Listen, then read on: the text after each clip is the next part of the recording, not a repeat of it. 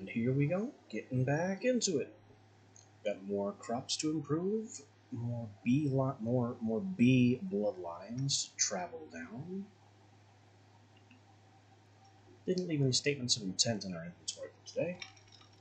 So I guess all we're really doing is maintaining what we've got. Sounds like the hobgoblins are still working. That's a plus.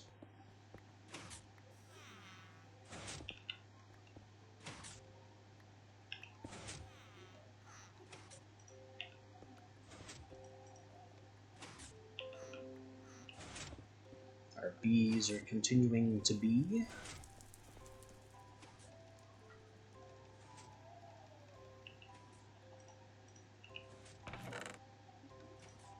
I might need extra drawers for the propolis and honeydew, because as we continue down the noble line, this will become more prevalent. As we continue down the industrious line, this will become more prevalent. Or I should say the diligent line.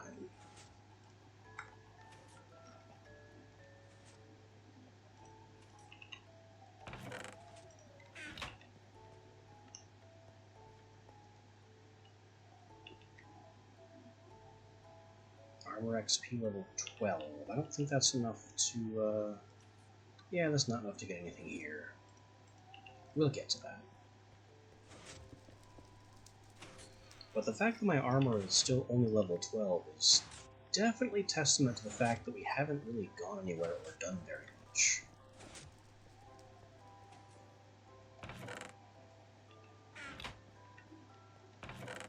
One thing I certainly could use is another copy of my light spell to send over to my dream self, and a spellbook to go with it. Which, you know, is another thing that I've been saying for a while.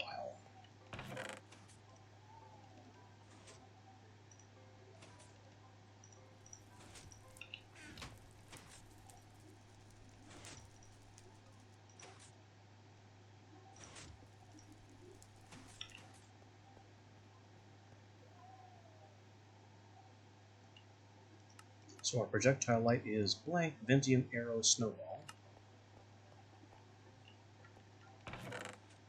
Blank always ends with spell parchment. Ventium, arrow, snowball,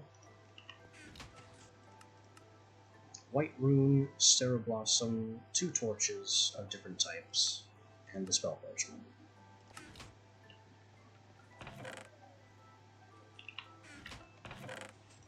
So rune, one of these, one of these, one of these,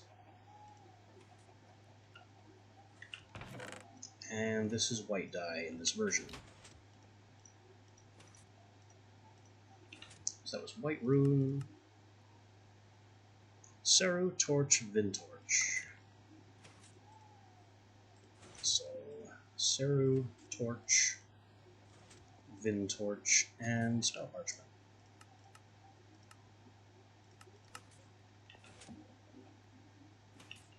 That'll give us another copy of our little lumen spell here.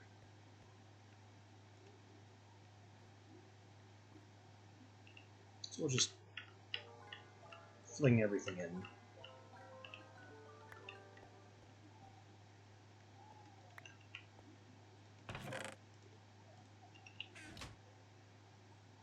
And we'll use the same icon.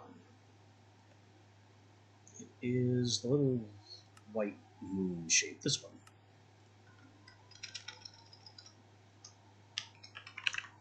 We can call it the same thing. It goes in this second book.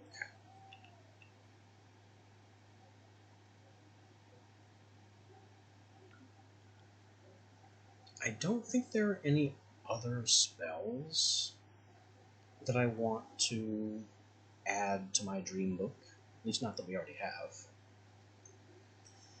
But we do need to advance our spell knowledge. which is going to mean grinding down this path a bit more. We could do a lightning projectile. That could be helpful for us. I don't see a lot of value in self-leap, slow fall, or even self-repel. Repel is not a very good spell shape. That's not a very good spell quality unless I get some other spell shapes.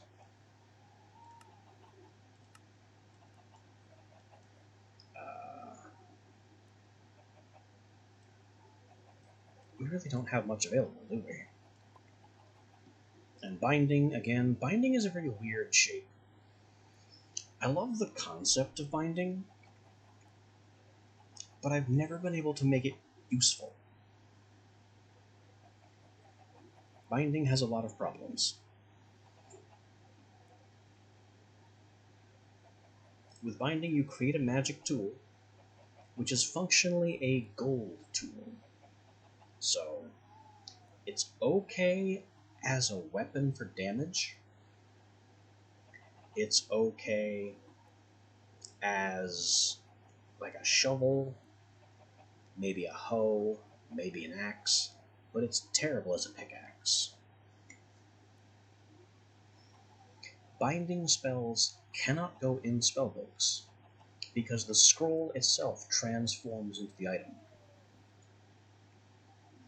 And while you have the bound weapon in hand instead of just the spell scroll, you suffer a constant mana drain. And then you suffer spiked mana drains every time you use the tool. And the point of binding tools is that you not only have a magic-fueled tool that's not a great tool to begin with and very expensive, and I'll even show you why it's very expensive in a minute here, but the other point of binding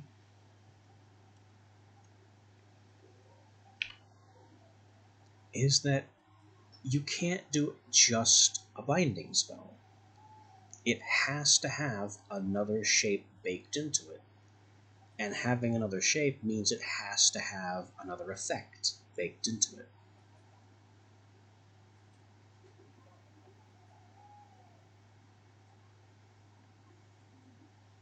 So and it triggers this effect whenever the tool is used. So if I do, for example, let's see, what would even be a good example here?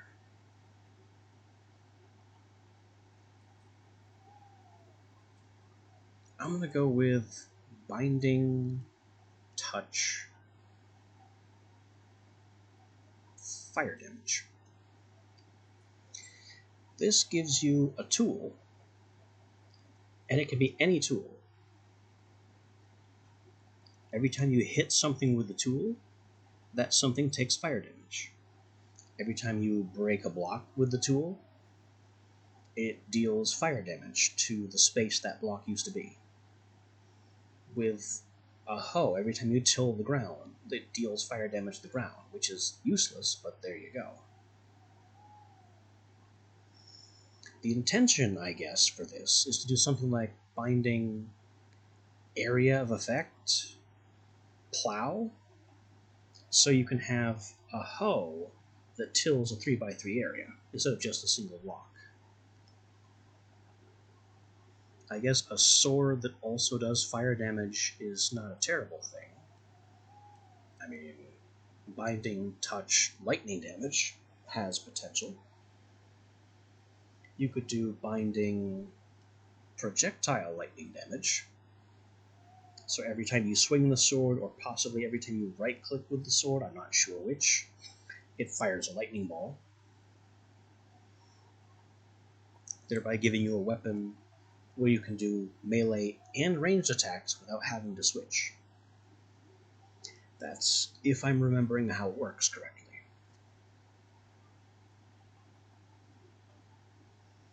So if you do binding with the intent of using it as a sword, you have a lot of options. But if you do binding with the intent of using it as a tool, you're kind of making a mistake.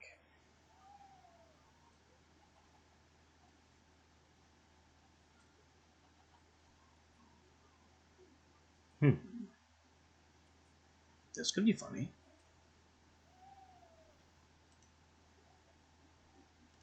Binding, touch, slow.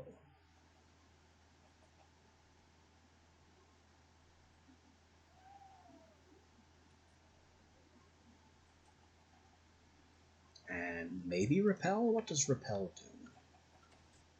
I have a guess, but it's best to look it up.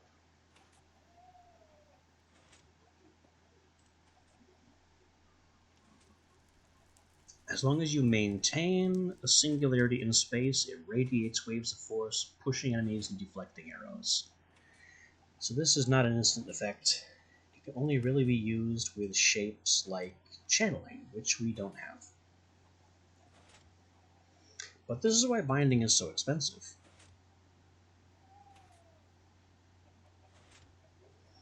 Wooden sword, stone shovel, iron hoe, golden axe, diamond pickaxe.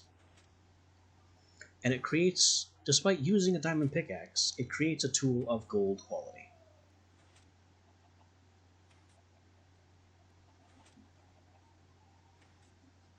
And the binding catalyst here is made with a gold tool, slime balls, and Vintium. And that's how you dictate which binding type the spell is going to be.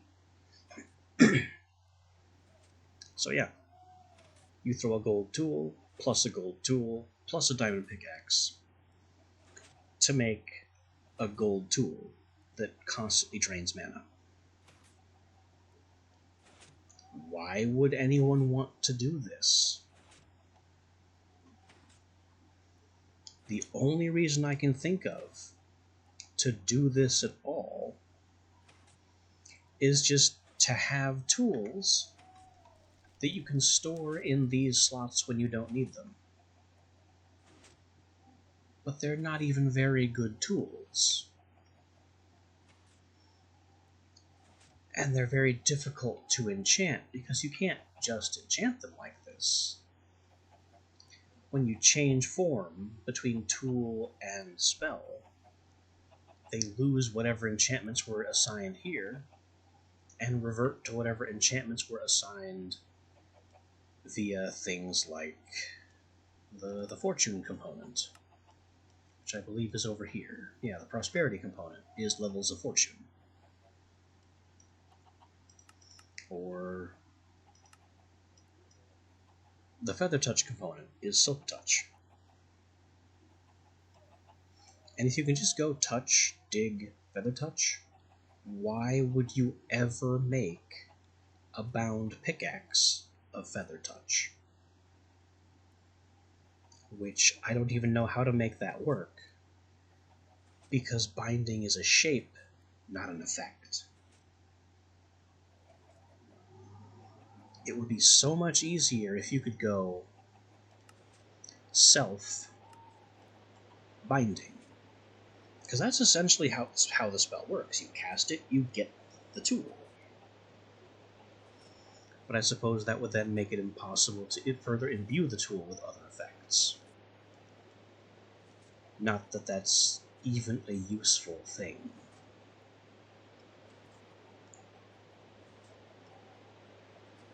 I mean, random teleport would be funny. You hit them with the tool, they get warped away.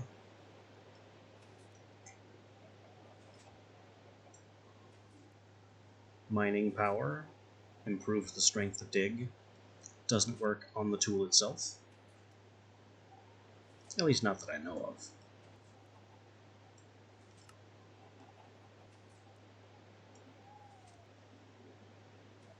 of. Shrink. Sword, touch, shrink, make it a harder target. Brilliant.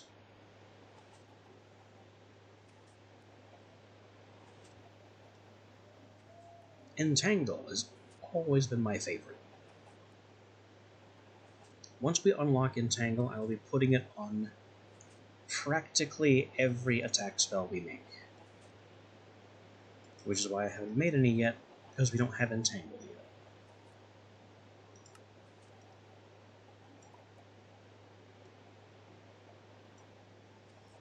Ignition sets fires. Forge automatically smelts things. Forge also has an additional secret use.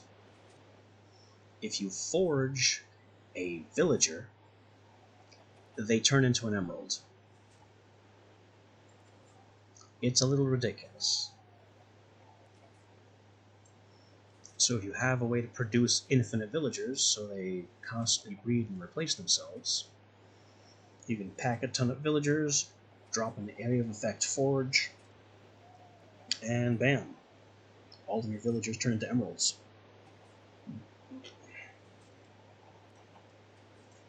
That's not even the worst war crime we've ever done in Minecraft.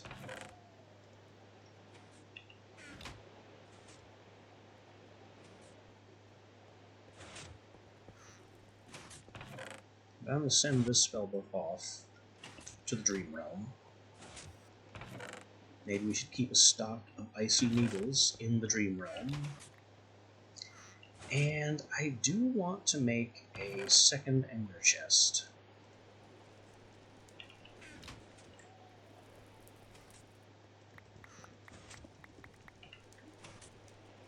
So we can put one in our little witch hut in the Dream Realm where we wake up.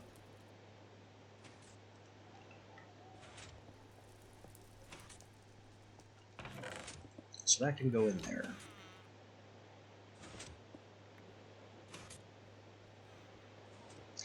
There's one other thing we can do, which is a little wacky.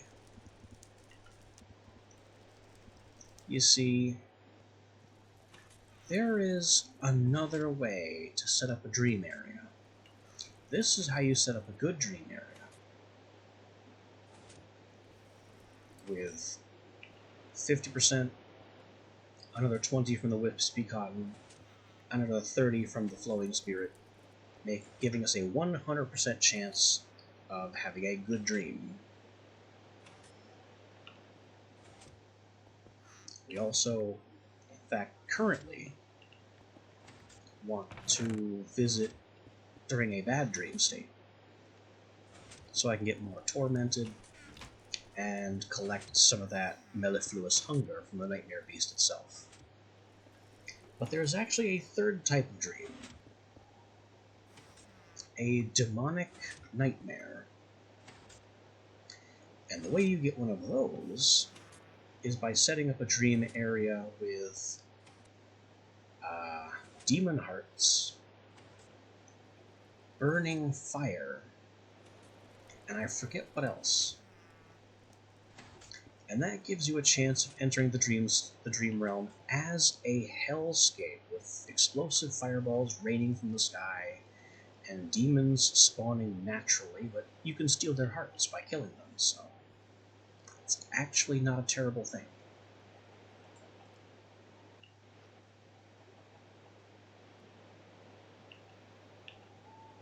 So let's have our little brew of sleeping over here,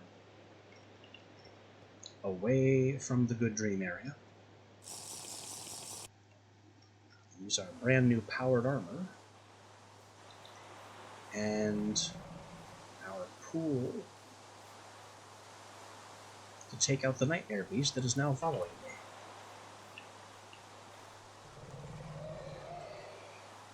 me. It vanished.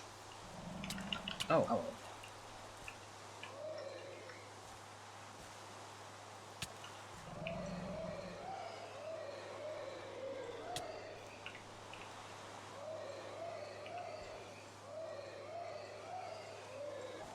And then we'll have to keep doing this.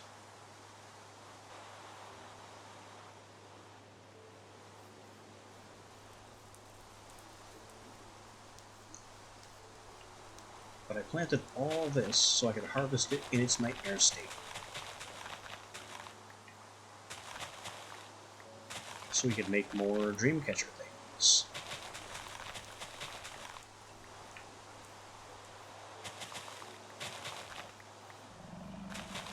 Here's the nightmare. It's back. Come get me in the pool. Wait, are you inside my house? It's inside the house.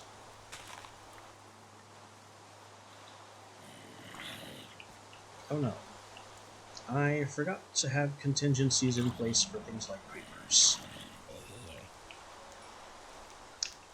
Oh well. Excuse me. Why are you in my house? Come out of there.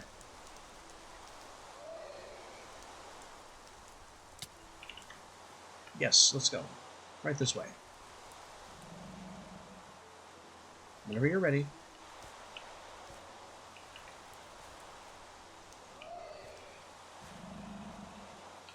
Oh, it's vanished again.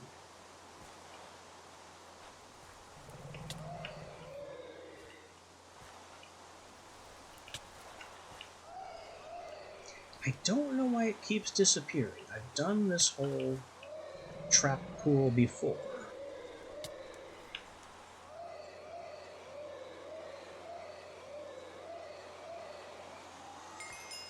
Anyway, there's 2 mellifluous hunger. We've got the disturbed cotton. Everything is going according to plan. Except the part where our iron sword is deteriorating, but that's not something we can change.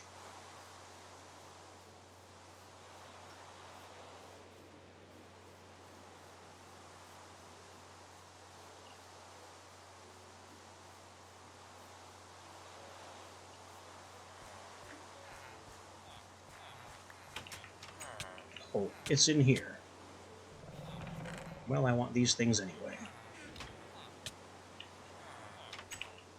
Whether or not the nightmare is in there with the villagers. Joke's on you, buddy.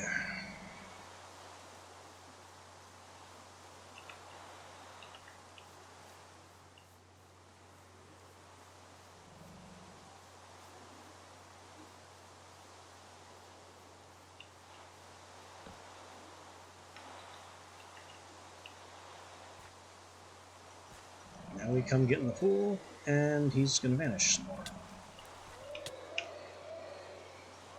Stop teleporting. You are not an Enderman.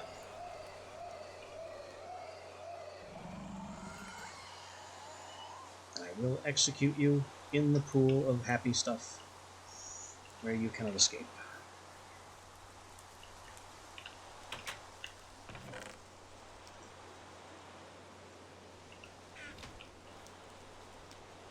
Alright then.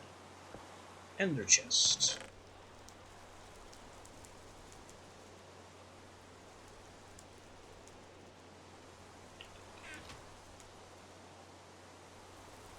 We also have our new Spellbook of Light. And the nightmare is back. Come on. I'll take you out again. Let's go.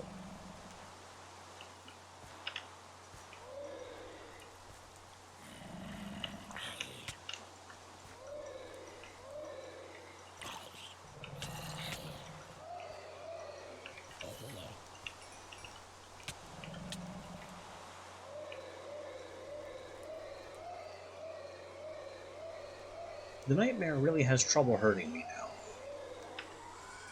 Because this pool gives weakness to undead creatures, which includes vampires if I was going that route. It also gives me regen. This charm prevents it from tearing my armor off.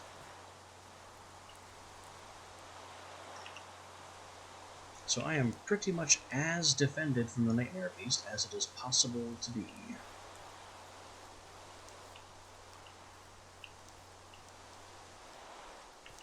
Which is why we will happily farm some mellifluous hunger for a little bit.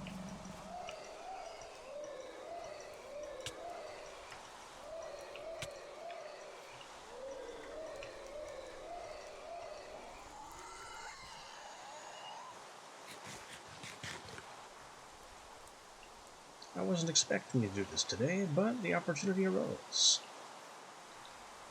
Now, problem, I'm running out of sword. I'll have to send another sword over.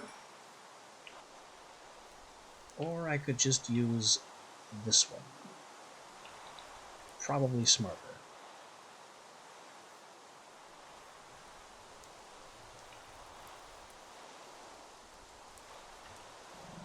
Maybe this can make fortune happen. Who knows? Hey, you. Get out of my house. Stop appearing in the house. You are being a goof.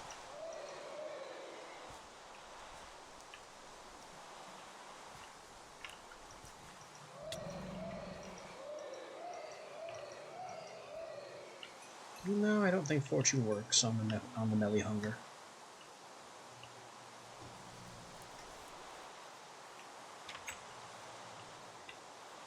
But that's fine.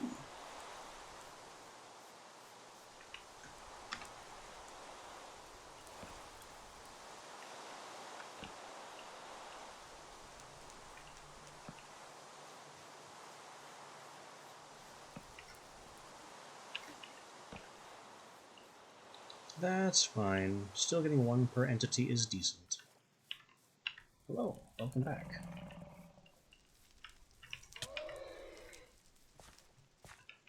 Would you like to have a swim? No. You would like to vanish immediately.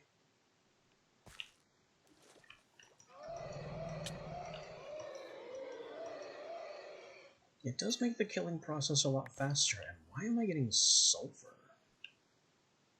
That's a strange thing. I don't think sulfur should be coming from this beast. Not... Who am I to question it? I guess the beast knows better.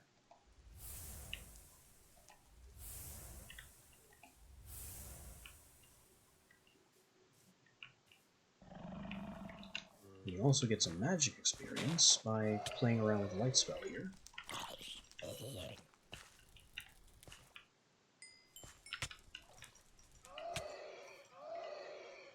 They keep vanishing. It's worth noting they don't teleport when they vanish. They're just gone. And the next one that appears is a new one.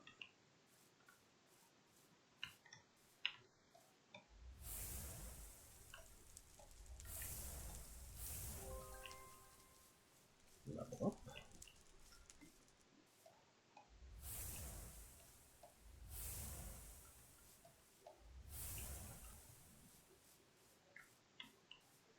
You know, I could probably accomplish quite a bit in the Magic XP category if I got on my broom and just tried bombing the place. Yeah, let's do something ridiculous.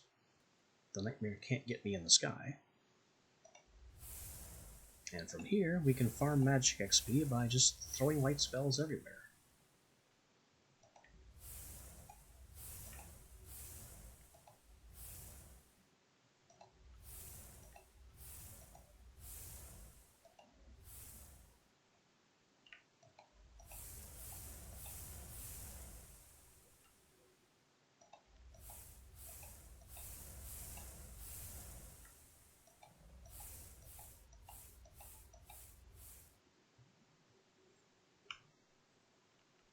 We're kind of giving ourselves some burnout problems, since this armor isn't enhanced in any way.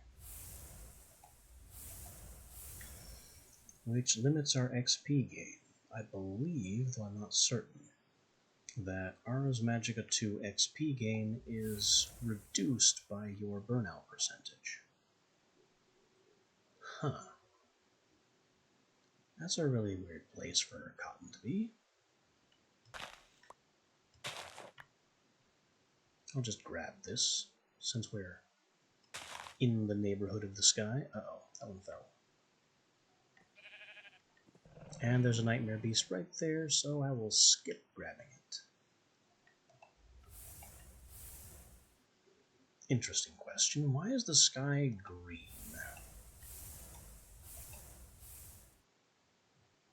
Of all the colors for the Nightmare Sky to be, green is not one that came to mind.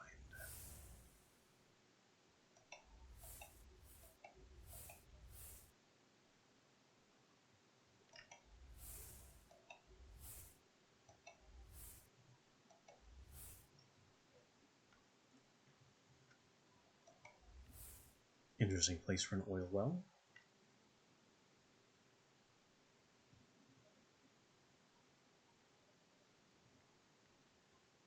Oh, look. Another... Oh. There's the nightmare beast down there again. More greenhouse.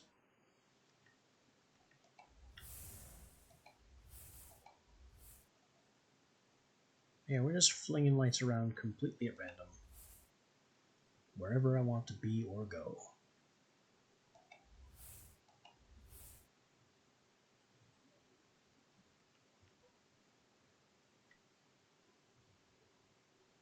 But you know what might be nice? If we could find some more marshy bees.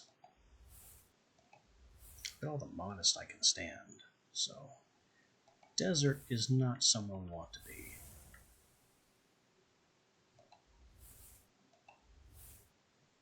But if we could find a swamp, find some marshy bees. There's also watery bees, but I think that's another modded bee type that we don't have right now. I'm just not used to doing forestry without extra bees. It's such a strange thing to me. I also kind of want to steal this irrigation stuff, but I don't want to go to all the trouble at night with the nightmare beast around. Maybe we could come back during a good dream and harass the place then.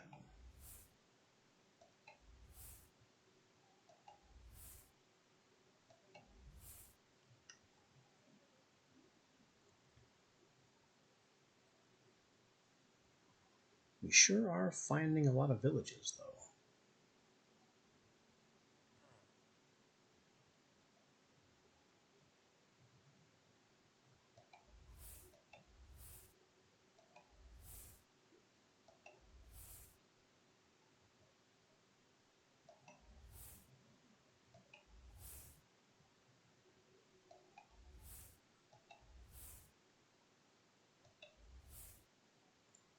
Desert, savanna, no swamp.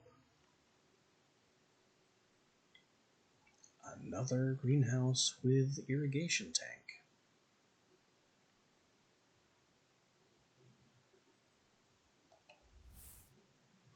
Well, we've pretty well established that we don't need any more greenhouses. We have stolen from them all of the seeds that are fit to steal.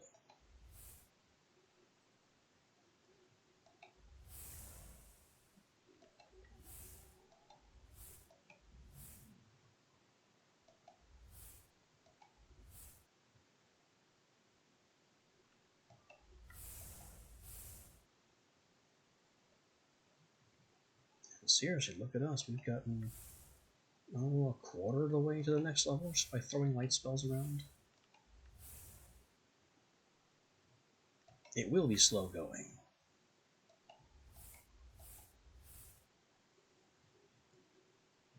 Actual XP gain is a very, very slow way of leveling.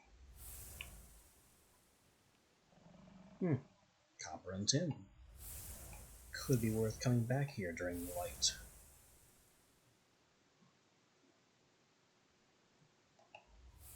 Right now, though, I think I've messed around enough. Let's go in for a landing. Put some things back in our pouch. Of course, that's the beast. Give me this. My broom. You come this way. Let's take this thing out so we have a moment's peace.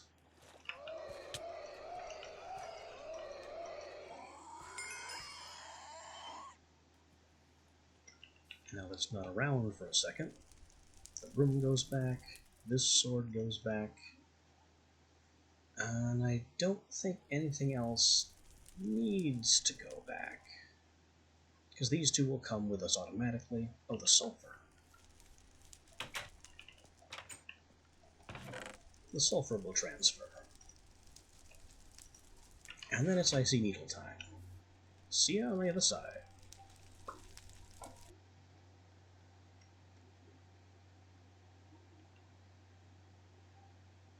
And I took all the icy needles back home, which is the opposite of what I wanted to do. I wanted them to stay in my otherworld inventory. In fact, all of our icy needles that we're reserving for use here should be in that chest. But now I've got mellifluous hunger, which, funnily enough, I don't have a slot for.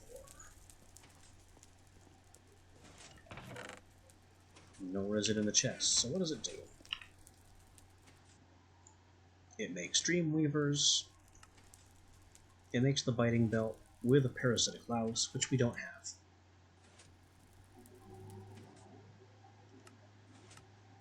And come on, I know it has some distillery recipes. Doesn't it? Actually, no. Focused Will and Condensed Fear are from distilling Flowing Spirit. It has nothing to do with mellifluous hunger.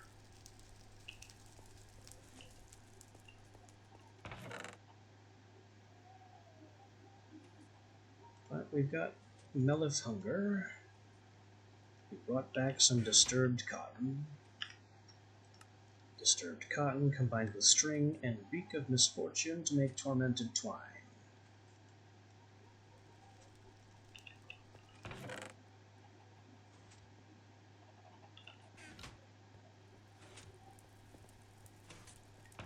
I'm going to leave this in here.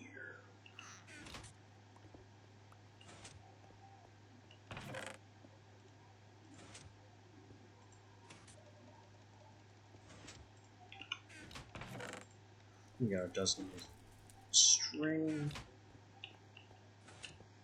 I mean, 12 reek of misfortune, which we need more of.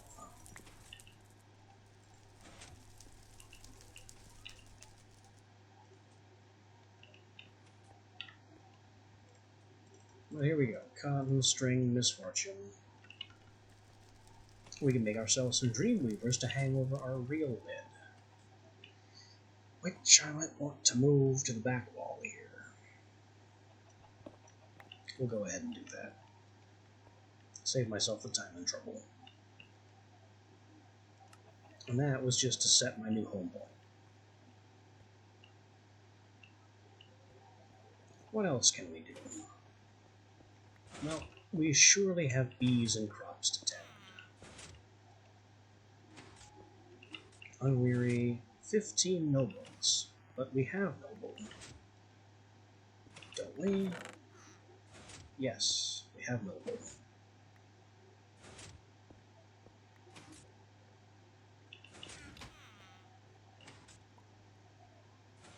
So what we need to do is stop having noble. And stop this from happening. That's beginning to irritate me.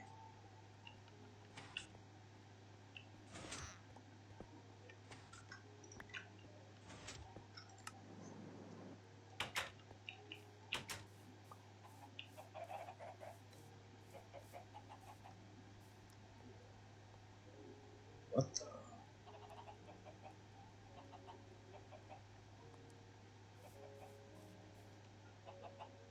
That's not supposed to be anything.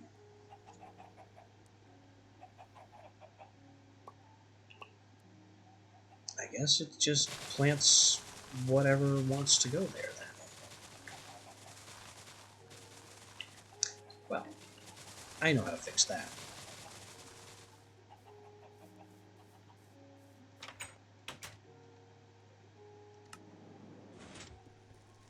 Not with glass. With cobblestone.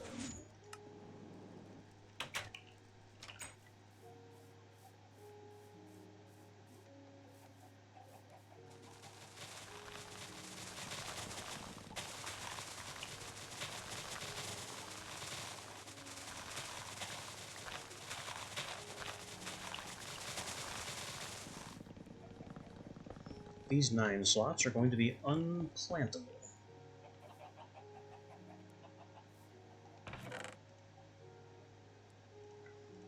And that should fix our bees constantly having sky obstructed problems, because these birches cannot grow large enough to obstruct the sky.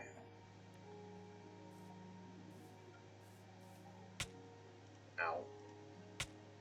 Ow. Hell bees still running.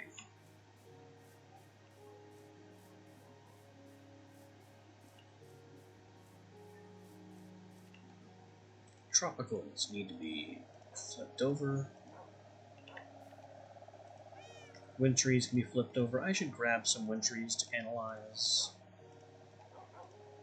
There's so many of them. Modest flipped over. And Marshy flipped over.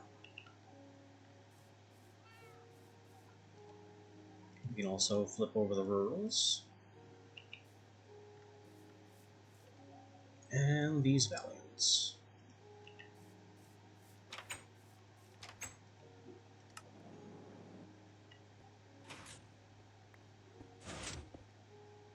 We're going to analyze the wintry.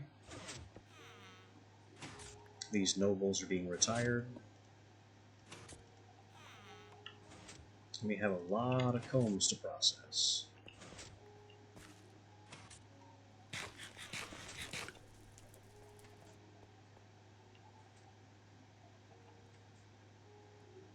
What do we do with nobles?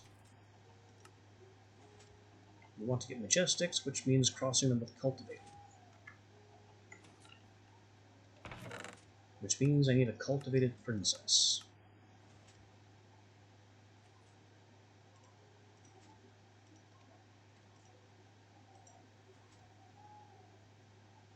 And this noble drone. I'm not using this cultivated princess. This is part... it's... I mean, I could. I don't feel like it. I'd much rather take one of our tons of meadows and turn it into a cultivated.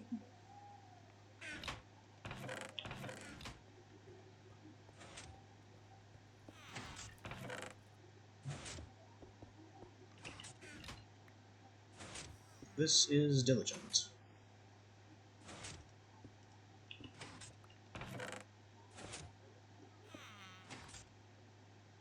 What I need is another copy of the cultivated gene.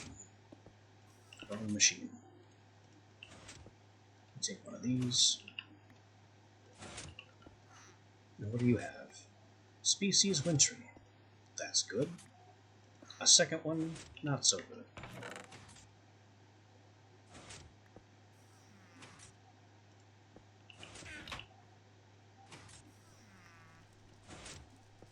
Lifespan short, don't need it.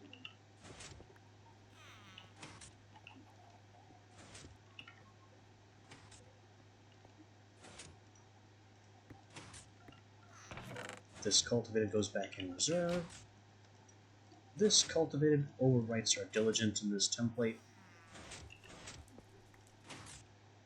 Flowering slowest. I think we have that. Yes, don't need it. And cultivated for the Meadows Princess.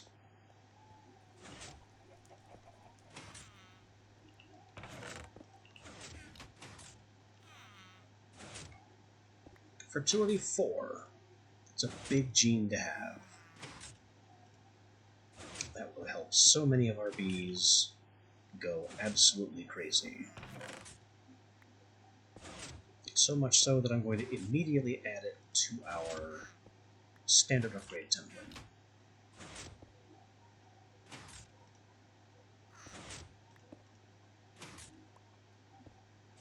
Flowers snow. That's a weird one. Don't want that.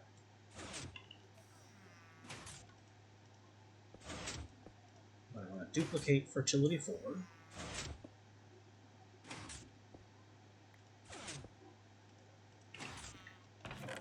And then store for this fertility 4.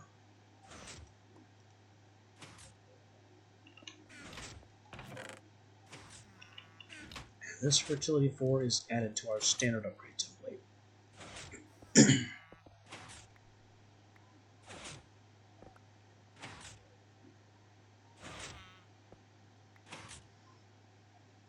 If I can get Tolerant Flyer, that'll go here too.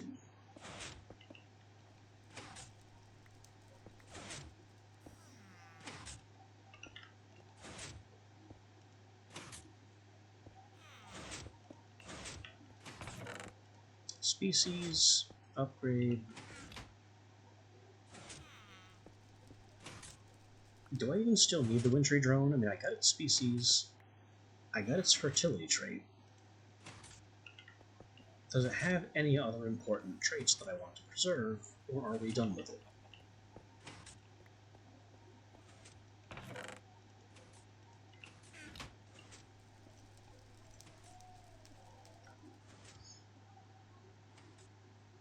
Unless I want the freezing trait, which I don't.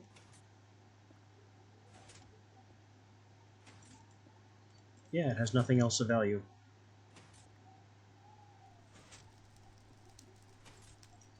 So our wintries are done, apart from using them for mutations.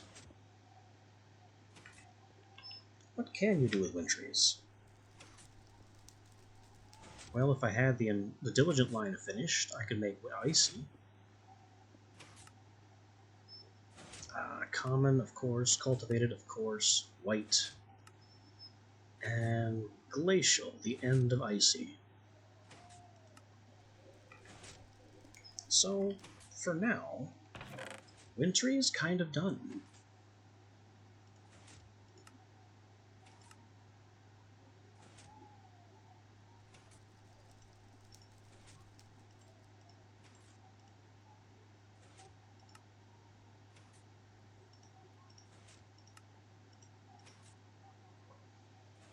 And this wintry won't stack because we analyzed it, so I have other plans for it.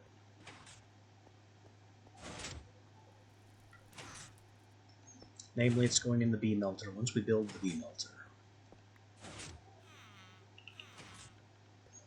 Mutatron.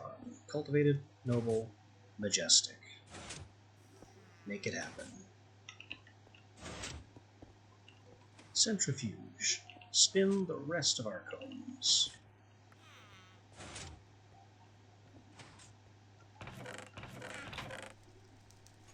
And basically all of these bees are slated for destruction. Although I could, since these are pristine queens, I could run these once, get the princess out of them, and then use them for breeding. I mean, a pristine princess is a pristine princess.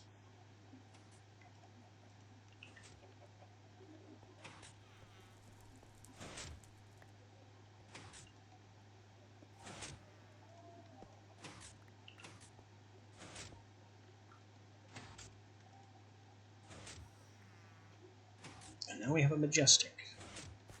Majestic and unweary, the second level of their line. They're like 3-stage Pokemon.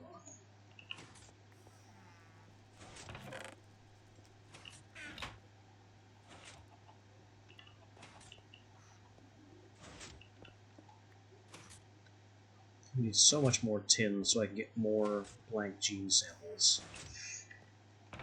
Because we need more capacity to hold more species samples specifically.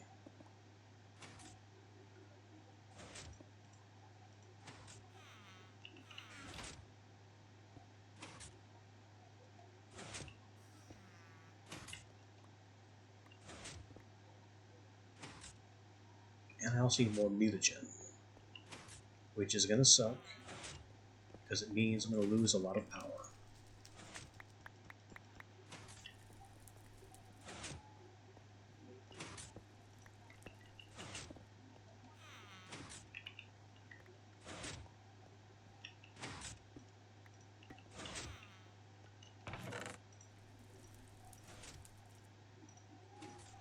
We also need to go cropping. I still need to breed Cuprosia, the copper plant. Don't have that yet. I don't remember what's keeping us back from that.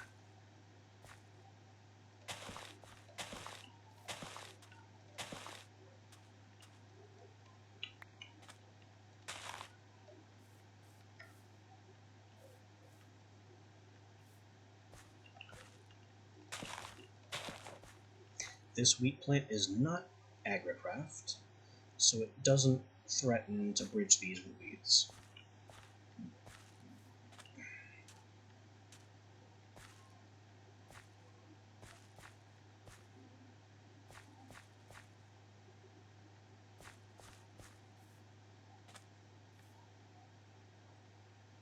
I could harvest more diamonds. I think we have enough diamonds for now. It is gold that we still and always need. Some more redstone would be nice. We just melted a lot of it just yesterday.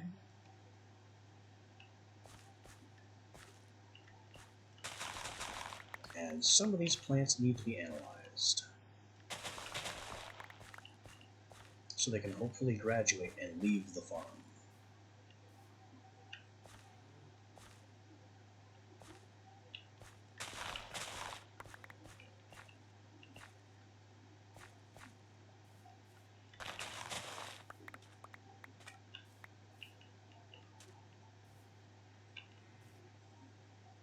I guess we'll have to come back and see if our Petunia has sprouted correctly.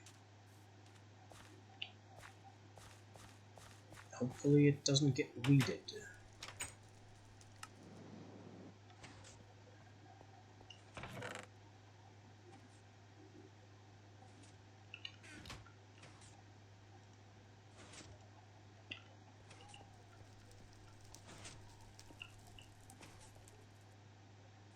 Okay, allium. 9, 9, 10. No improvement. Perfect 10. Allium can graduate. Nicissus.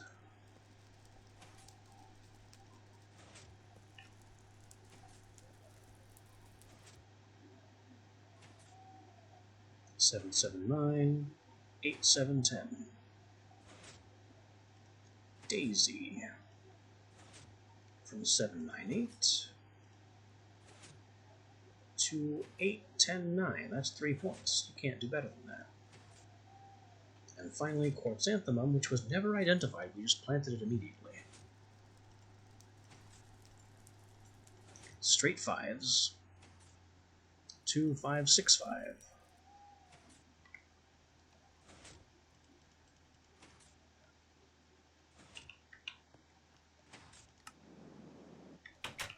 And how's that Petunia? Sprouted and ready. Good.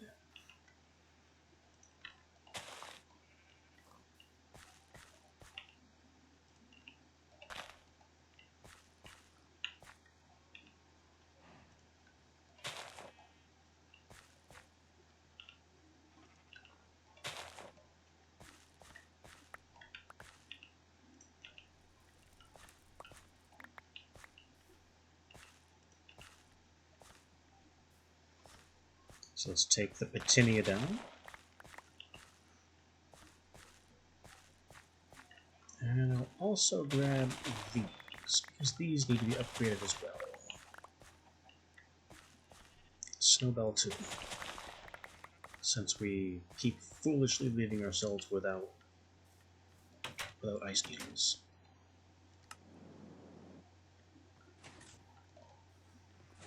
We left nothing waiting to sprout, so there's no time limit on what we're doing right now.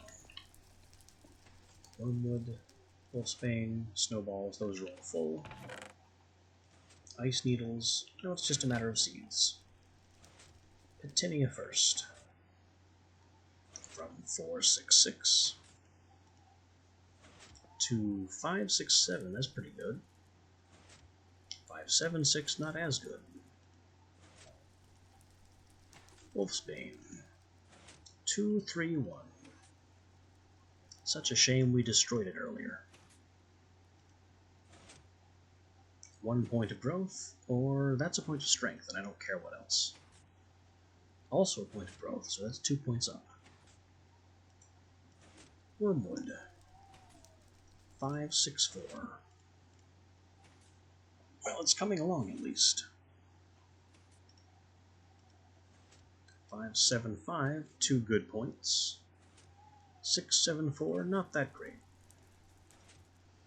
And finally our snowbell, which is still way behind on growth, but gain and strength aren't bad. 1 point of growth, or 1 point of growth in what looks like.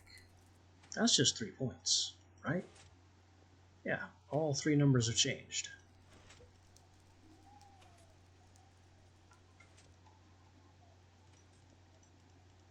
Trash all the old seeds, which I confirmed are old seeds.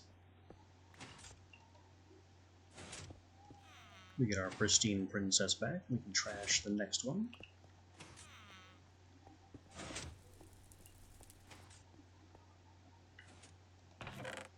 This pristine princess goes with the rest of the meadows. And we have to go replant.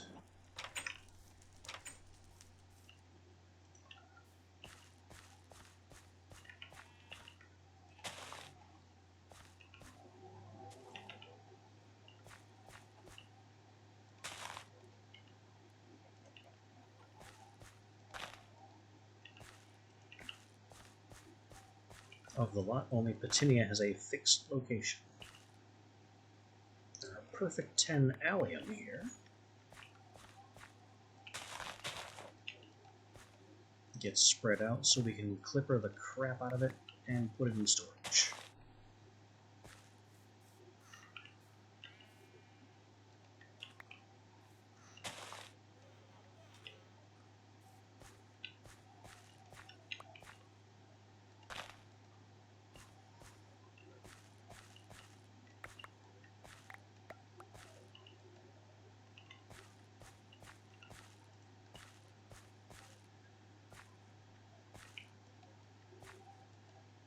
We do need glowstone to be coming along faster than it is.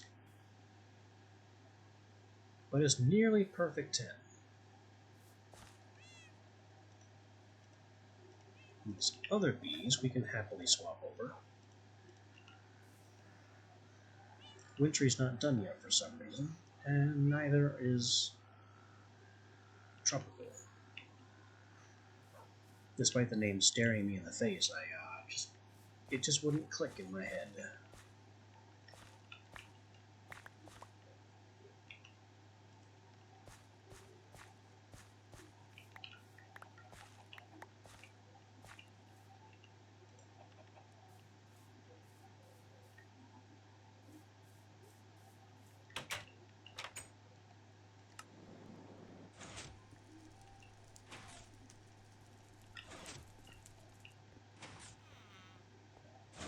How's that last bee coming? Still not dead.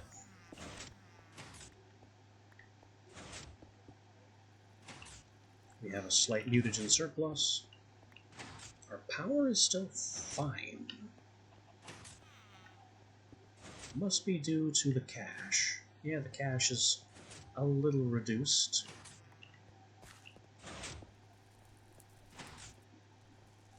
But that charcoal cache is basically a battery for us.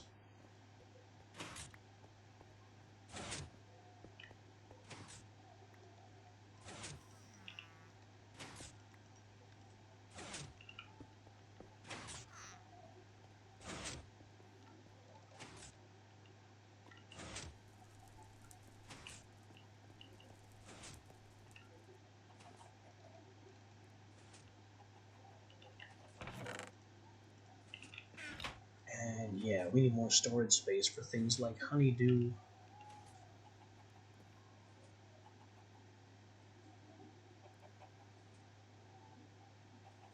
I guess another spruce drawer?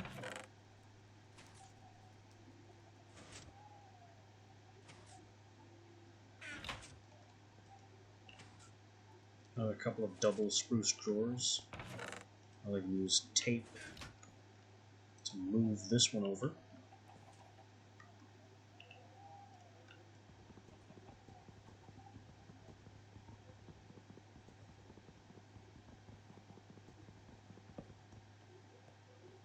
because the nether bee products here are more exotic and should therefore be farther away.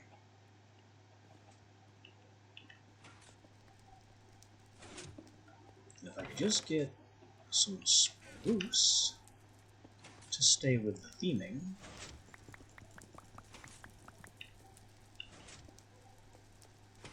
Sawmill, get to work.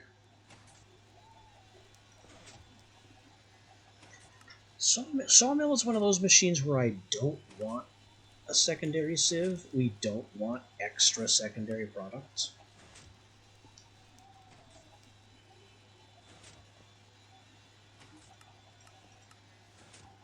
Because I don't need more sawdust than I have. I mean, what good is it? It makes sponges. And maybe paper. Honestly, maybe paper is a good use for it.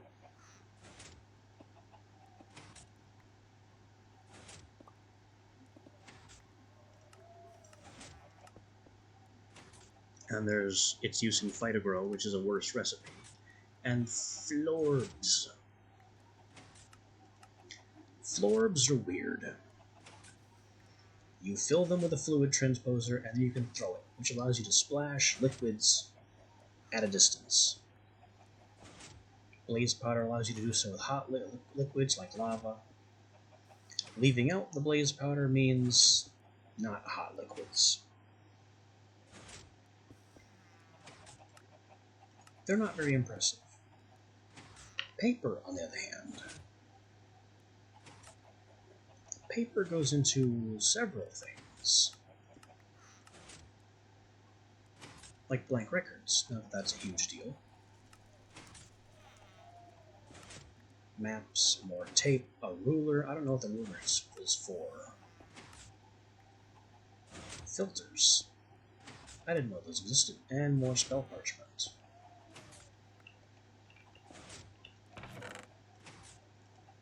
So, you know what?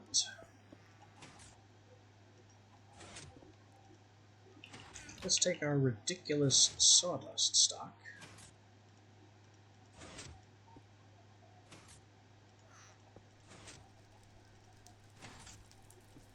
and prepare to turn it into paper.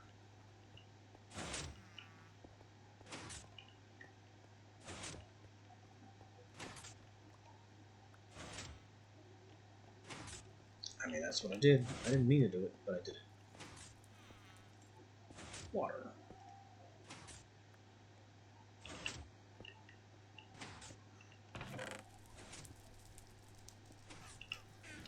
Uh-oh.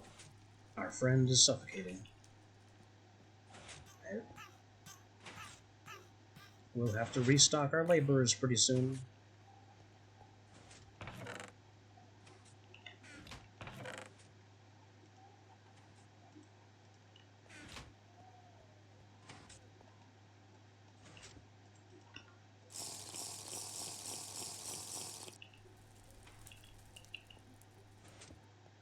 Now, how much water can this thing hold? 10 buckets.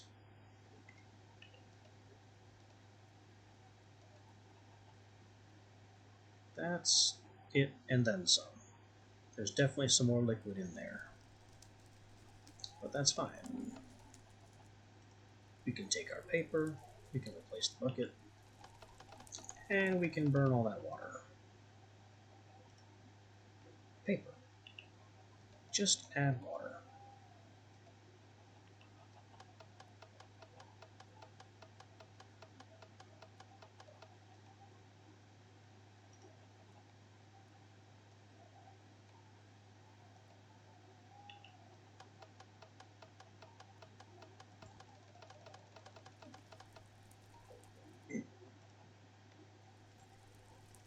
That's good. That burns down our sawdust supply.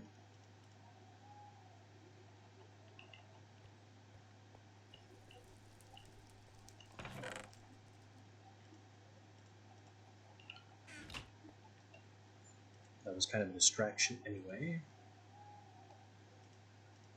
Eat one of these.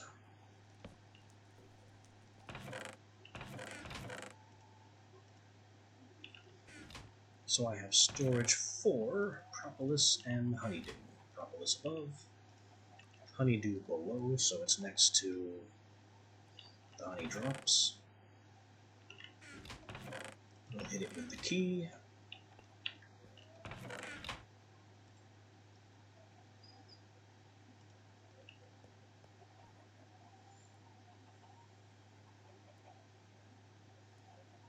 I guess that's good for now. How is that second bee thing doing? They are done. Now you can have automatic back and get those majestics rolling.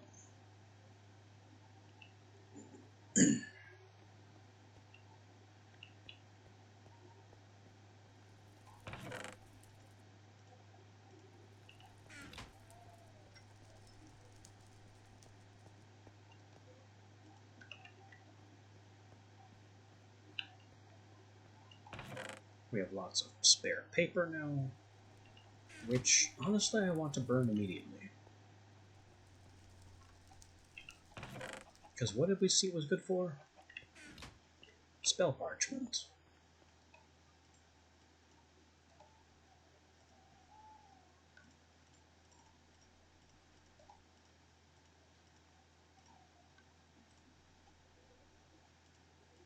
Boom. Half a stack of spell parchment. Will I need that much? Probably not. Do I have it anyway? Of course. The next thing we need more of is blank runes. Blank runes are easy. You just do that.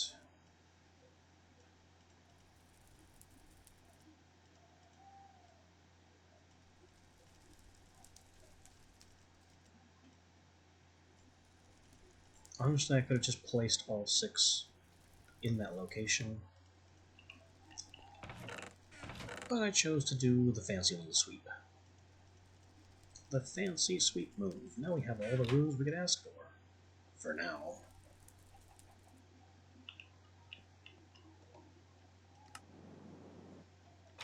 That should have given our plants time to plant.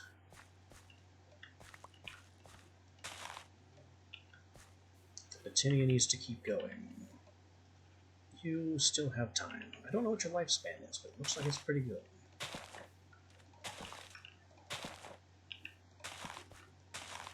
And we are still operating under the assumption that these rural bees, which one of the traits they're known for is accelerating crop growth, I'm still assuming that will somehow help my agricraft crops here. That may not be true, and I really don't have a way to check. But I'm just going to keep pretending that that's the case.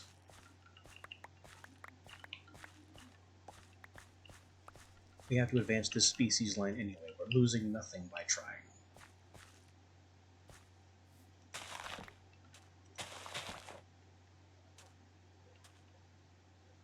Our glowstone plants have sprouted.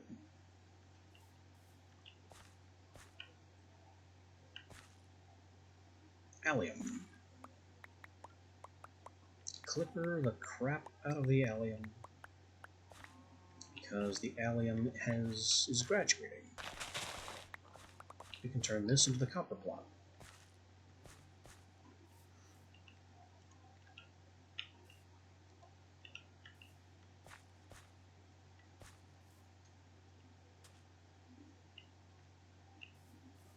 Are you done? You are done. That's why you don't have green particles. Keep it coming.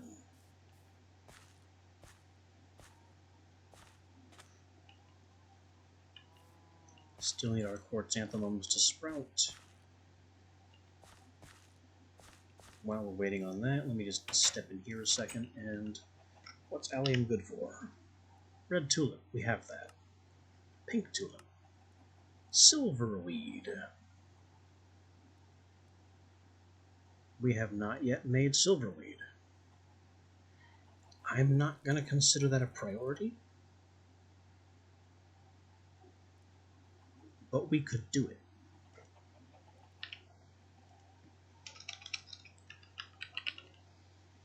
What we need as a priority is Cuprosia, red Stodendron with red tulip, with copper ore below.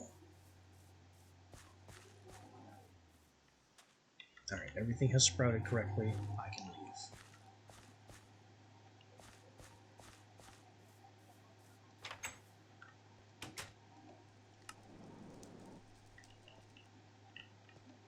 The alum seeds, gone. The dye clipping, up there. 2 copper at the ready. I guess silverweed is next on our list, after we get the copper.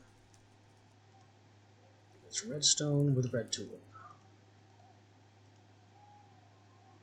We don't have red tulips finished,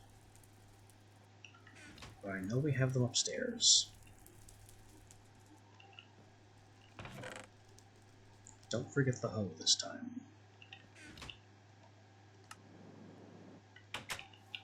And how are those red tulips? 937. Not good enough.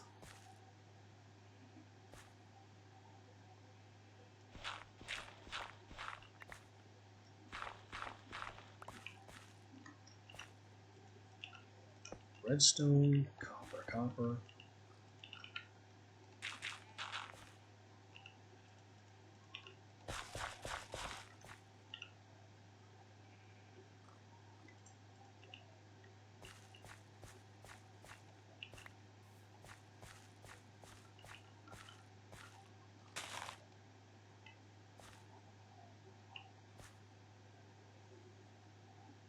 What do you mean it cannot grow here? That's where I put the redstone, isn't it? Yes. Oh, it's because the redstone ore is active. Oh, when the redstone ore shuts off, it'll be fine.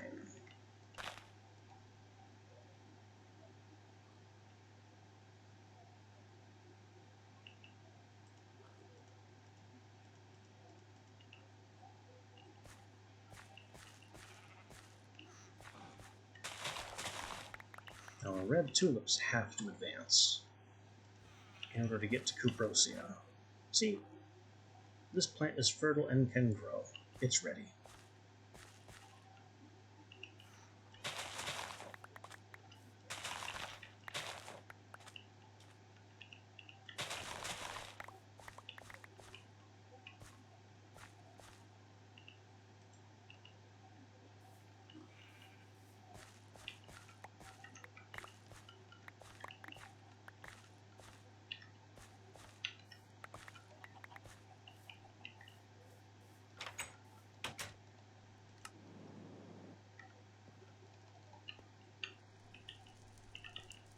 Rose red.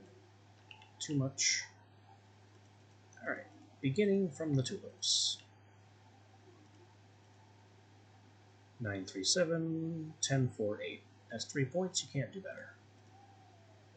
Quartzanthemum.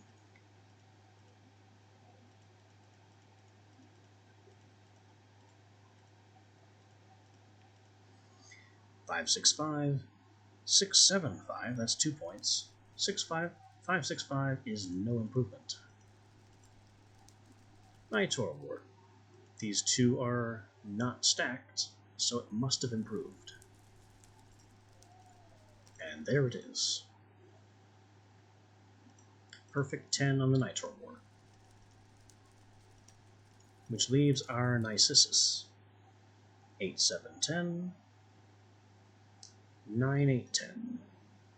2 points, and you can't improve 10.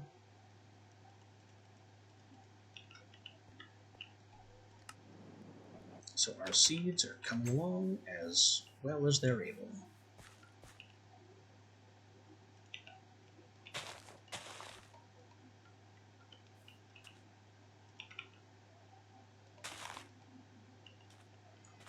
Nitor wart being a perfect 10 now is excellent.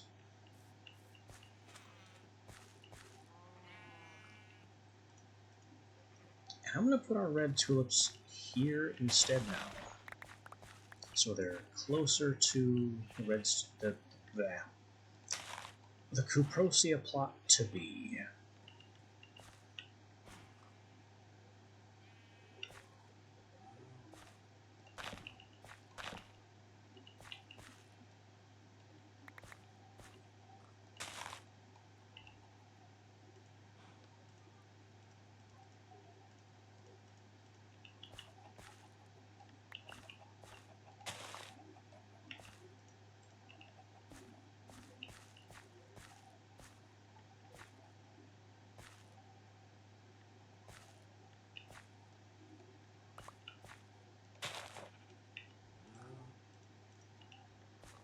Spread out some of our recent replants.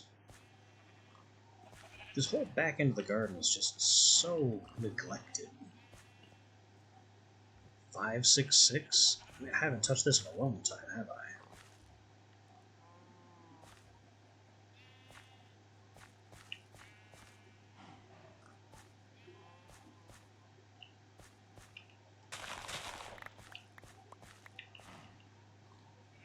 I don't even know what some of these plants are good for.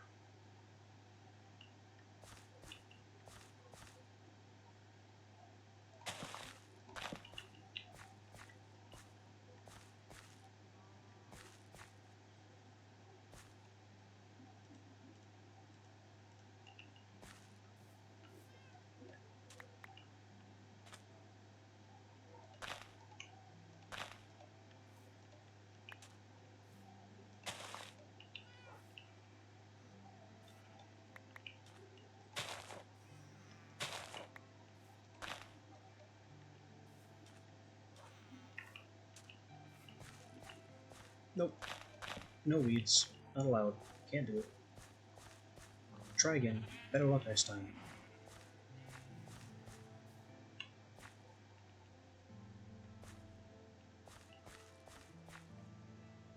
Alright, so it's just the Petunia we're still waiting on.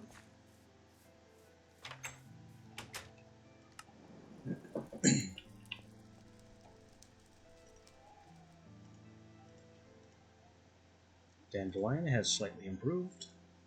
White tulip is now perfected. Everything else is garbage. Nice quick trip. Still waiting on the Petunia sprout.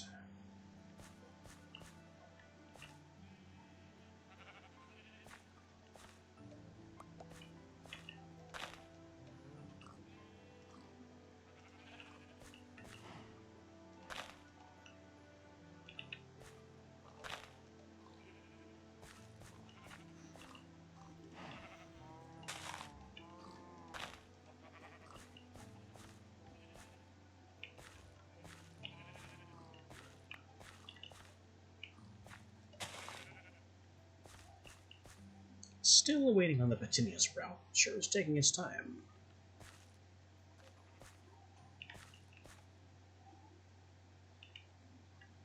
Maybe because the rural bees are asleep. And again, maybe not. The nature of random ticks makes it impossible to know.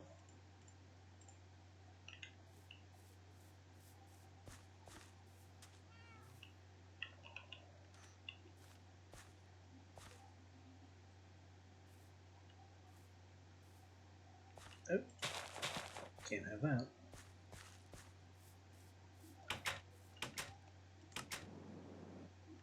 Now we should have a nap. Let those working bees wake up.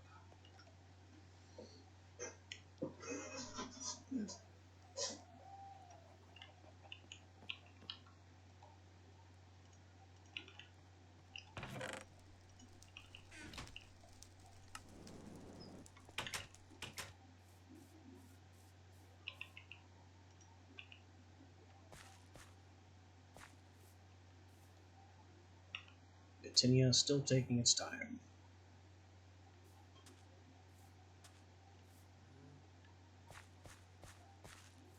On an unrelated note,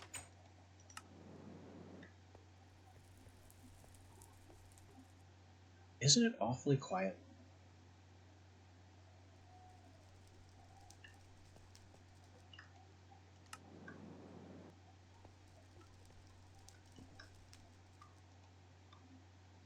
Oh, didn't know you could do that. Apparently shift right click on a drawer brings up an interface. I had no idea. The point I'm making, though, is that our boys are all dead.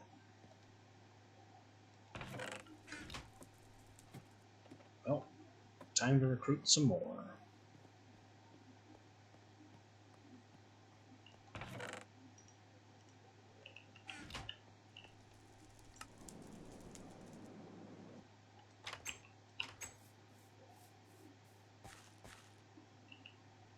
And our Petinia is ready for analysis.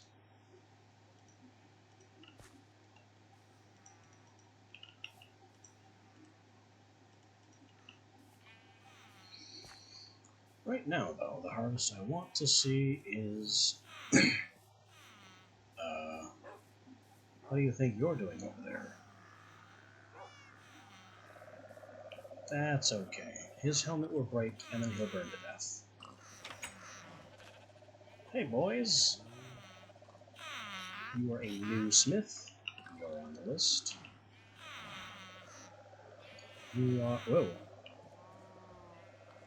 He tried to make me punch him. You are selling diamond swords, and that is expensive. No. These two are busy. You're an old smith. You're an old smith. You're selling leather. And you're a new smith. We'll take the new smith.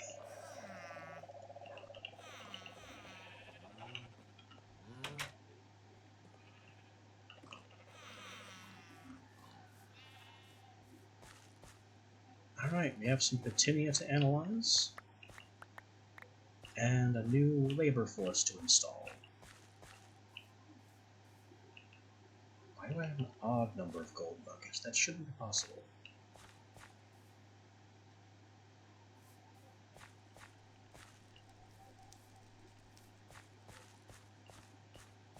That's gonna bother me now.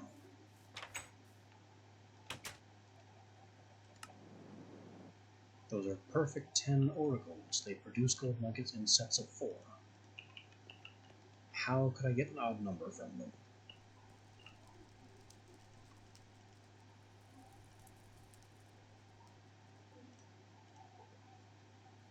That's 3 points for the Petinia.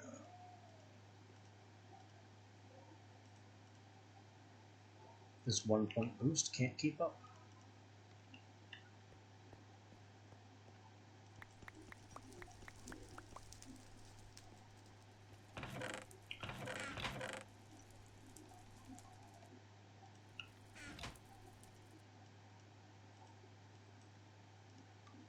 Make some picks for the labor force.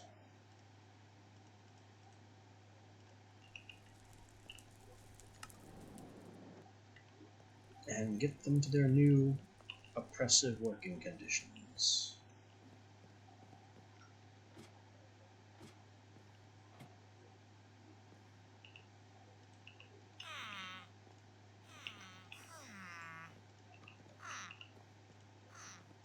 Alright, boys, welcome to your new home. You're here until you die.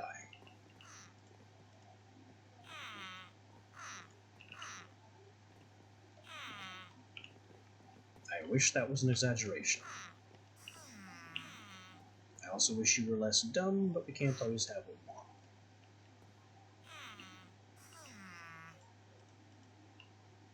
Here's your pick, and your pick, and your pick. Now get to work. Especially you, get away from that ladder. What are you doing?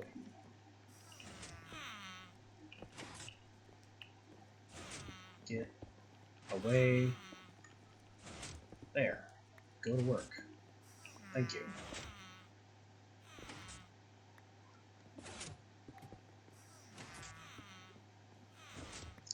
Labor camp back online. And 1 already dying.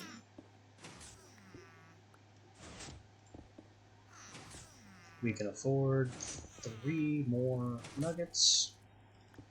I'm not going to sweat it for now. We need more cobalite than that.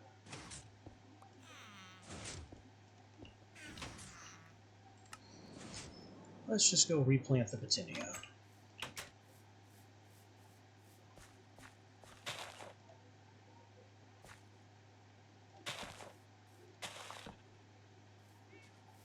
Nitro wart spores. Fully upgraded. We'll take these into storage. These are not being retired. These will stay here.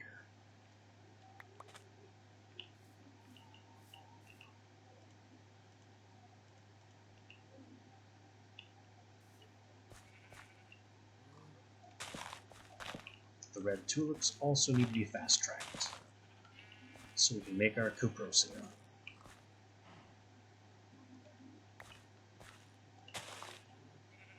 The white tulips are graduating.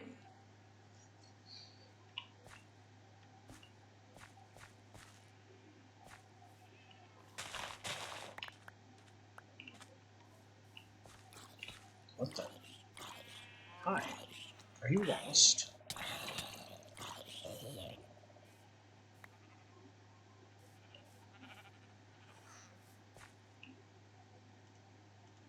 How did he get here?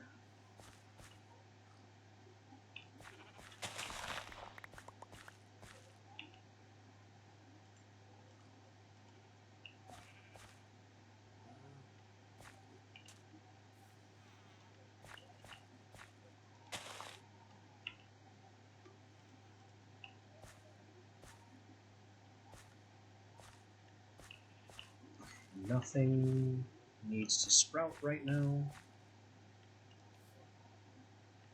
so we're good to go.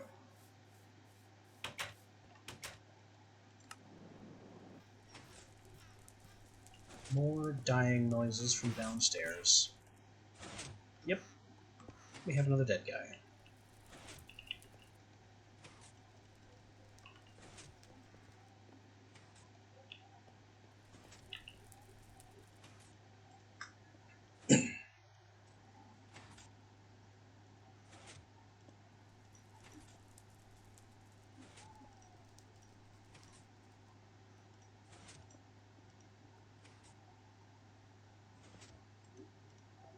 We have 1 point of growth on the red tulips. And 1 point of growth or gain on the chrysanthemum. We'll take the growth so they will upgrade faster.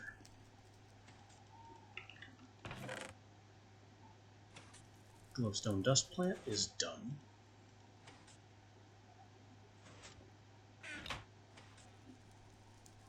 We have 2 to replant.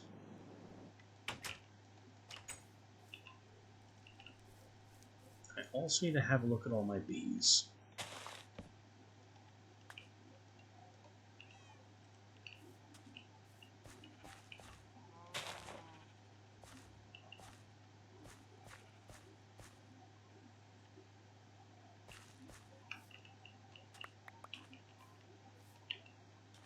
And look at all the glowstone we can harvest.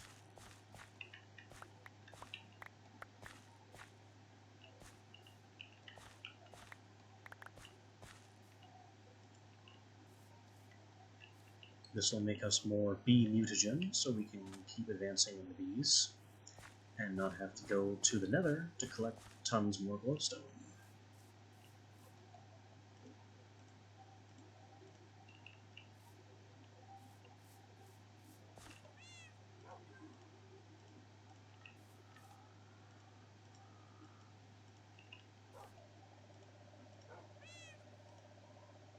I think we're done with Wintry, technically.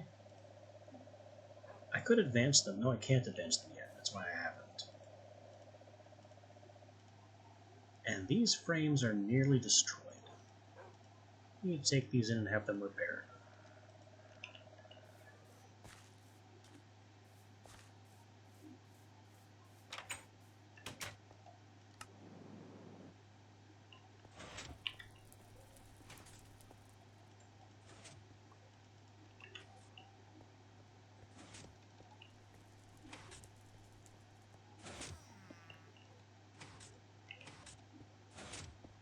unwearies are coming along with so many stringy cones.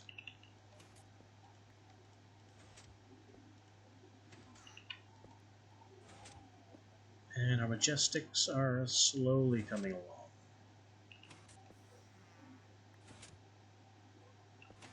If I had more tin, I would start tearing these bees apart.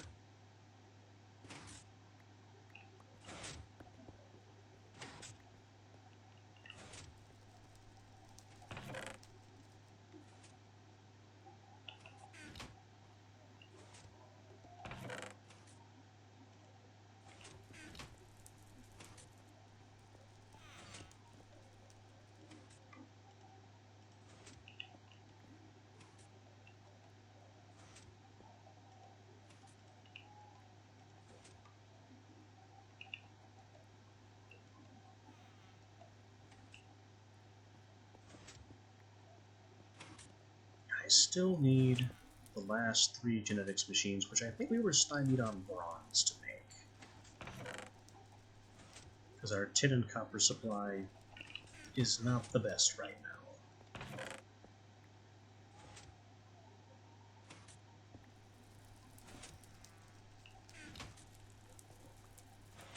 Well, there is something else we can do about that.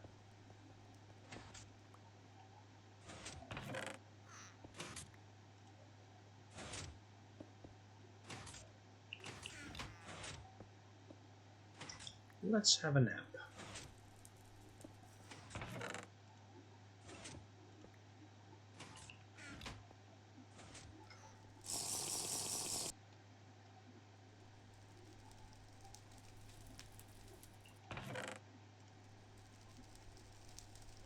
Borrowing the tools of our future self. Maybe just our better self, I should say.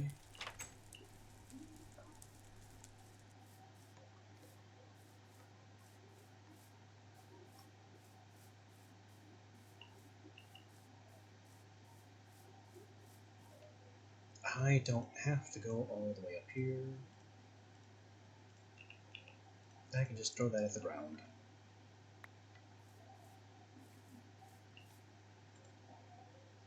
And we have the room. We're going for all that tin and copper we saw.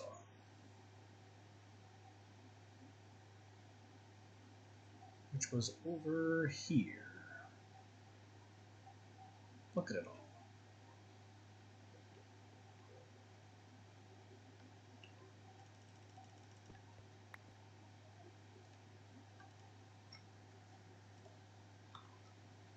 I told you we'd exploit the dream world for its resources.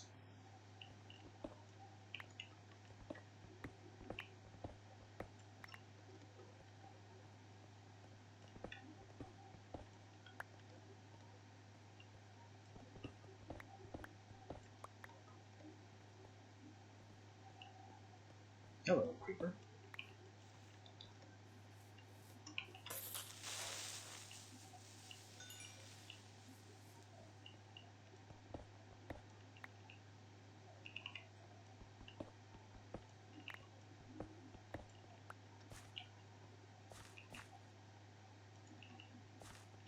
I can also use Fun of Battery to recharge my armor.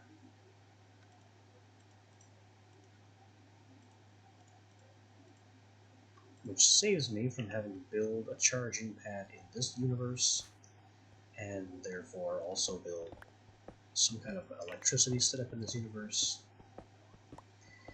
Instead, I can just borrow my other self's. I can just borrow my waking self's battery, and that recharges everything. Much faster. Maybe a little less convenient. But it is very effective.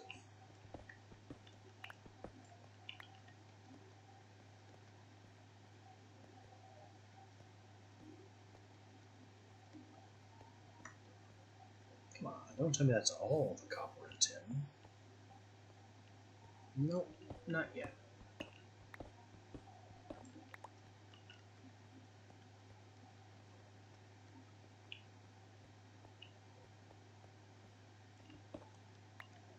only way this could be better is if I had like an automatic processing system that I could throw things into directly. I have done that before. Imagine an ender bag specifically for ores. You throw them in, and then it gets piped directly to a pulverizer and then a furnace.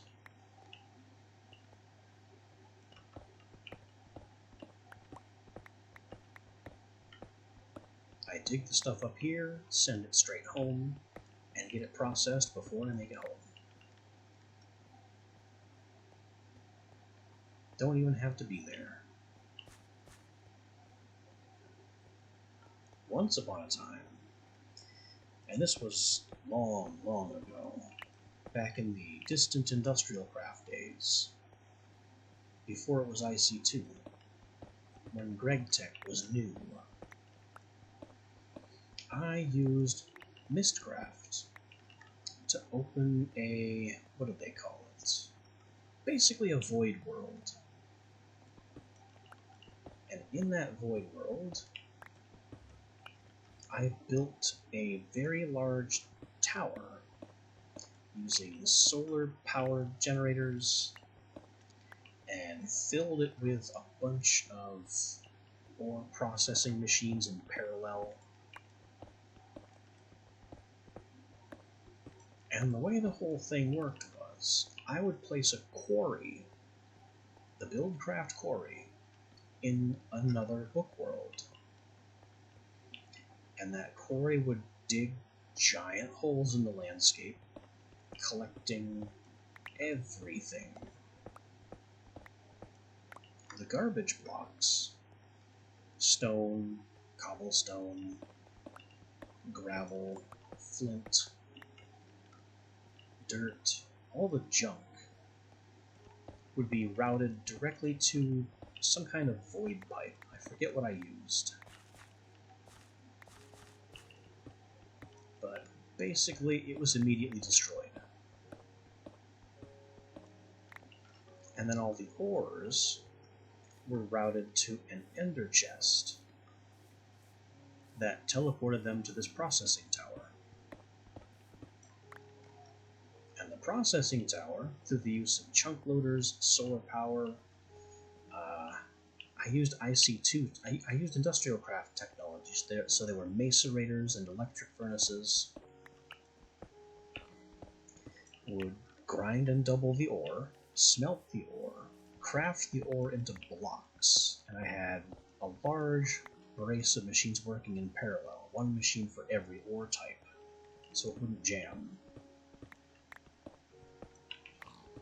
And the resultant ore blocks would be sent into another ender chest and piped into my storage setup back home.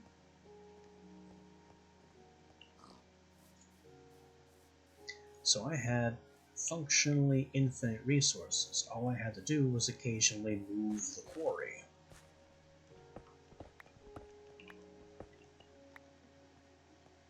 Which honestly was a pretty big undertaking, because I had to reconfigure all the filtering pipes, get power to it again.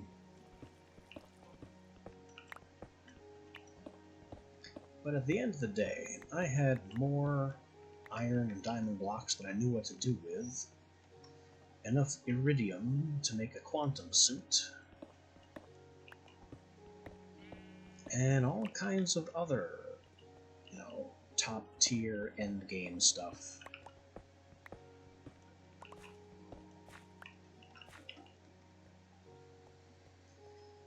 But that took a long time to reach.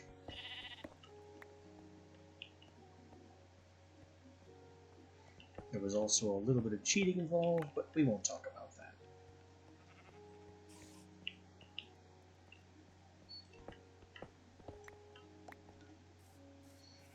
I had found a dupe glitch,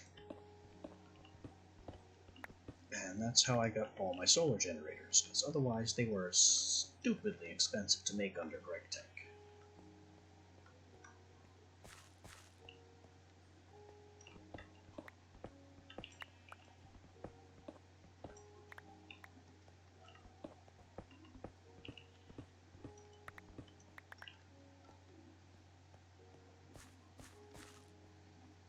But that's really all I remember about that particular server.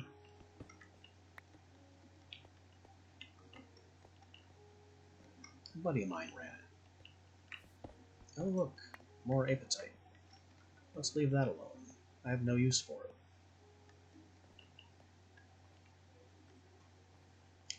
Do we have more? We do. Over there.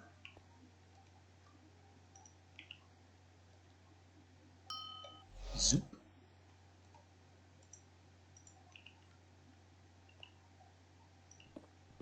Frivolous use of magic? Maybe. But that's what it's for. Heck of a lot faster than climbing down into the river and then back out again.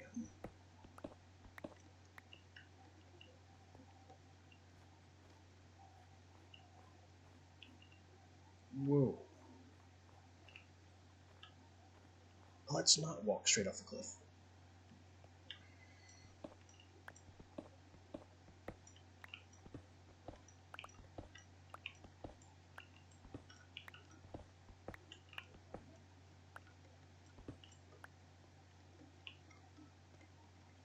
And there's more back on the other side.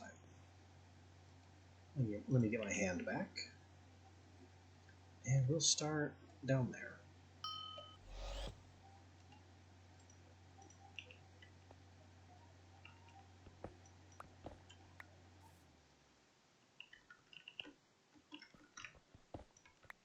More copper, more tin, more copper over here. Yes, that's where I saw it.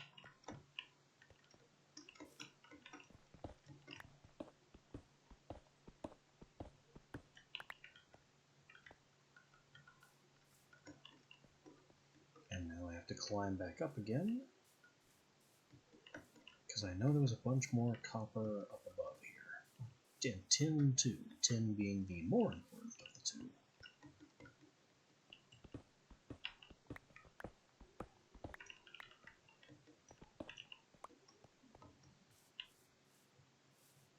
Because tin gets us more bee genetics capsules. Can't do much with bee genetics without sample containers.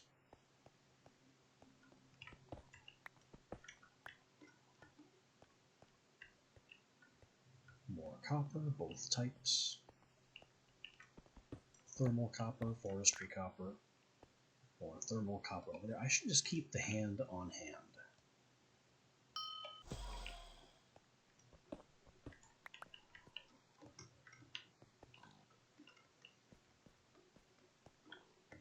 It's not like I'm gonna die with it in my inventory. And if I do, it's just a sleeping potion to get it back again.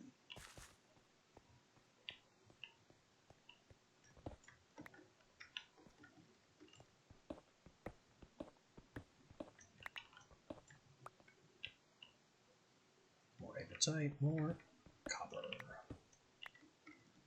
Keep the tin and copper coming.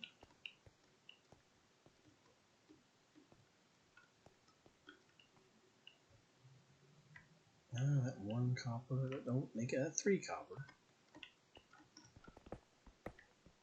Make that a lot more copper.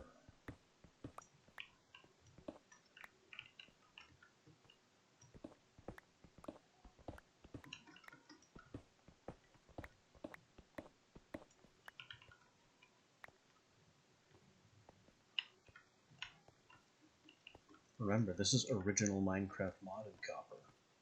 This is long before copper became a standard in Minecraft. Which means it is long before copper could oxidize.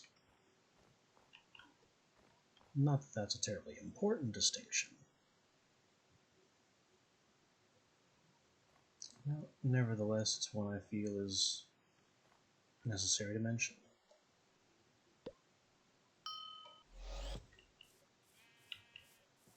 This is also before llamas. Another near useless piece of trivia right about now. But I guess it's something to fill the dead air with as I hunt around for more copper and tin. We could also shear these sheep. That would be an okay use of our time.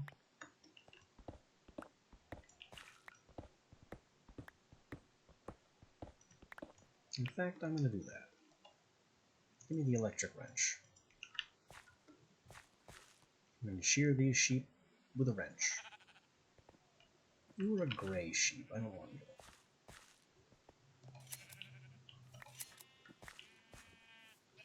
I'm going to keep our wool monocolor. This is only giving us one wool each. Okay, that's better. I was beginning to worry that maybe the wrench couldn't drop more than one wool at a time. But no, the real answer is just that RNG didn't like us multiple times in a row.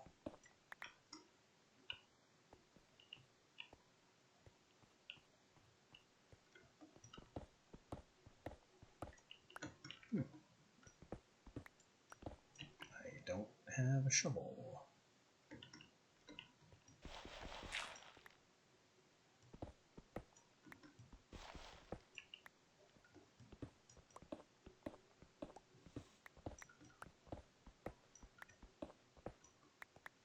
Yeesh. The tin and copper yield in the mountains is unbelievable. No wonder I always have trouble finding it. I'm looking underground. I should be looking way, way above it.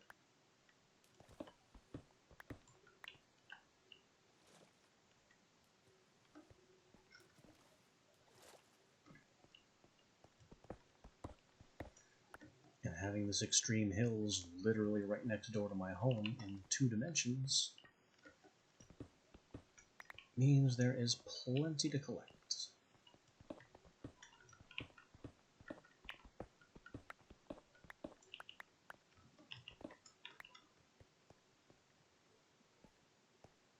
Ah, I knew I saw more. I just couldn't remember where.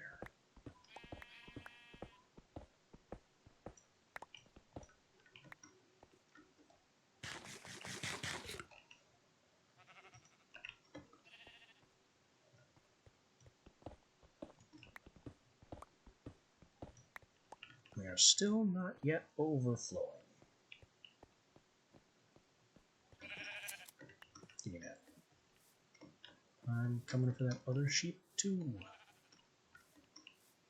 It looks like I can't reach without teleporting or digging. Also, how long have I had shears on my hotbar that I didn't realize?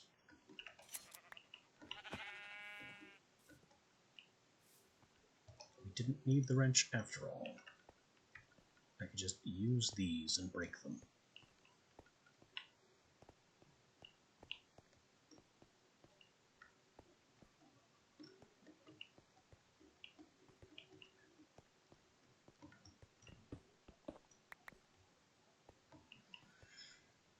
Alright, so now our copper supply should be good. Copper also gets us more gold. I have forgotten again what the bonus output for pulverizing tin is. I think it's iron.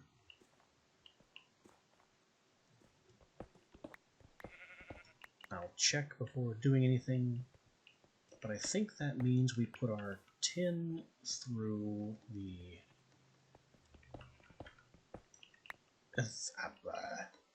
we pulverize the copper for gold, and we use the tin in the other smelter machine, the one that uses sand and creates slag, because we don't need the bonus iron.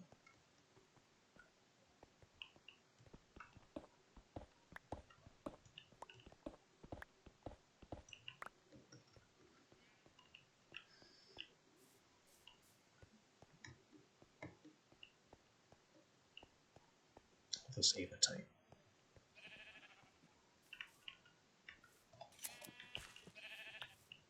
We have no need of apatite.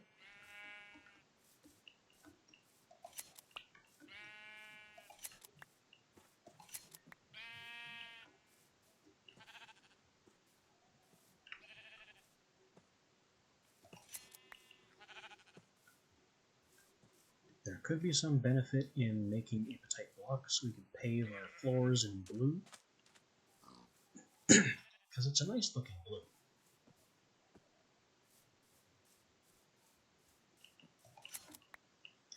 But then again, you can't exactly make stairs from it, so it wouldn't be an aesthetically solid.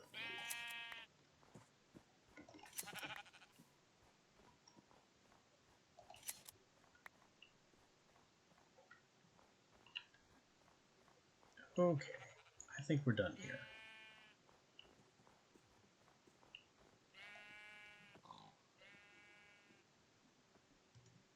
Let me just put all these things back. I don't have enough room in here to put everything back.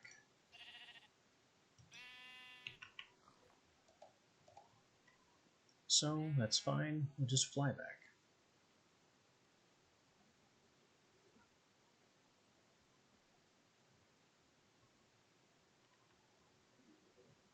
These plants are still not propagating like they're supposed to. They're supposed to grow like mushrooms around pools of flowing spirit. But that's obviously just not happening.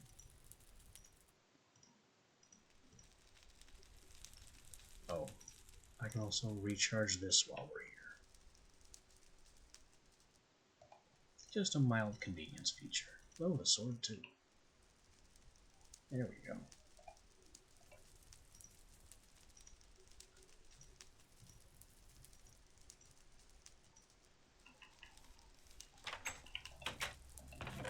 Put these back in there. Grab the needle. Time to wake up.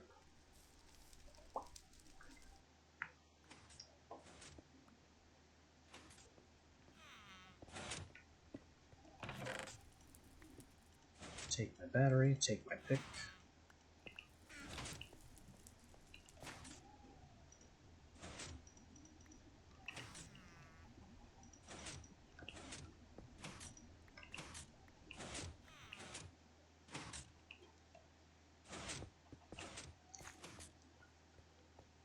Things are going well. You can't put propolis in there because it's too far away, even though it's connected with trim and such.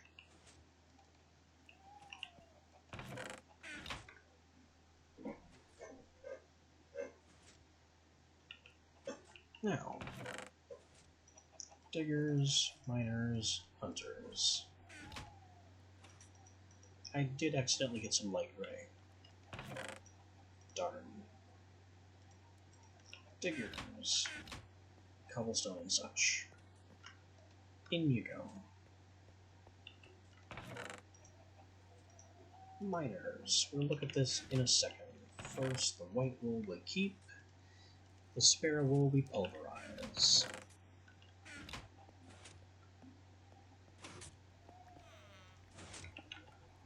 Now, look at all this tin and copper. And it is all tin and copper. That's 4 stacks of copper, 2 of tin. They're not full stacks, but that's an awful lot of each.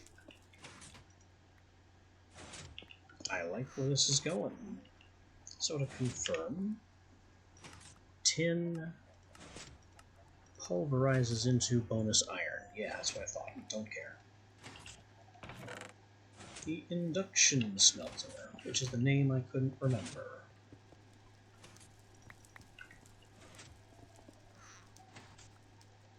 There's some sand, there's some tin, there's some more tin and sand. Just process all this.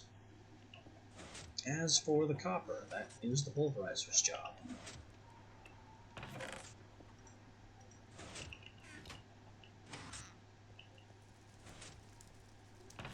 Now I have all this string.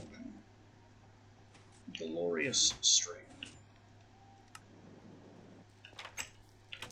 And more crops to fuss about with.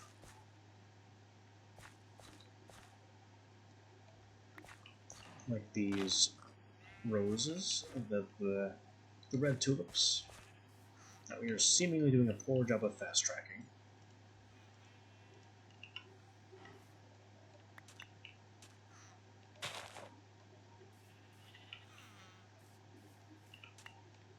Harvest our glowstone.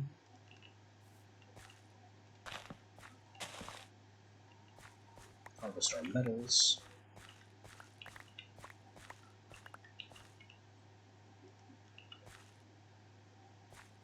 What else can we do?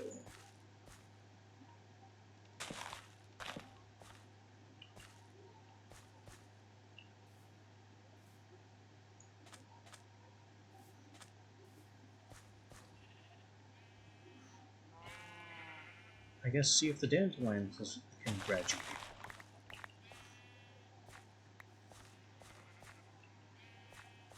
And check the daisies as well, because if I'm going to make silverweed, it's going to be here.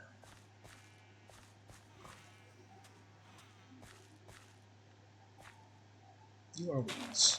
Not allowed.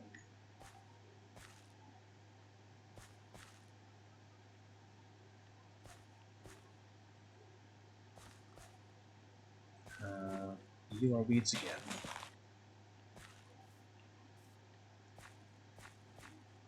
The Narcissus is a very frustrating plant.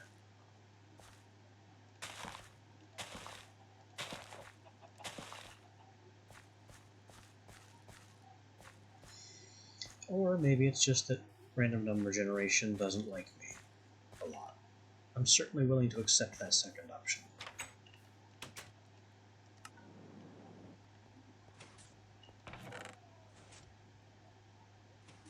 Yellow and light gray are full. Put away our resources. Dandelion. You must be perfect. You are.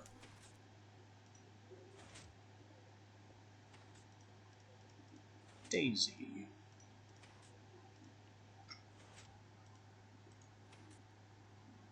That's 1 point. That's also 1 point. We're at the 9-10-9 stage, so this could become perfect in a single generation. Whereas the other one can't.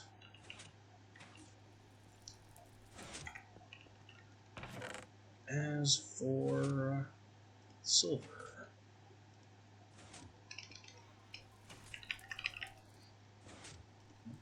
that was allium and origold.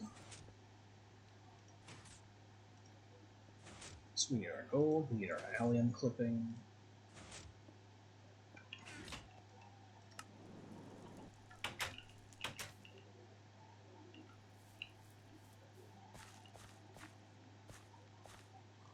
Which I don't know why I'm getting ready for this, since we're clearly not prepared to do this quite yet.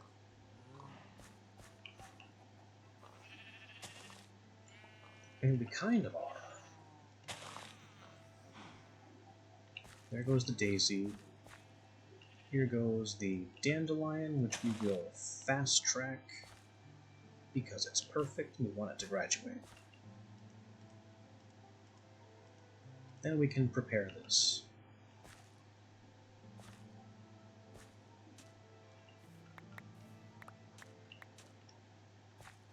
With one of these.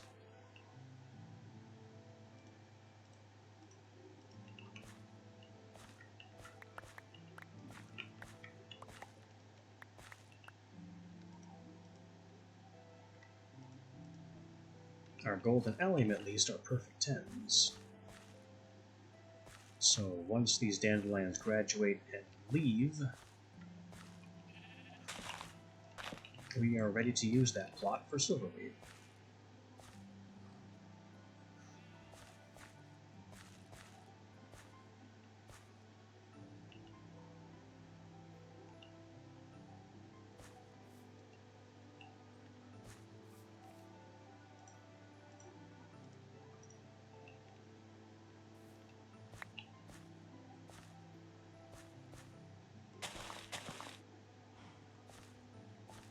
Also beginning to run light on sticks again. Never happy about that.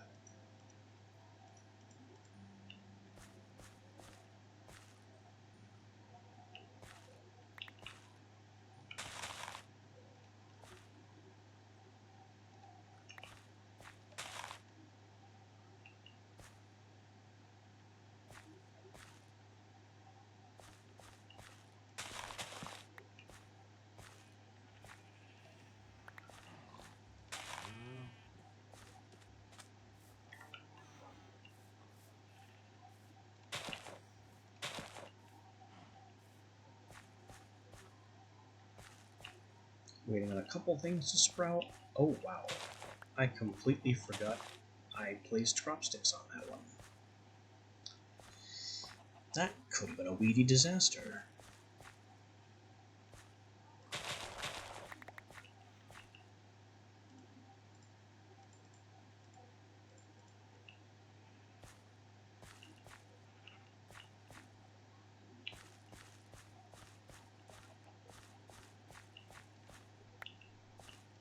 Okay, so we're just waiting on this to stop being a weed.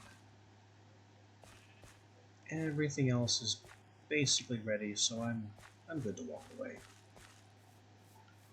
Wait, no, there's this too. I really need to keep better track of what needs to sprout. So it's just the chrysanthemum now because the red tulip has. Okay, the red tulip is ready. Away we go.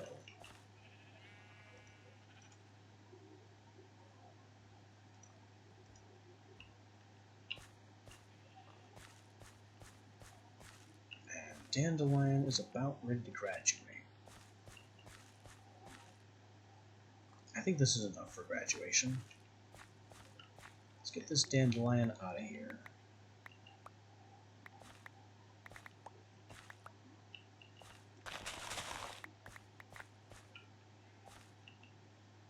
And I forgot to bring the hoe, which we will need to set up the silver beet plot.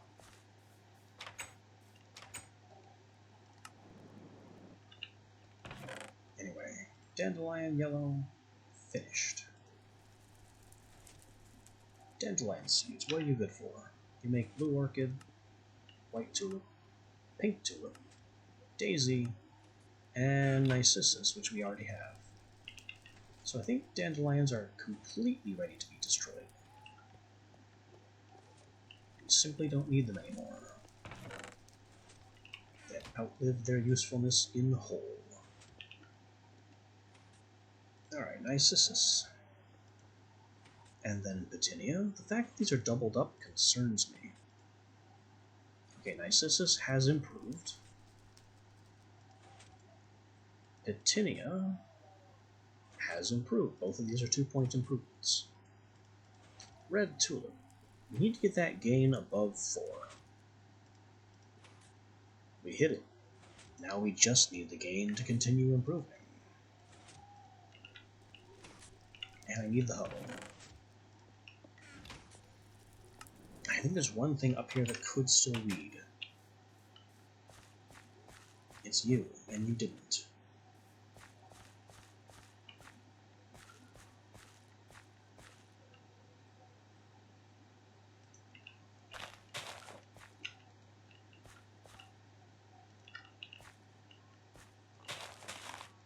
Narcissus is still not quite perfect, but we're getting there.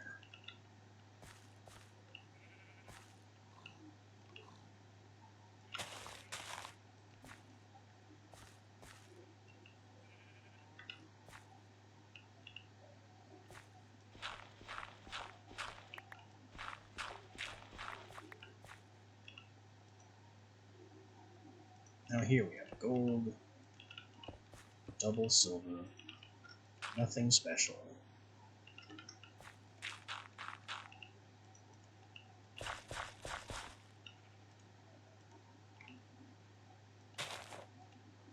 The allium and the gold.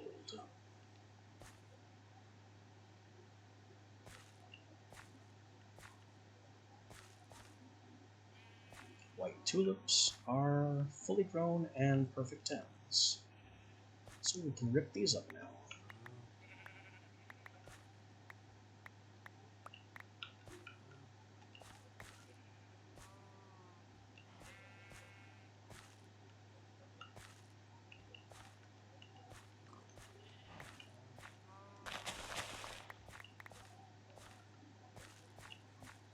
Nothing else has sticks. The chrysanthemums can come down for analysis.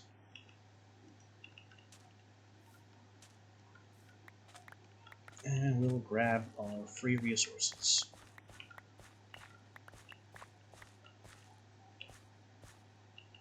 Oh, we have an open plot. don't know what to do with that open plot right now.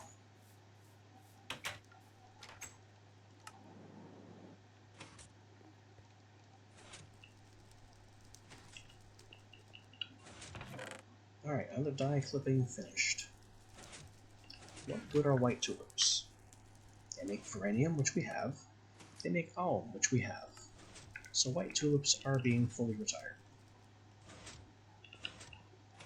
Chrysanthemum, going from 775 to no improvement. 875. Hey, a point is a point.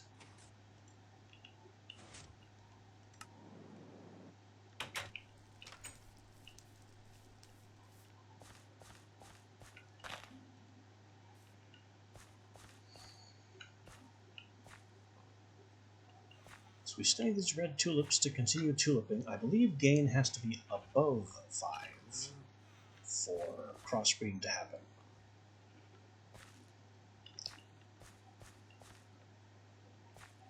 Everything else is going according to plan.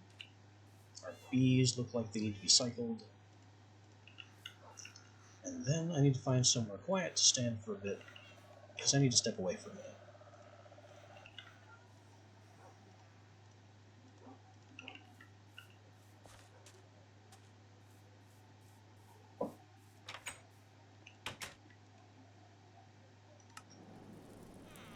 So let me just take a moment to, I guess, withdraw way back here where the piston noise isn't so bad. Oh, now we have heartbeat noise. Alright, this is, I guess, a good compromise. Alright, here we will pause for a minute and let all of our things grow and our bees work and our workers work. And I'll be back in a few minutes.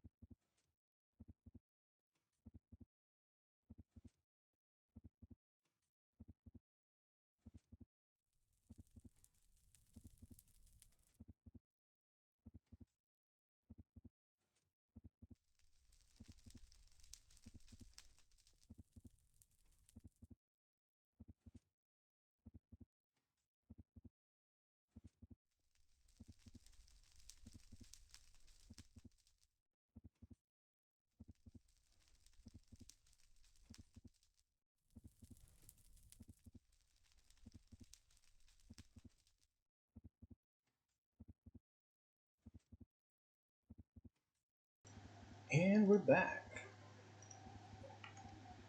Let's see what our delay has...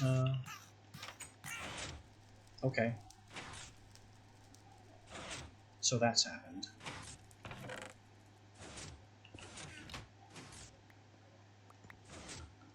At least they brought us another dozen dust so far.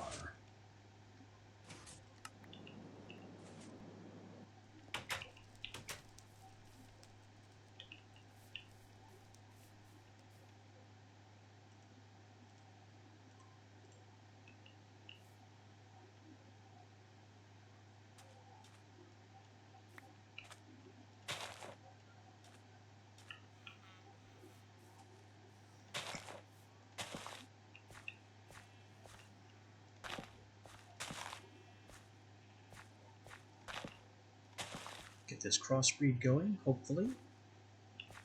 That's not silver, that's a weed.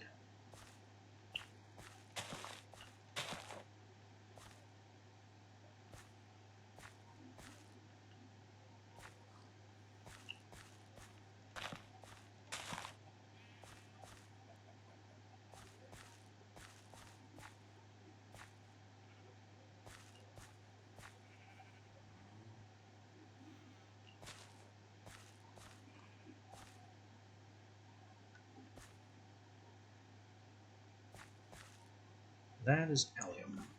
You fail. I need to make more sticks.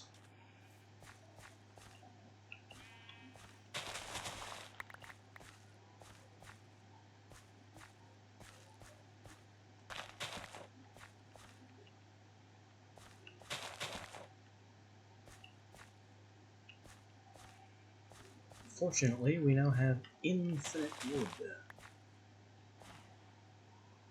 How long ago did I place those?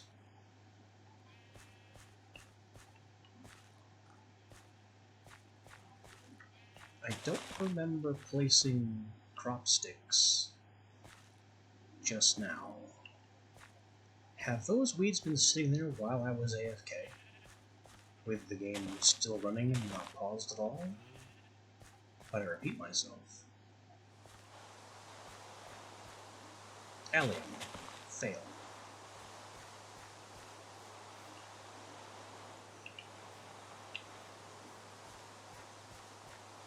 Weeds.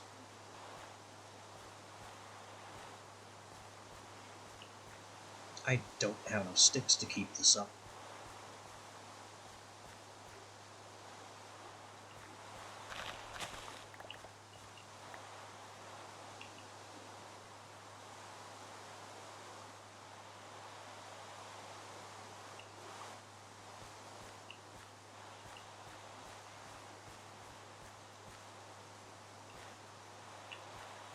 Yeah, time to go make sticks.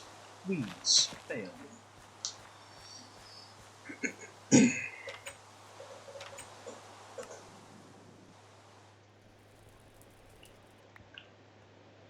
We'll just take a stack of birch, throw it in the sawmill, take all this carbon. Oh, look, tin.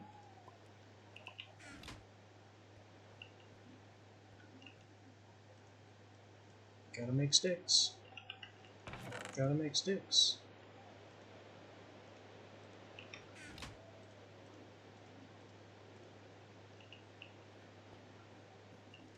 That should put away the tin. Nice, have you upgraded? Rose red, go away. Sticks, become sticks. Nicesis is now perfect 10. Red tulip. No growth. Slight growth.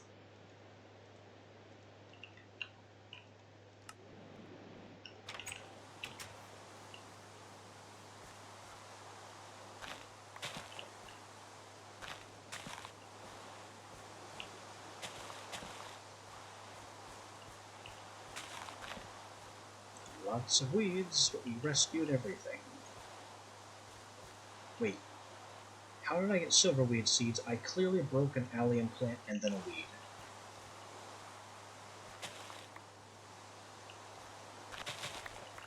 Oh well. We have our silverweed now.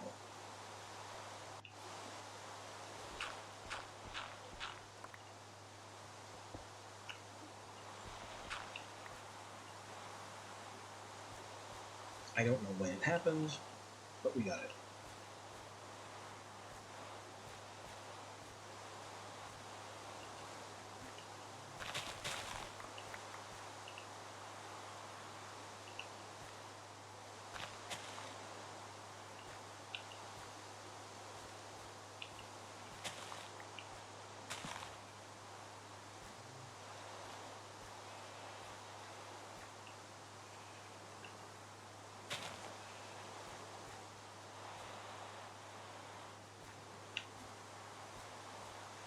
The daisy here is the only thing that can still weed right now. Oh wait, no. There's also the snowbell, which I had forgotten.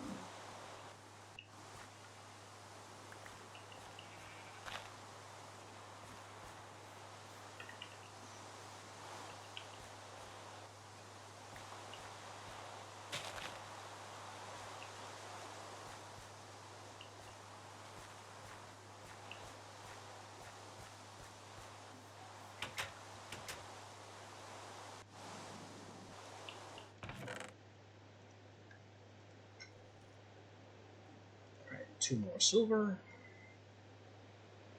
We have the hull. These allium seeds are trash. This orbital seed is trash.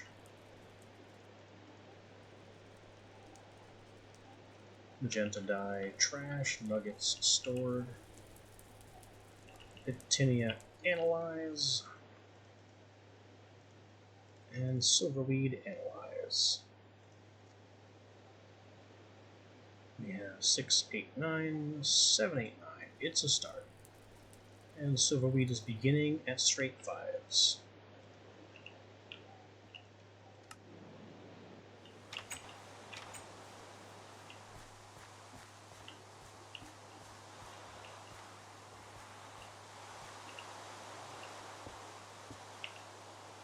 I put all the dirt away.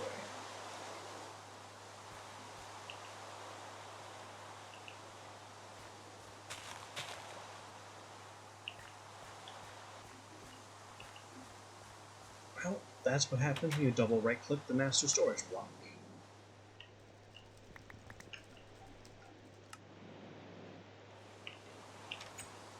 Once again, very glad we have the viaducts, because having to use the ladder would make this much more tedious. What the? Oh, that's what confused me. It looks like weeds. It looks exactly like weeds.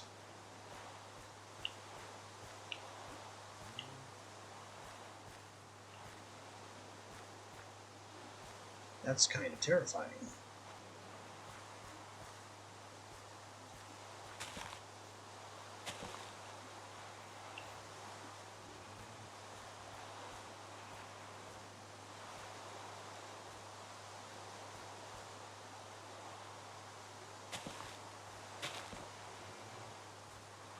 Come on, daisies, hurry it up.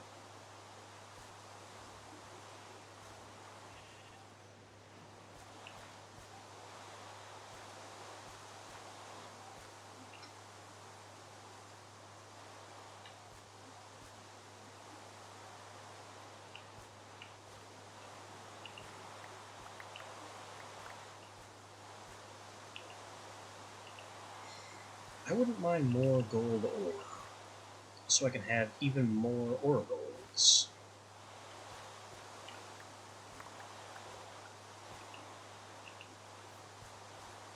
I mean, we have 9 diamalias, why not?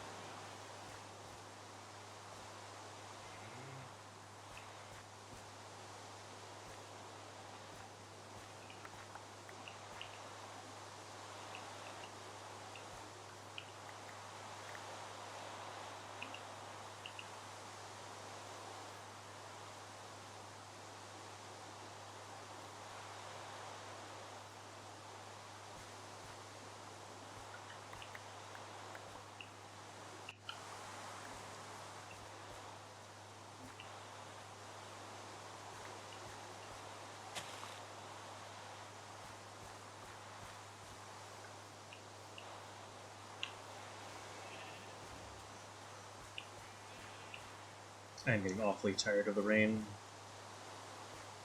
There is a reason Minecraft in this era had so many ways to turn the rain off. It's annoying. It lasts forever. It's loud.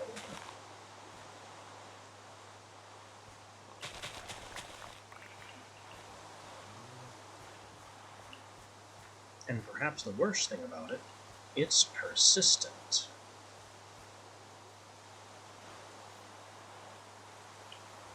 I could go downstairs if I weren't worried about weeds happening, and make a device to shut the rain off right now. I couldn't fuel it, because that requires me to be further along in bees. But if I used it, the rain would then come right back. Usually within just a couple seconds. Wait, am I waiting on something to sprout, or are we just wandering around for no reason? We are. The chrysanthemums are still in this.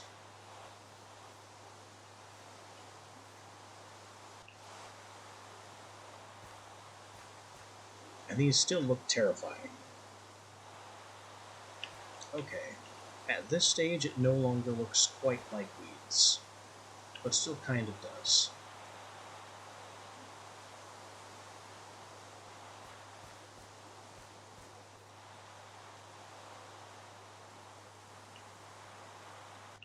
Alright, chrysanthemum, whenever you're ready.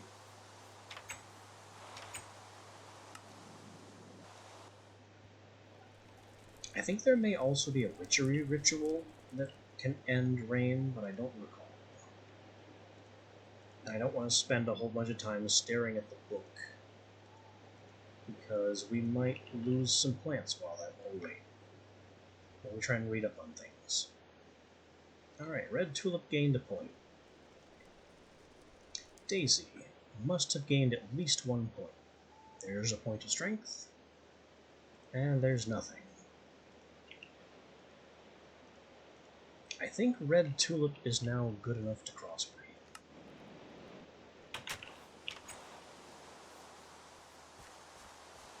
Chrysanthemum has sprouted correctly.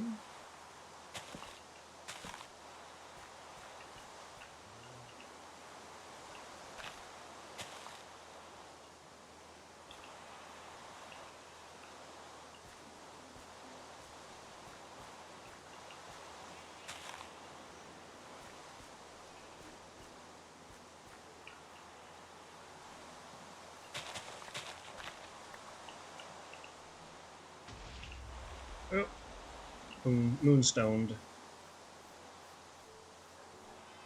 We've been moonstoned. I'll just calmly silk touch these so we can fortune them later. Whoa! How long has that hole been there?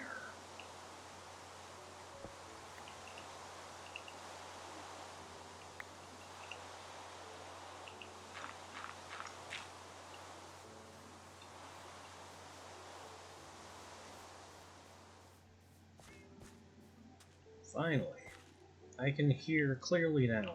The rain is gone. And silverweed looks pretty nice once it's finally matured.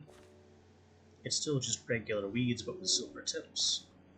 But it could be worse.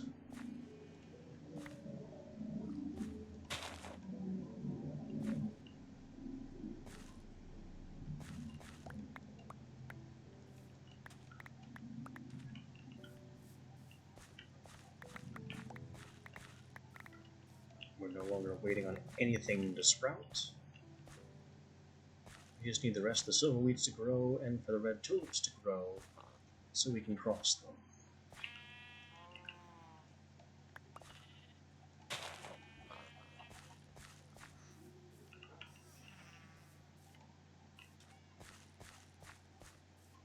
Everything else is golden. Unless I'm forgetting about snowbells again or something.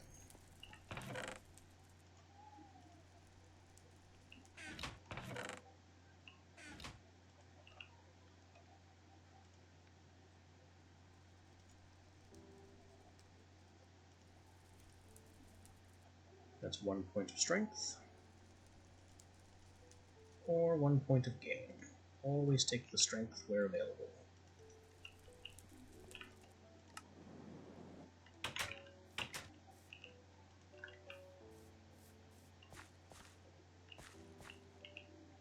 That's Quartzanthemum that goes over here.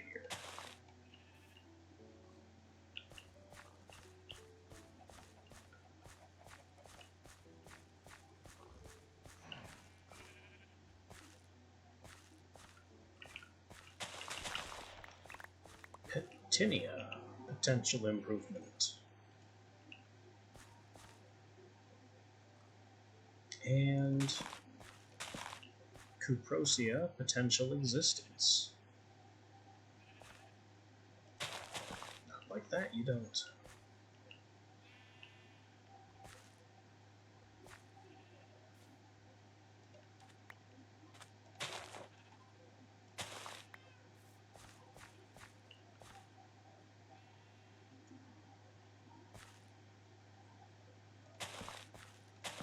Silverweed, potential improvement.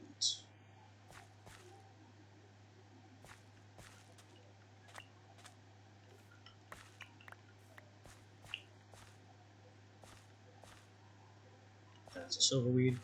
We are really going to have to lean over and look. Cuprosia is successful.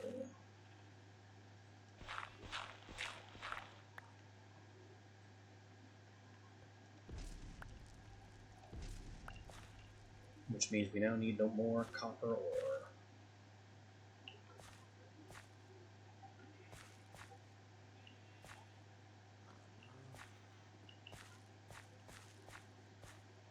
I just need the silverweed to sprout.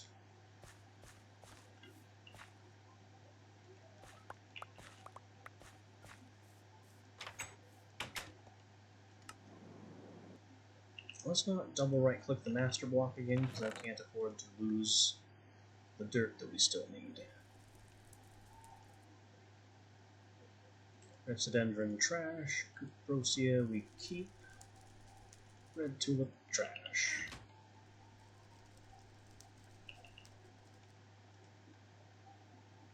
Petinia. That's the Cuprosia. 7, 8, 9, 8, 8, 10. 2 points. 7, 9, 10. I think we'll take this one.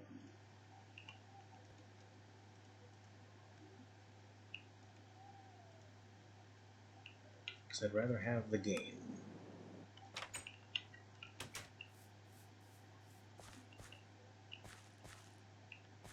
Which I know is contrary to my usual priority structure. But this is the tin that we so desperately need.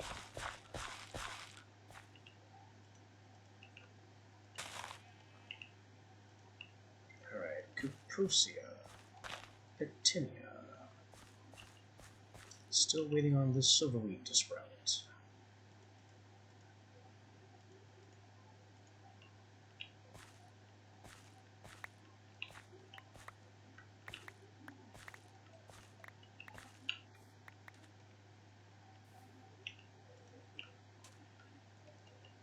Still need to expand our quartz shard.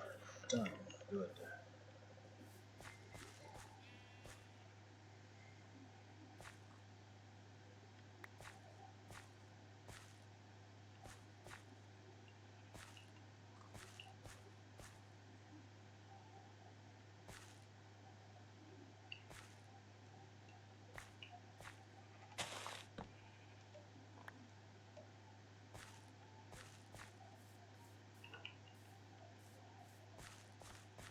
So once there's other silverweed sprouts, we can go downstairs.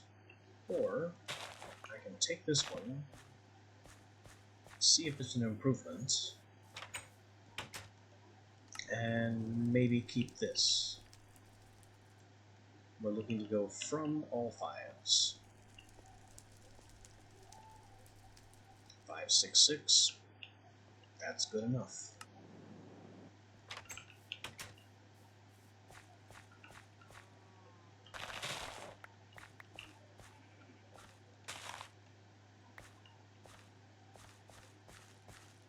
No more need to bother with the rest of these because they're getting worse.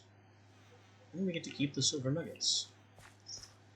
Which means I need another compacting storage for the silver.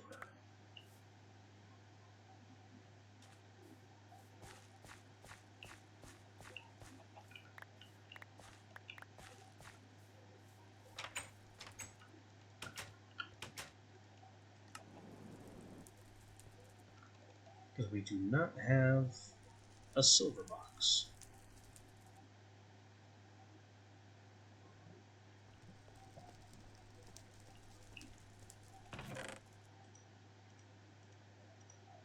Also, I'm kind of feeling done with our farming for now. We have so much. This is 4 new ores. Nickel. Oh, nickel's done. That's right, too. I need to clip nickel and get that here. We have tin, copper, and silver, brand new. Lead we could make. I don't consider lead a priority.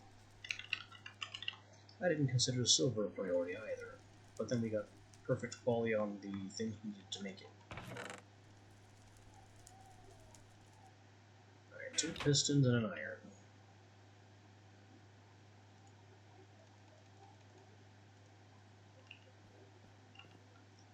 2, 1, 2, 3. The cobble. 1, 2, 3, 4, 5, 6, 7, 8. And 5 cookstone.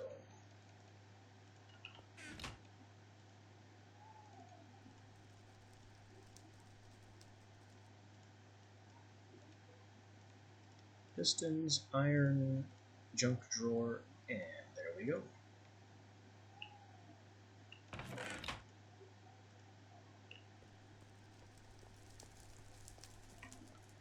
Compacting drawer, silver nugget, key.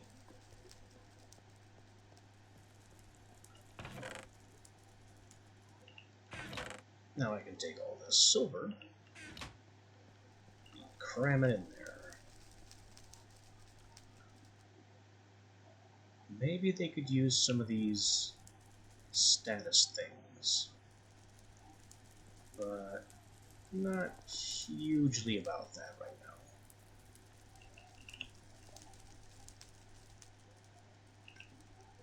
Look at all this ash and misfortune, though.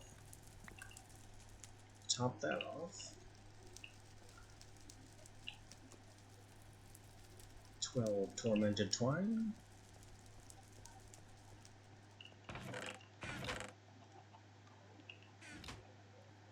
Not bad.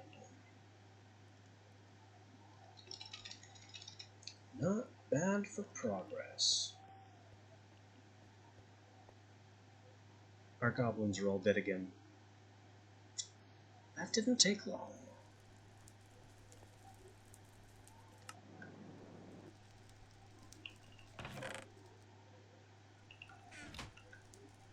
That did not take long at all.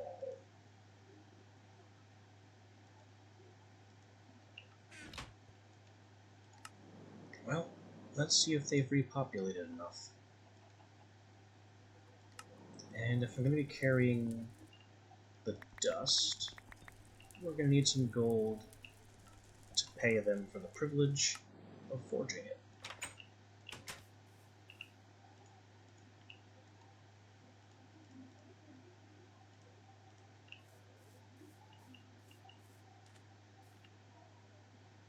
And I still need to put these frames back. I keep forgetting about that. Let's do that right now. They should definitely be fixed.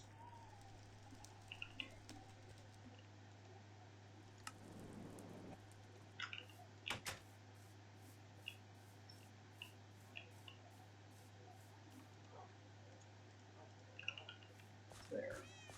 Increase the production of yon silky comb.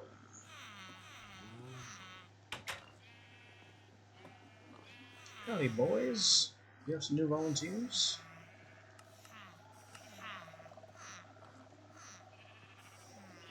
You are selling cobaldite. We're going to keep you in here. 2 old smiths. You're the one that's selling a leather jacket. And you are a new smith.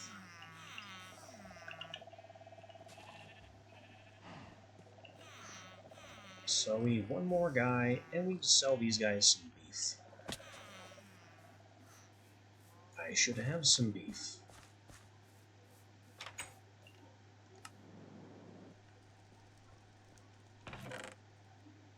I don't. We have one small amount of raw beef.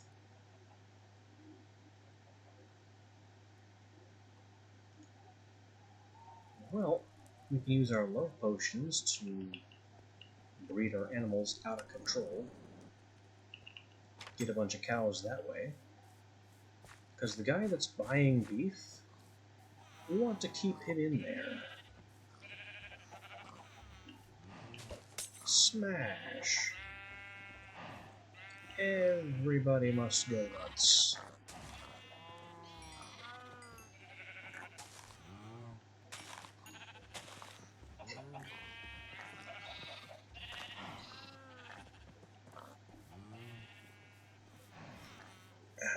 Wish I had a way to make animals very quickly grow up. That would help.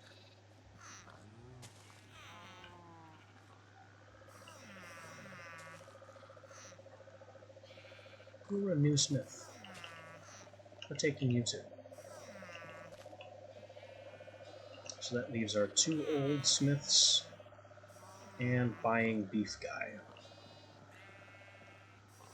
This new smith must have just grown up. He was a child in there a moment ago.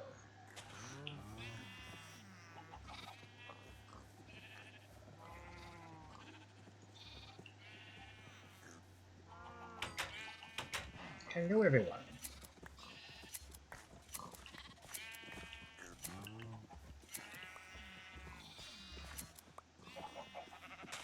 Why is that sheep damaged? No idea.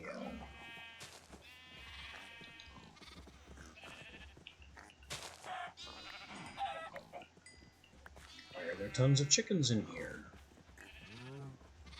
Probably because I needed feathers.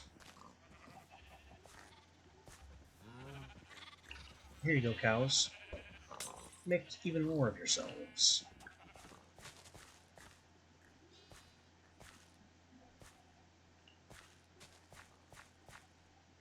Cuprosia and silverweeds have grown. I'm not going to mess with all these just yet. We will harvest and call that it for these plants for now. Because I am really worn down with the whole gardening thing. It's very useful, but it's very tedious.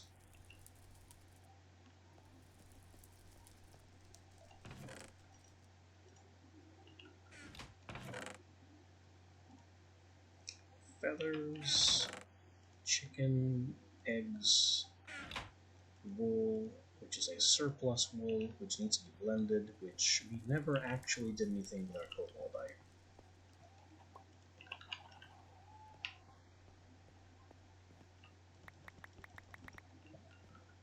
So I still need to have a word with those old smiths.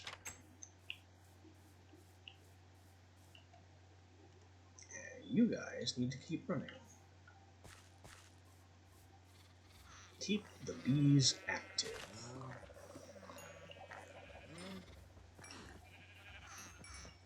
And steal all the XP from our breeding experiment. That's also the last of my love potions, so we're going to have to make some more of those with a longer duration, I think. Alright, boys. Our old smiths. I'll take that. And then I'll take that. Oh, and he flashed out of it again. That's okay, we got 4 more nuggets. That's all I want.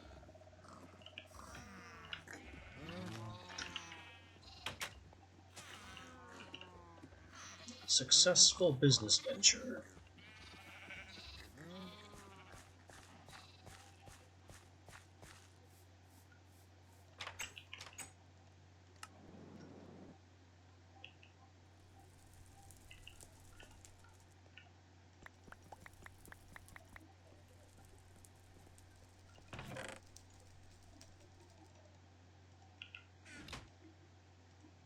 Get some more iron picks, because our workforce keeps losing them, along with their fingers, in the crush of stone.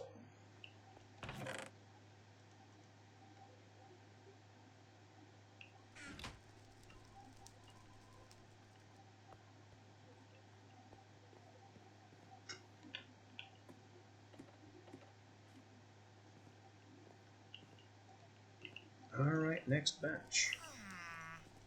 Welcome home. You're here for the rest of your short, violent lives.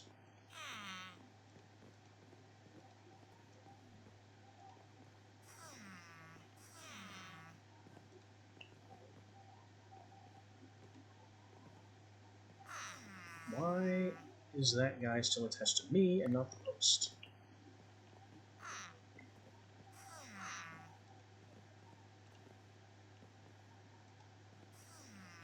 That is still the case.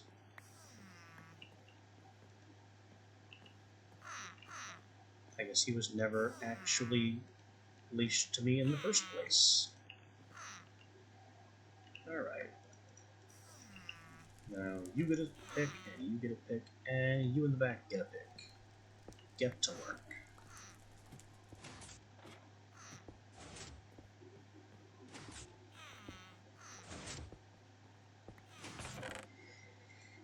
The deadly sound of the pistons resumes. How long will this batch live?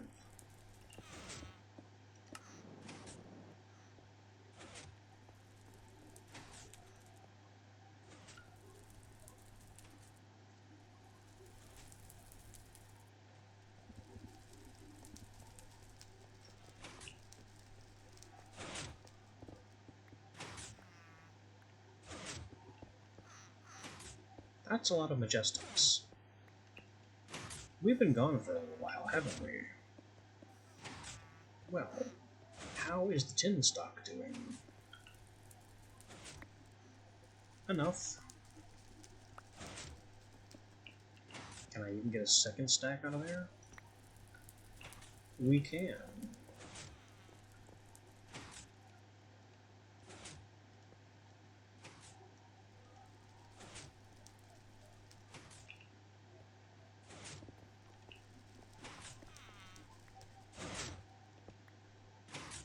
These extra gene sample cells will help us along.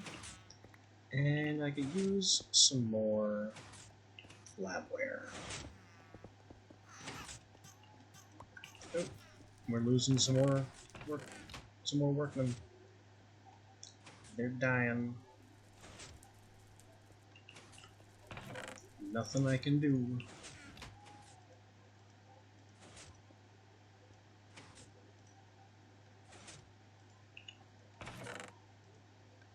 Alright, hello labware.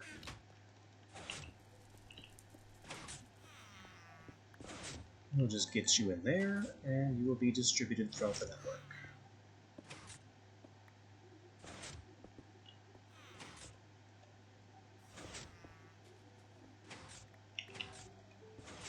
Let's do the nobles first. Leave a couple. Behind the nobles, the unweary. And you know what? Behind even the unweary, let me grab the sinister. This'll hurt. Rawr. Okay, you stay over there and play in the holes. That's fine with me.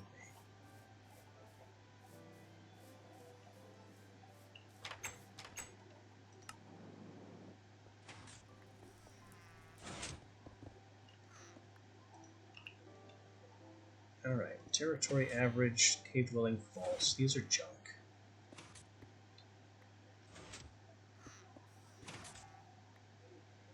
We need species majestic. That's the big move here.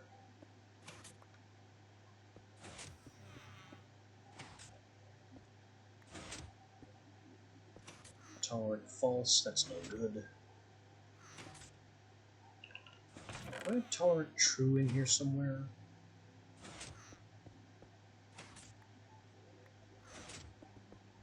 Cave dwelling true. And flowering slowest in 2 places. That's a little foolish. Lifespan shortened.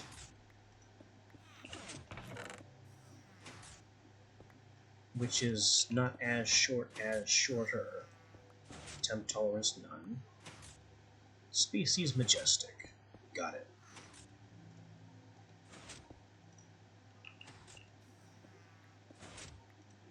Let's copy it.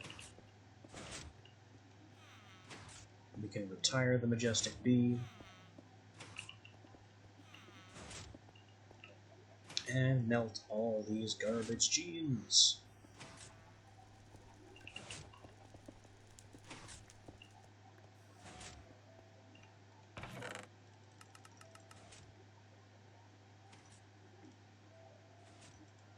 So many majestic drones.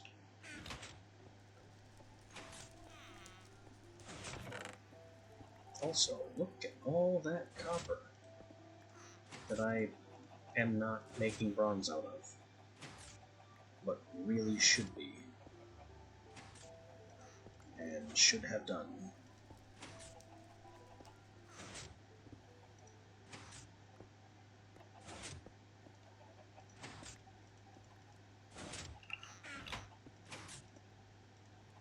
Bronze.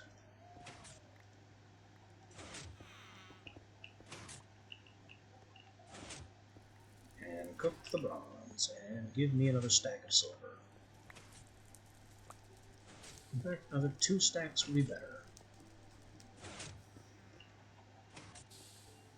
We'll blend this silver back down to dust, and turn it into bronze from there. Meanwhile, as we juggle things, fertility 4 in the unweary. Really? How did that happen?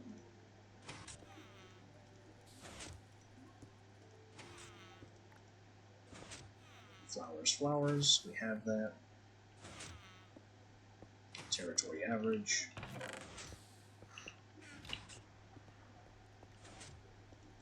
Burn those. Turn a stack of string into cobweb. Save the rest of the string. More genes. Flowers, flowers. Tolerant false. Our majestics are ready to be retired.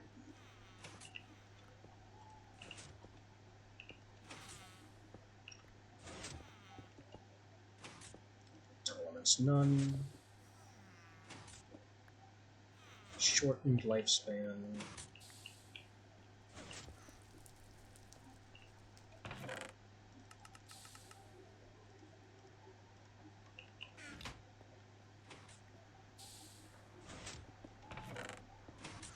Give me that tin.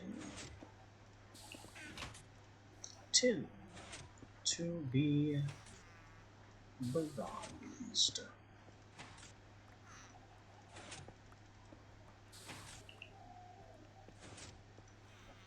Cook that bronze. And cook these gene samples when you're done. That bronze is gonna gum up our whole genetics operation here. Oh, whoops.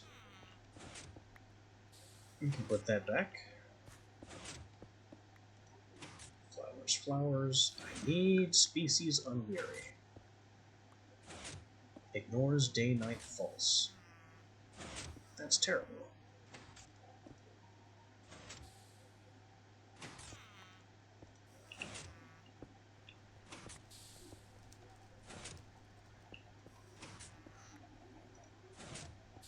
Bronze is disappearing. It's getting processed. Tin is happening. Bronze is happening.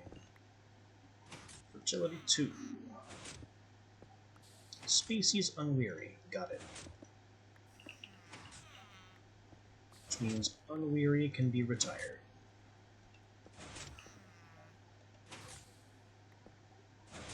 Tolerant. False. I thought Sinisters would have that.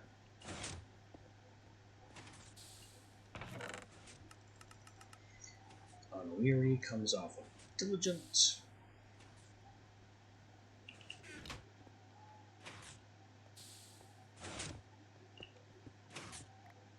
Alright, 2 copies of Majestic. I have a second copy of Unweary. Ignores Day-Night True. We're keeping that too.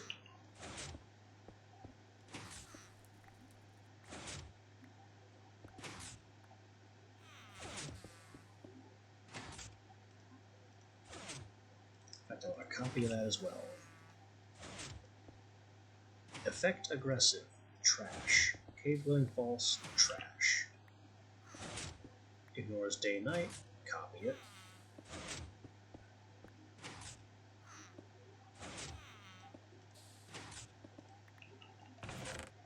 So ignores Day-Night, goes over here with Cave Dwelling, and it goes into our standard upgrade template. This will become important later, I swear.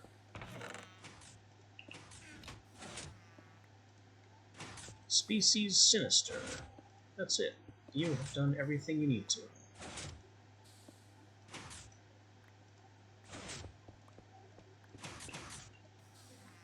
Let me copy Species Sinister. Burn the rest of these junk genes. Uh-oh. We're losing the guy. We're losing the guy downstairs. He's dead. Such a shame.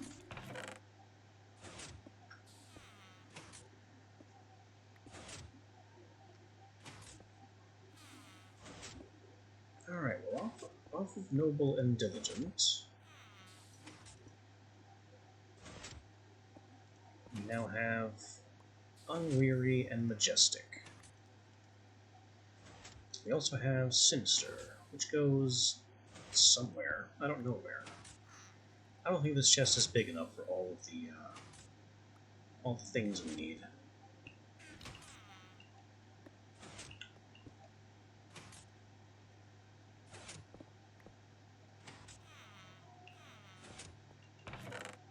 I need our species only stamp. So I can first make a Majestic. Let's grab ourselves 2 more princesses and get to work. What are you doing in here? Have you come to give to me your pearls? Well, he's gone now. Anyway, pristine and pristine.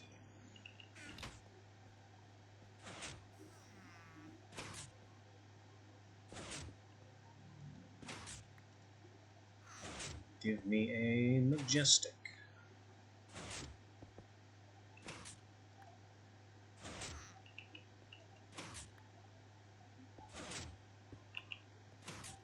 You know what? I can use a third one too.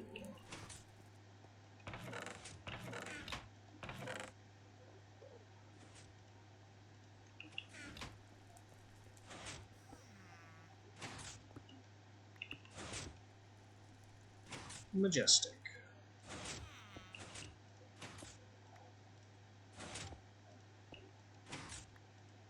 Now an Unweary.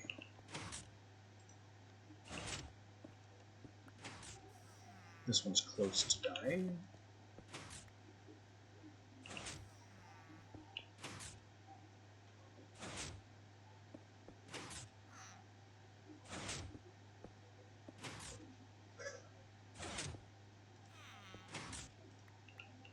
Now, the Sinister.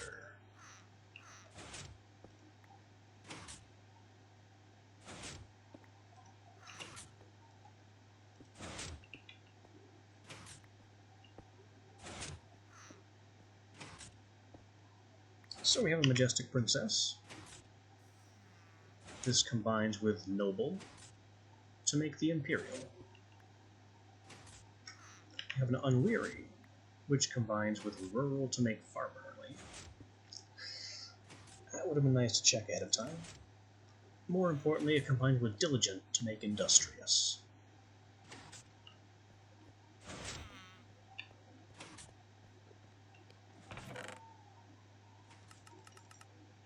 So I need a Diligent and a Noble.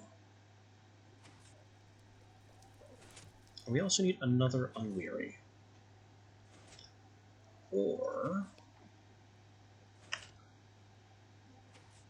I could just take the Rural, because the Rural only upgrades to Farmerly.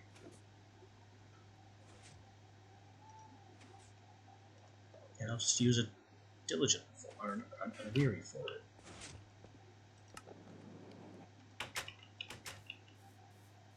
Hey, you bees. It's still running. I have to wait for this one to die.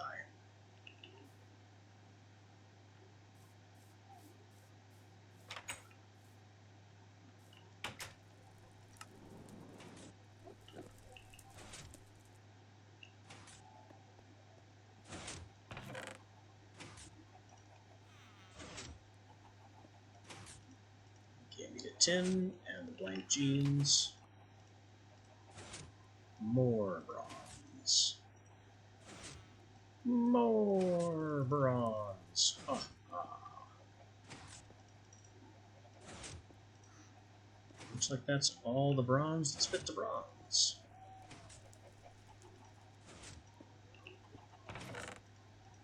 Will that be enough?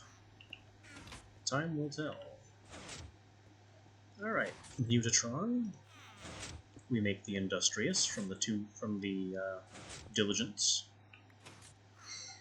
We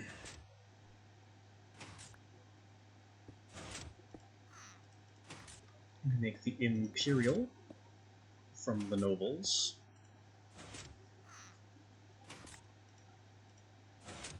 And these are shiny because they are the end tier of their line.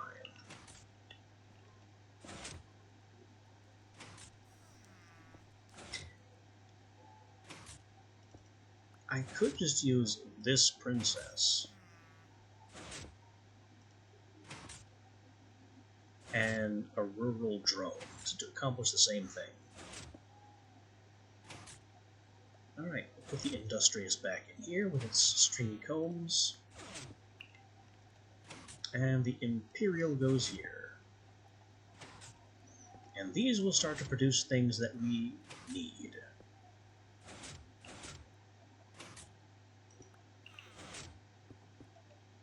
The Imperials also do this.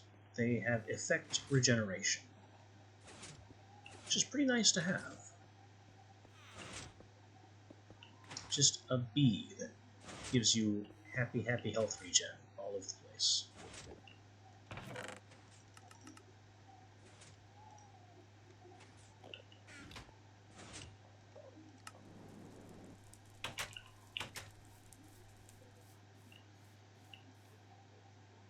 Alright, the rural bee is done.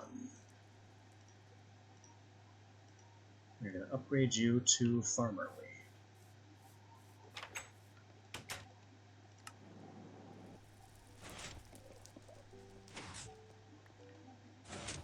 Unweary and rural makes Farmerly.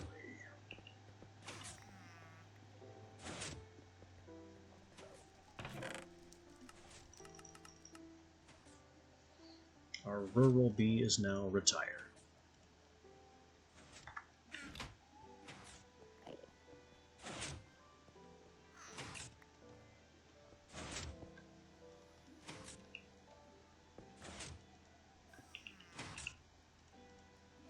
Now what do we do with species Sinister? Well, we cross it with a Modest to make Fiendish. and frugal. So Sinister crosses with Modest twice.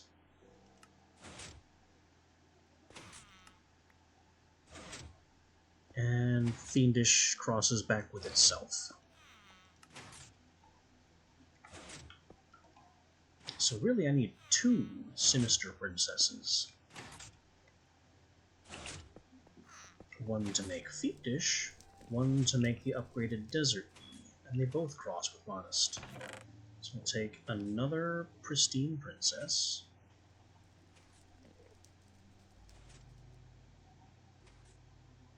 And I can really just take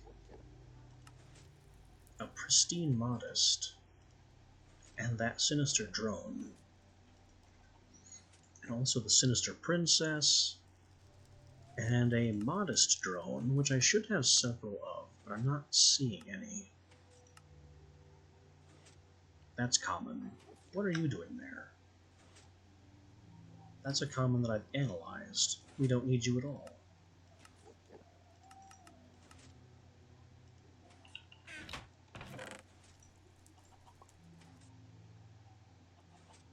Maybe I don't need to do anything with this Meadows Princess after all. We have a lot of these ignoble princesses. That's not great.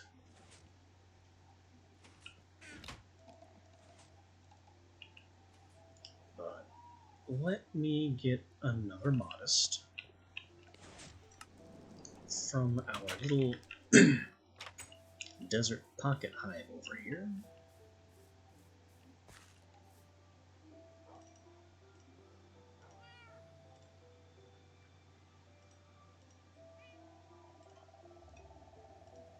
And these we need to mutate into Fiendish and Frugal.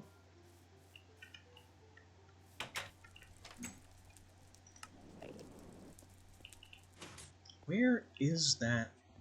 There you are. What are you doing in my witch battery? You are stealing my dirt.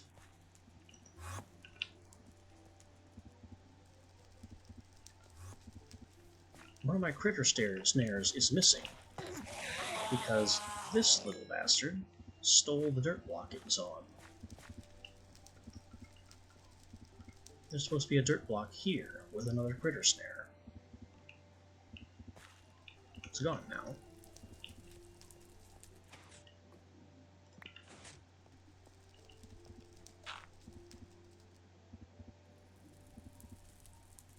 Yeah, that was supposed to be my 10th critter snare.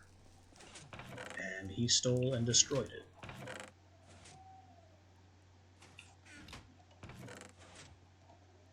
Good thing I have spares.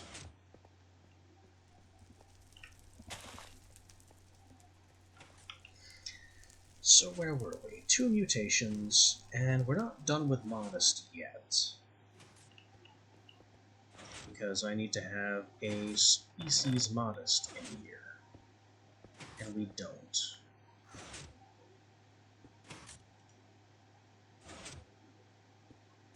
Not yet.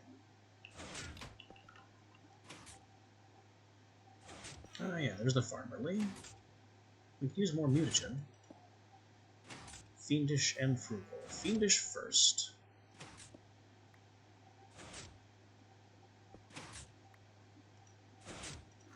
And then the Frugal.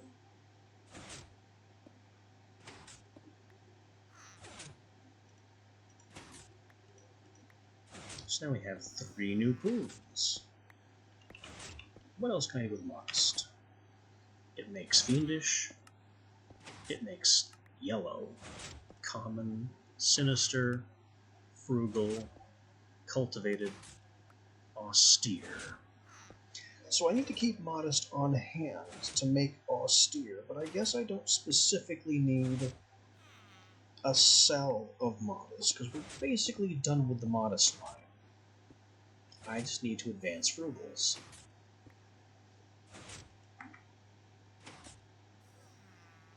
So the Modest can be retired. The Sinister can be retired. Because Sinister makes fiendish and frugal, and eventually demonic.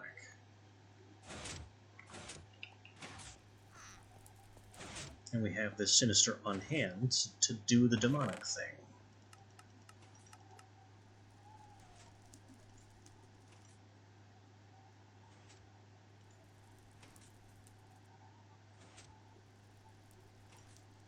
Modest is a basic bee.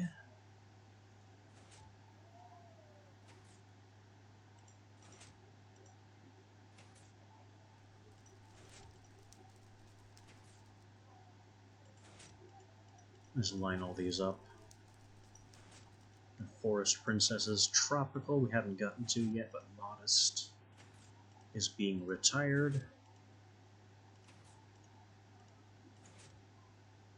I told you we'd eventually get to sorting through our bee collection. We have Tropicals, which we are not yet ready to do anything with. Modest and Wintry is still a mess. Page 2 is still pretty much a mess.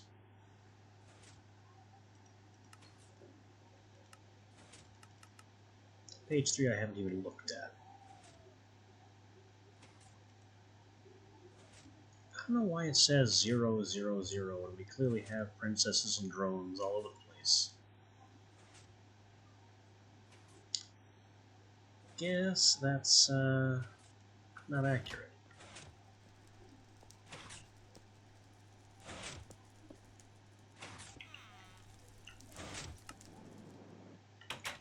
Anyway, hello. Could you not be where things are valuable? That was close. I got a speed boost there, almost overshot it. Anyway, Farmerly goes right here with all the farmer stuff. Farminating.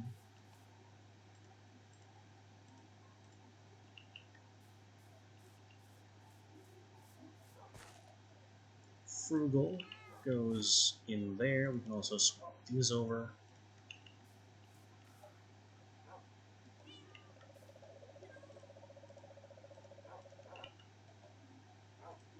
And the Tropicals also. We need the Tropicals to do something here.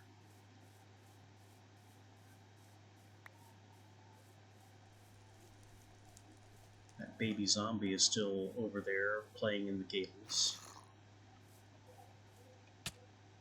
And our Sinisters are being upgraded to Fiendish.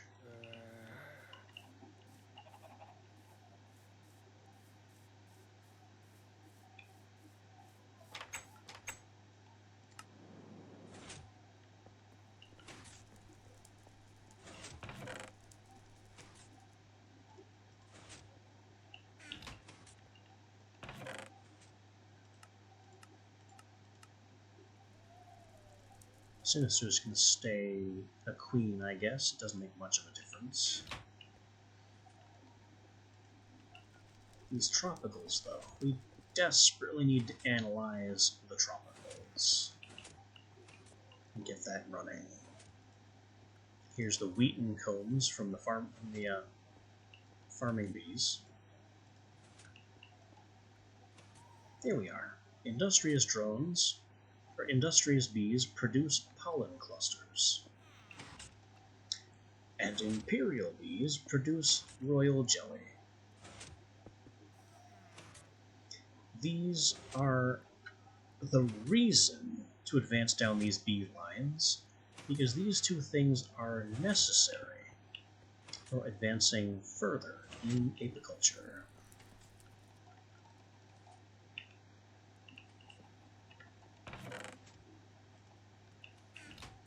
Pollen clusters go with propolis and make slime balls. This is not what they're for. They make iodine capsules, which can create rain in the Rainmaker, but this is their primary purpose: scented paneling.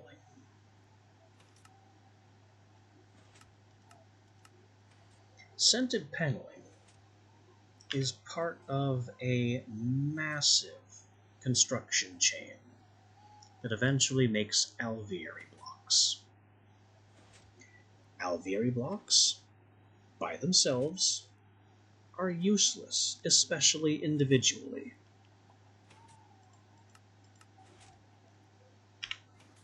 What you do with alveary blocks is you upgrade them to things like the Swarmer, which will create additional ignoble bees.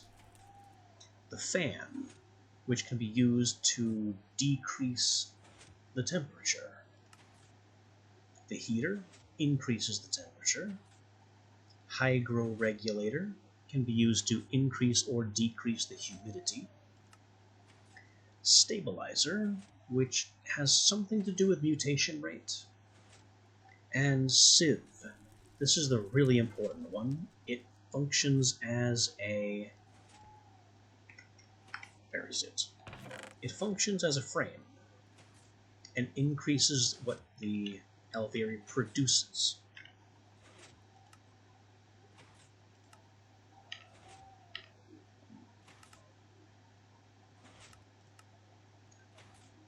The way it works is you have to build an alveary out of 9 alveary blocks, and then put 3 wooden slabs on top. Basically, you are crafting a giant bee house.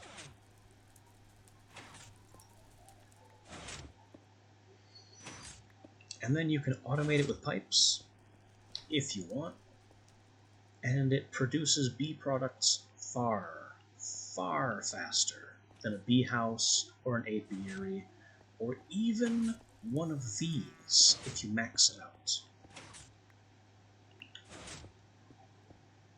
Alvearies are extremely powerful, but they are stupidly expensive.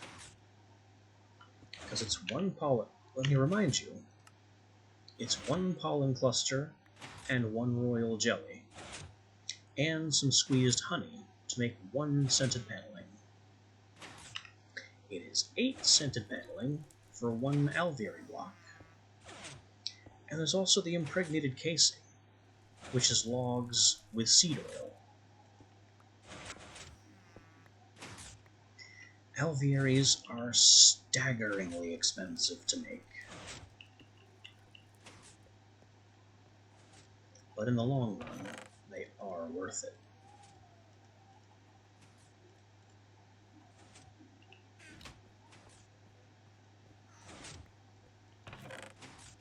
Now, let me address our bronze situation here. Look at all that gold. That's a lot of gold. Let me get some of this gold. And gold the gold.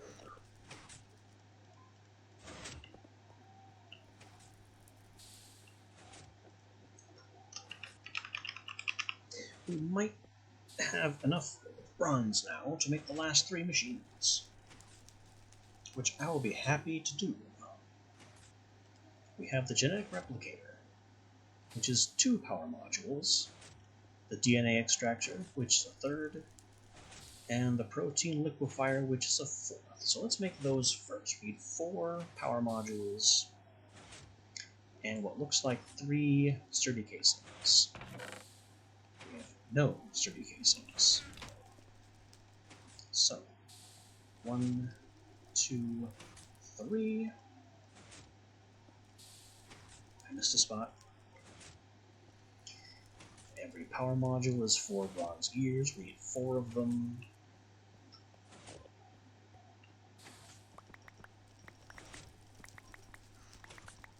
So that is literally a stack of iron.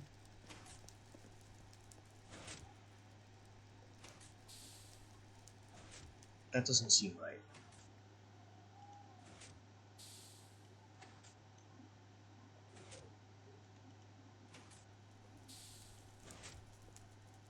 I think that's literally a quarter stack of iron. For a 12-16. That seems more right. But that's not all. because that's just the power modules. Each of these machines is also another 4 bronze gears in the corner. So that's 4, 8, 12.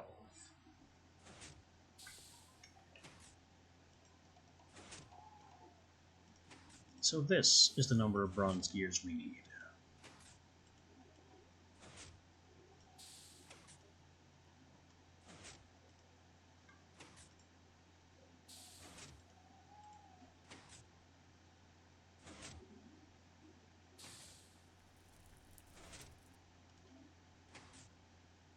Now let's make our 8, 9, 10 pistons.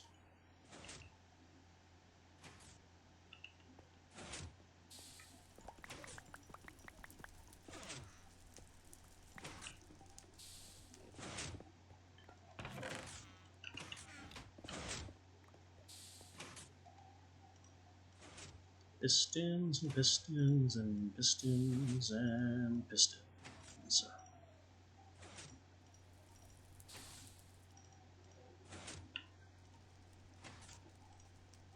Our next move is gold and redstone. We're also going to need genetics processors. We'll get to that in a minute. Redstone, gold.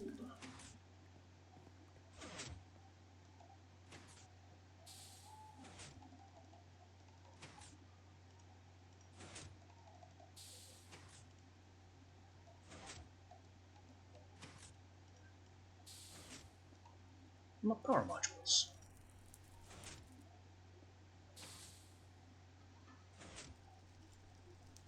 A hopper. And that will finish off the first machine.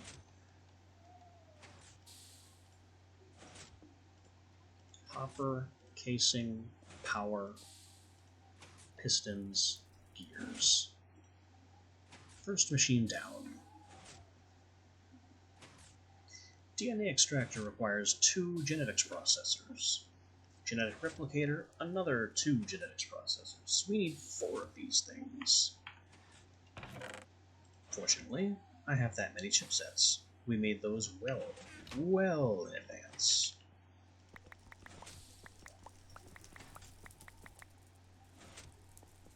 $16 quartz, 16 diamonds,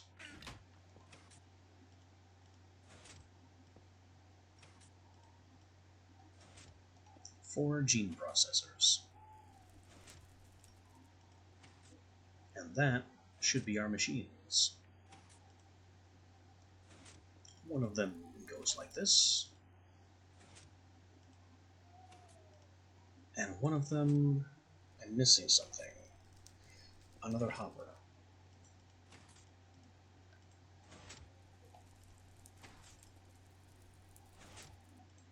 Right, we have the protein liquefier, we need the DNA extractor, that is another hopper.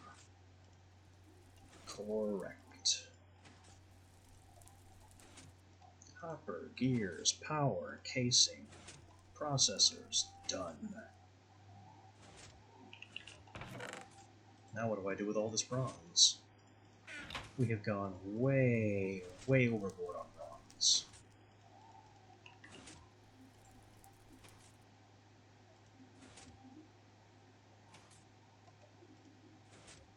This translates the bronze from thermal to forestry. I don't think I mind that. That's okay.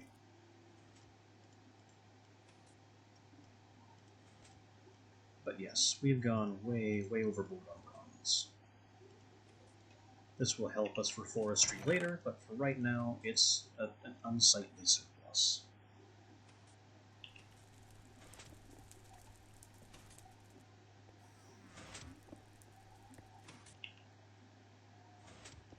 So we have the genetic replicator. From the looks of things, the purple machine goes on the left, and the red machine goes on the right, just guessing from the color of the stickers on the front. So this machine takes power and a gene template, which must have every slot filled. And it conjures a bee out of nothing with that genetic template. Otherwise, it shouldn't exactly say from nothing, because it requires liquid protein, which we get from the various types of meat in the game. Mine Factory Reloaded gives us the best meat, but that's, we don't have the means to produce that quite yet. That's a little weird to get to. And then the DNA extractor, we need more genetics labware, so I need to move and get one more item duct.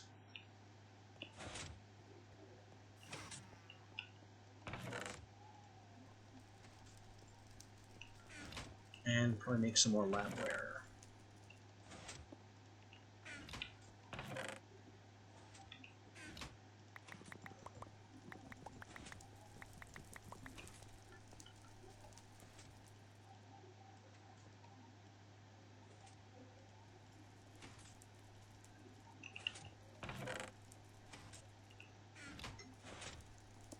And this item duct can go right here, so it's on the round robin structure. Have a stack of labware, and this uses bees. Princesses are worth 500, queens 600, drones only 100. And apparently,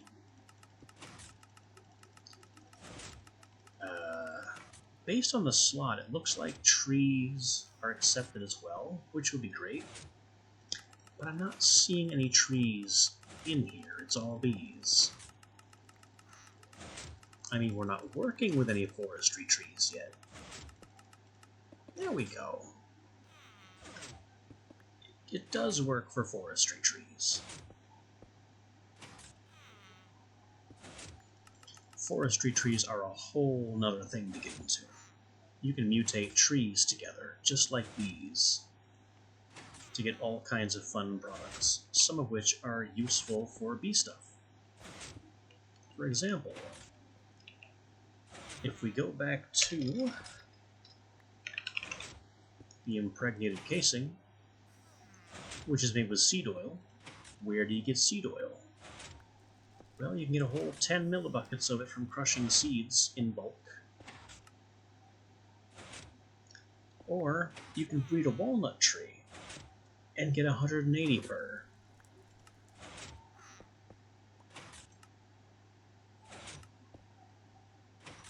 Is there anything else here that has a surprising amount of seed oil? 50 if you can find cherries. Seeds, seeds, seeds. More seeds, mostly agricraft seeds. 10 from the mine drake, that would be a waste. Chestnut, 220.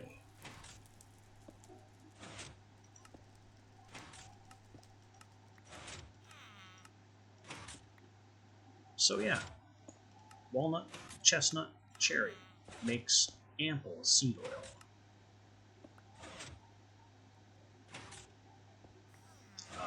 Apparently the fluid transposer is just as good as the squeezer. Didn't know that. We have learned a thing.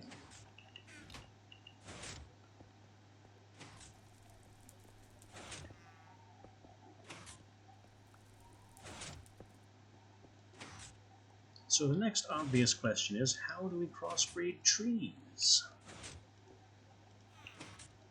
Just what does it take to get into that ridiculous process? Well, the first answer is bees. And bees require the flowering trait, I believe.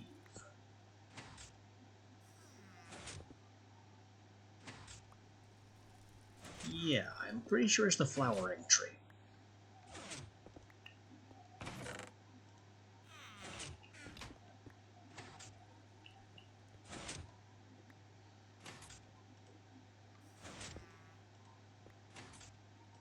Let's actually put all this away.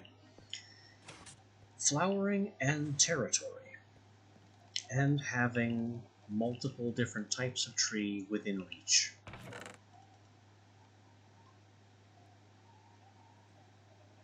Then we use this grafter, and maybe even a better grafter.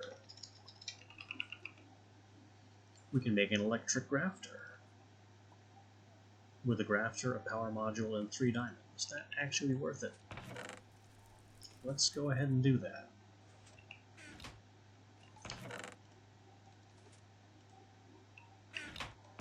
We got all this bronze.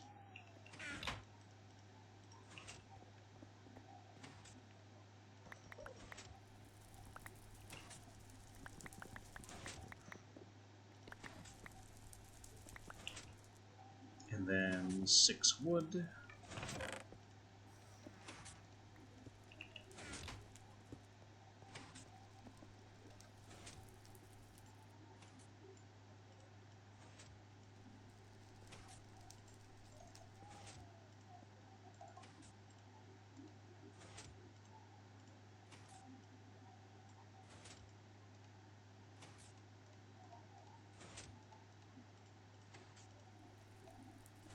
Power, diamonds, grafter, electric.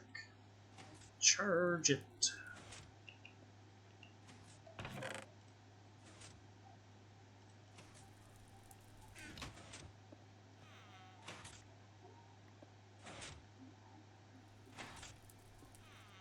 And there's one other thing that we need before I can get into that explanation.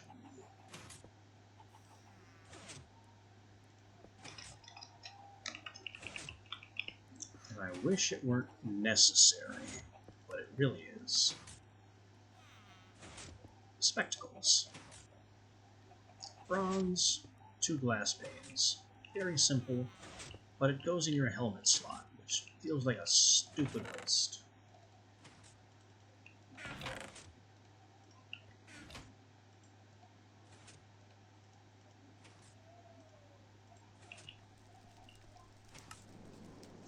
So when you have trees, basic vanilla trees, in fact multiple types of basic vanilla trees, within reach of a beehive, there's a chance that the bees could cross-pollinate the trees. The better your bee's flowering stat, or whatever their speed stat is, somewhere in there you have like fast. I don't know if that's flowering or what.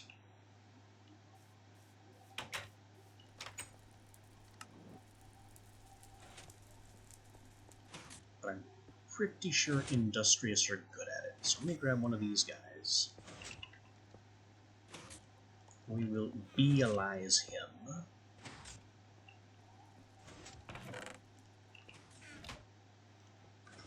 Yeah, pollination fast. This is how fast they accelerate crops, and it's also how fast they can crossbreed trees. Industrious are one of the best at this.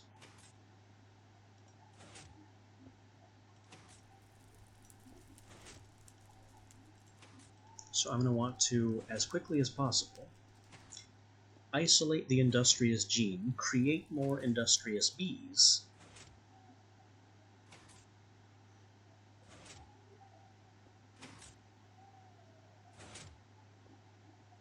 and start cross-pollinating trees with them. That's where the grafter comes in. The normal grafter is a huge pain. Just a huge pain to use. Oh, pristine princess. You can go here, we'll gene mod you later.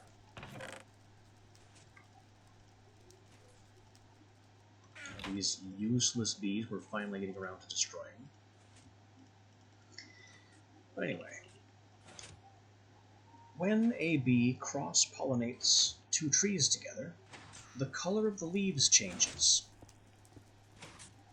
You can't see this unless you are wearing spectacles. And then you use a grafter on that recolored leaf block, and you are almost guaranteed to get a sapling. Grafters are more likely to get saplings than breaking by hand. A basic bronze grafter that we aren't using the Gendustry electric version of, just the regular forestry grafter here, has about 5 uses. Proven grafter you can buy, it has maybe more uses. I wouldn't consider it worth the expense.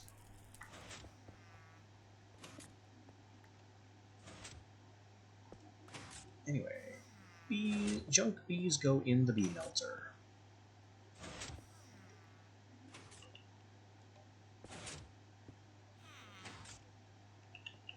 And they become liquid DNA.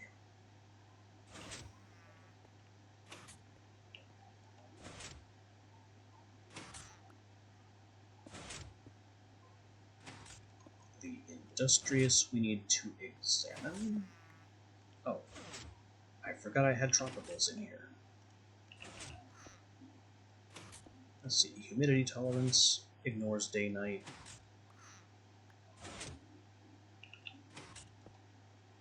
Continue melting bees. Temperature tolerance.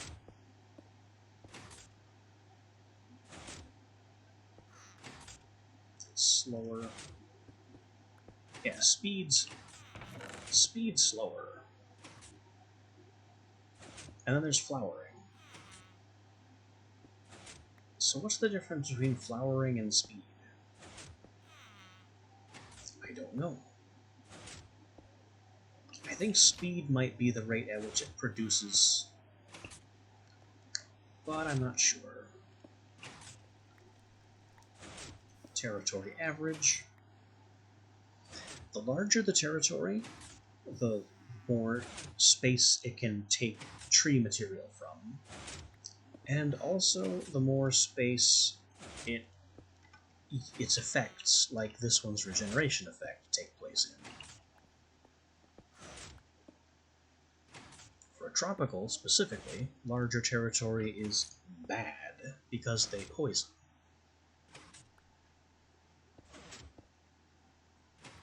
And if I could grab that gene, it would prove it. But he's not showing me that one.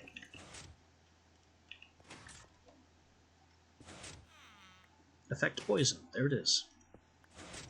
This is why tropicals are toxic.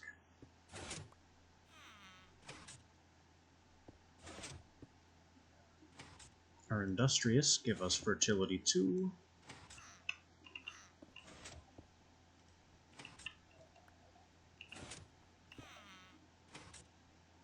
Day-night false. All these genes are garbage. And territory average. There is nothing in here worth keeping.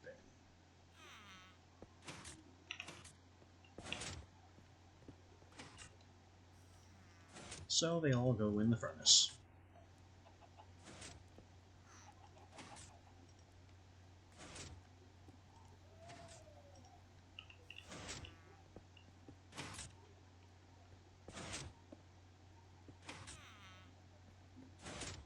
This squeezer is going to need a dedicated carpenter next to it, so I can get things like seed oil and honey in there. So not this carpenter. This is going to be my water carpenter. Maybe I should get a water pipe on it.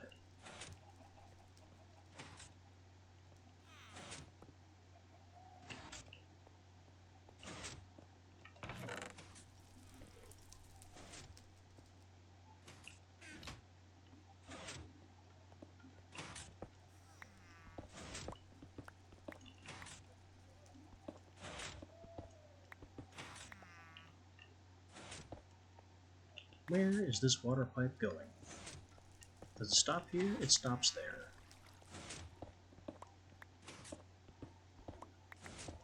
Not anymore.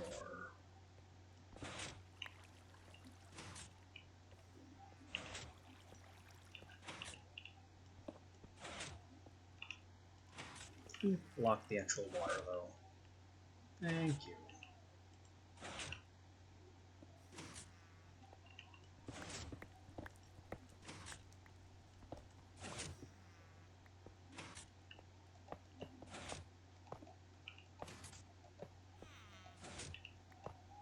Water to the water carpenter.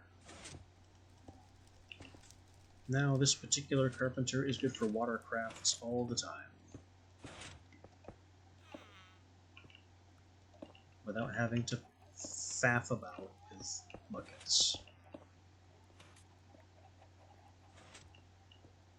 And this one over here, we'll make another carpenter. We have to get a fluid pipe to the squeezer, but that means I can't use this squeezer for lava anymore. So we need a second squeezer as well, which I am again going to try and put over here somehow.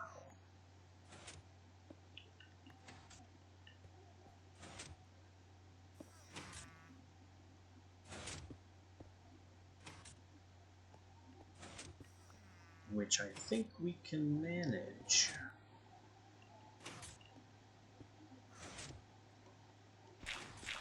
Let me just break this a bit. So, another carpenter, another squeezer. Keep these pipes on hand. That's going to be bronze.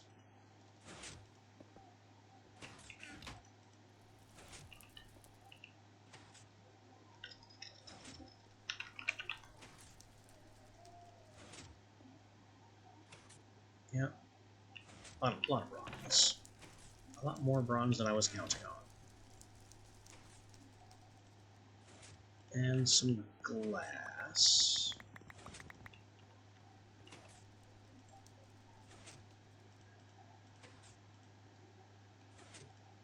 There's the carpenter.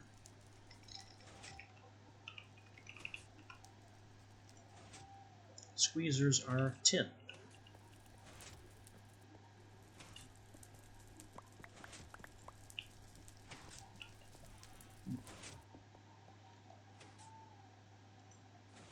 But they are still a bronze casing.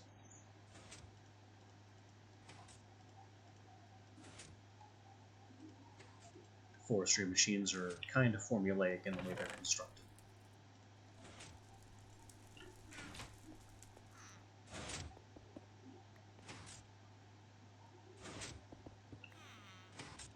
Now, my dedicated lava squeezer can go here. And it's going to need... I can't put a fluid duct here.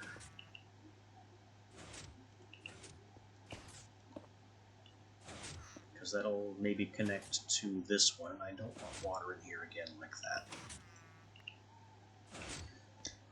Also, a temperate fluid duct will not do. I still need 2 of these. Hang on to those.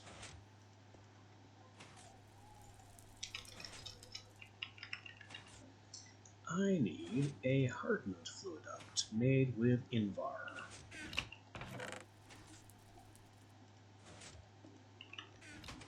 Because temperate fluid ducts will not tolerate hot fluids.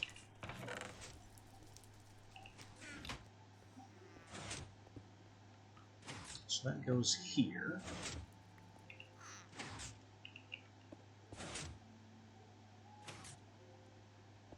And once I get a servo, then we can use this to crush all of the lava we want and get obsidian from bees. I'll just take this and a half a stack of sand. We should maybe make more sand if I'm going to do this.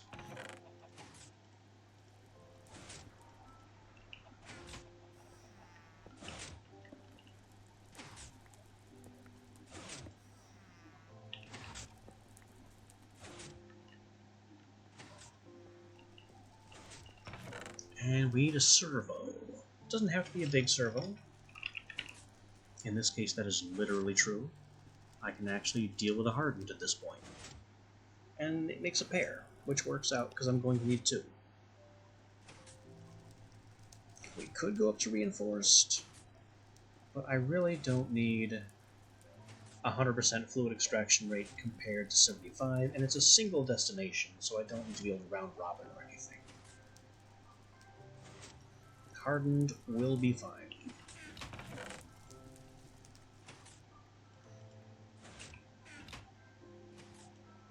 So we get 2 iron nuggets, redstone, and glass.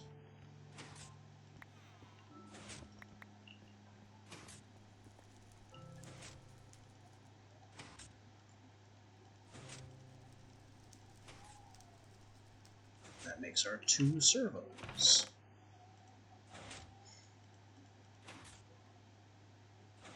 Wait, I already had some of these. Why did I already have some of these? I haven't been shifting any hot fluids around, right? Where'd... oh. Yes, I have. Oh well, we now have more. Not a big deal. Alright, hardened servo. No blacklist, extract everything. All the fluid goes straight into the tank, makes obsidian. Everyone has a good time. Even at the low level of hardened, it extracts faster than the squeezer can operate. This is fine. Extra carpenter goes right here. Our piping goes like that. And just as before, we have an extracting servo like that. So this squeezer can be used for honey and seed oil, and perform crafts of that nature.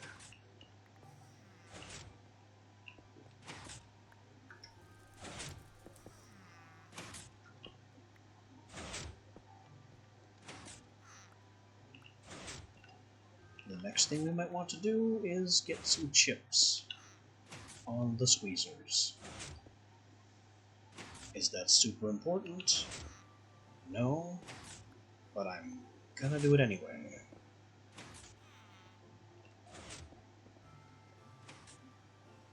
These chips are triple speed boost and single reduced power. Squeezers, I don't know how fast they use power. Nor do I really care all that much.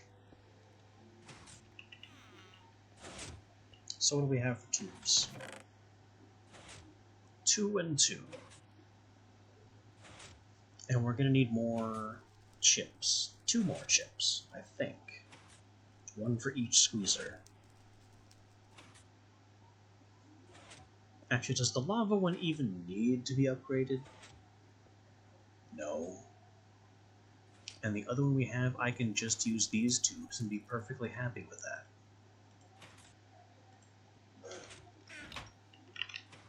Oh, they're not called chips. They're called boards. Tin, bronze, iron, gold board.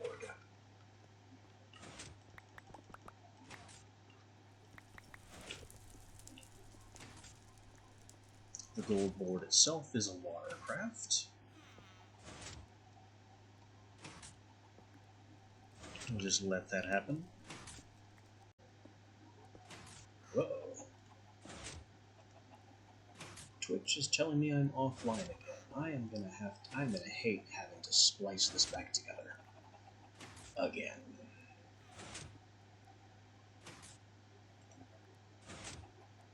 Yeah. Twitch says we're offline. Hooray. I sure do love this time of day when it goes on the frazzle.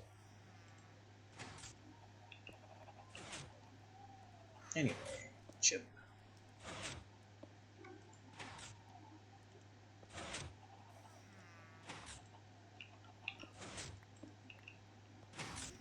This squeezer in the back gets the chip.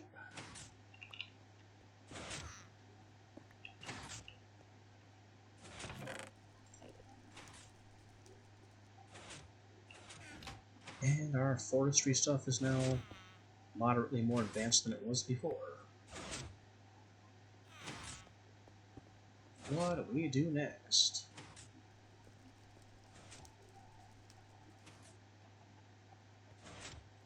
Well, another thing we can do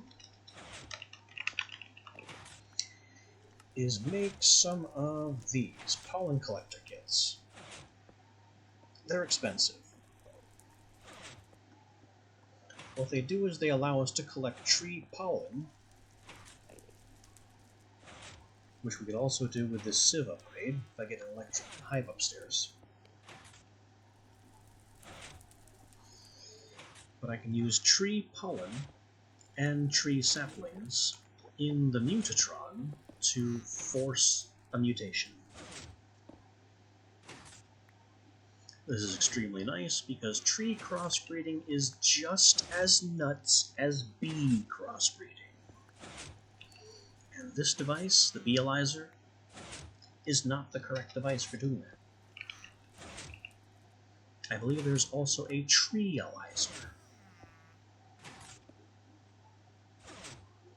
which also for some reason runs on honey.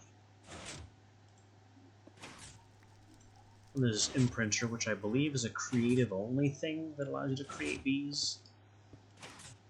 But yeah, Treealyzer. And also the Flutterlyzer if you want to start collecting butterflies. Unlike the trees and the bees, the butterflies don't actually do anything. We have a catalog. I don't actually know what the catalog does. I think there's a block you can do that sets up like a trading thing. Yeah, trade station. The catalog shows you what's in trade stations. And you can basically order from other players and have the bees deliver them. It's fancy. Anyway, Treealyzer. Because we're going to start getting into trees. It's made just like the Beealyzer, it's just made of copper. And of course, diamond is again a factor.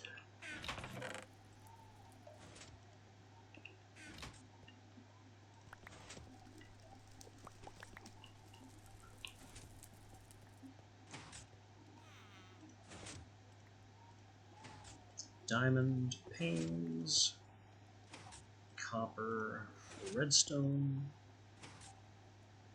It's a shame you can't put a chip in these to make them faster.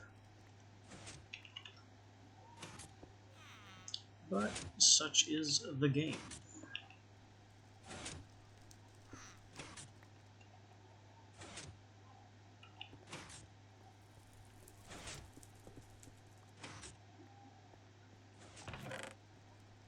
And while all this is going on, where will we get our trees from? Well, I have splash potions of birch right here. We can make splash potions of other trees as well. But the bare minimum beginning.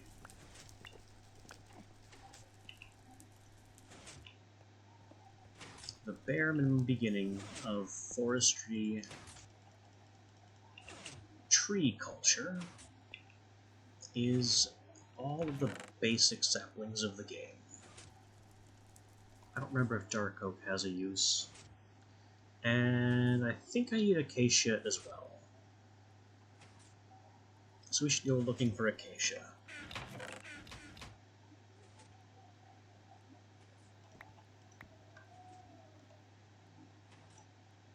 The Treealyzer also runs on honey drops. So you have to have bees decently long before you can even think about starting this whole process.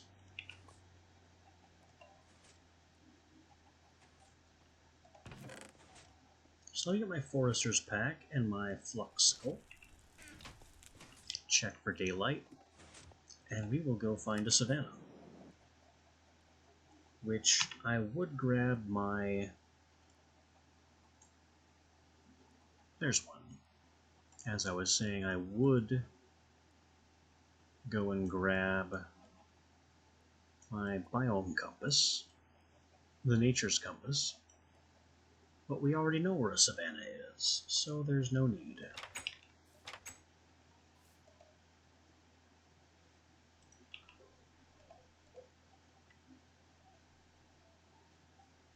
away we go with the power of Owl Familiar. There's a giant slash in the ground. I think that's the same one that was unloaded at another time.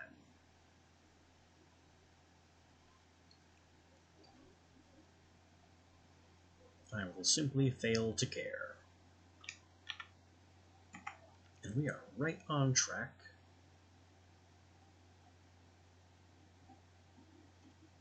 That little savanna pocket should be right here.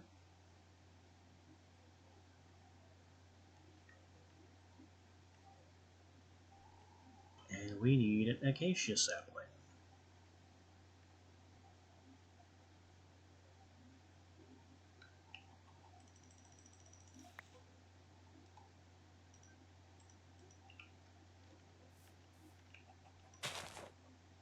There's a few. That's all we really need. Just a small selection of acacia saplings. My least favorite tree.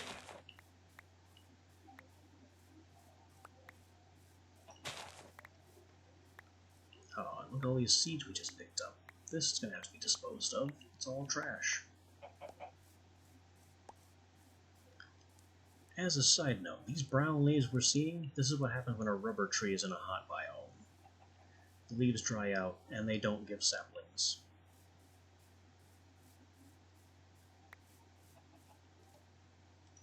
Anyway, that is pretty much all we needed from this little trip.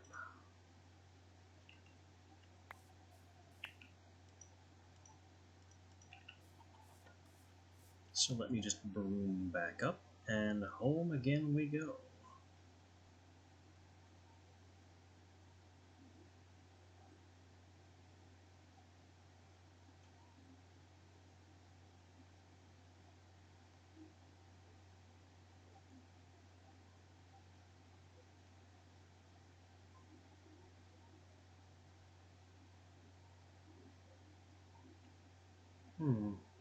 It's a straw man. That could be useful as we learn more magic.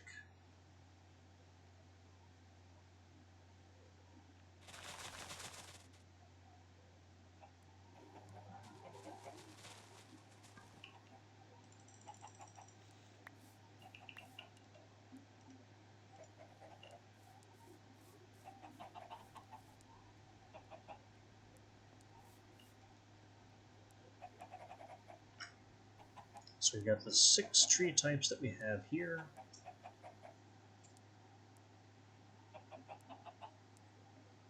And a whole bunch of bonus birch. So that's pretty okay. I could also put acacia here, but I really, really don't want to. Acacia is terrible. Why haven't these grown? That's supposed to be spruce.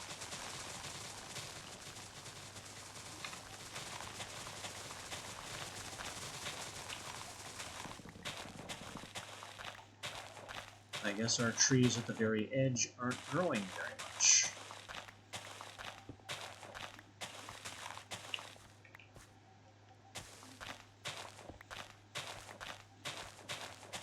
Well, I know how to fix that, don't I?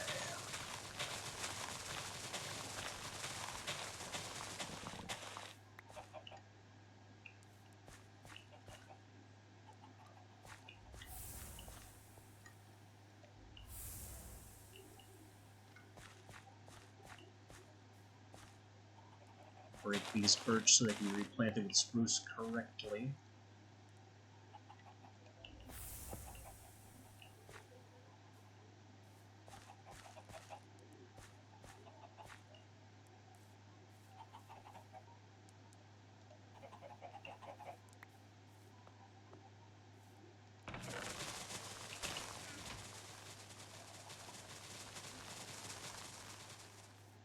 And I need to get more light out here. How are these bees doing, by the way? Painful, as expected.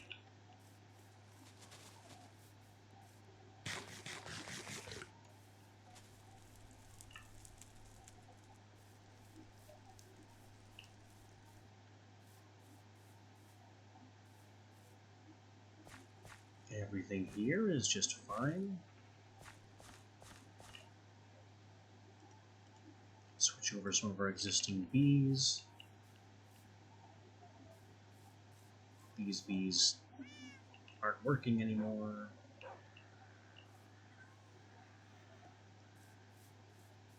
Okay.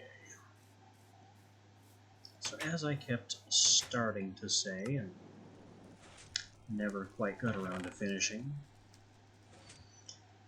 the bare minimum to begin forestry trees is a suite of basic Minecraft trees.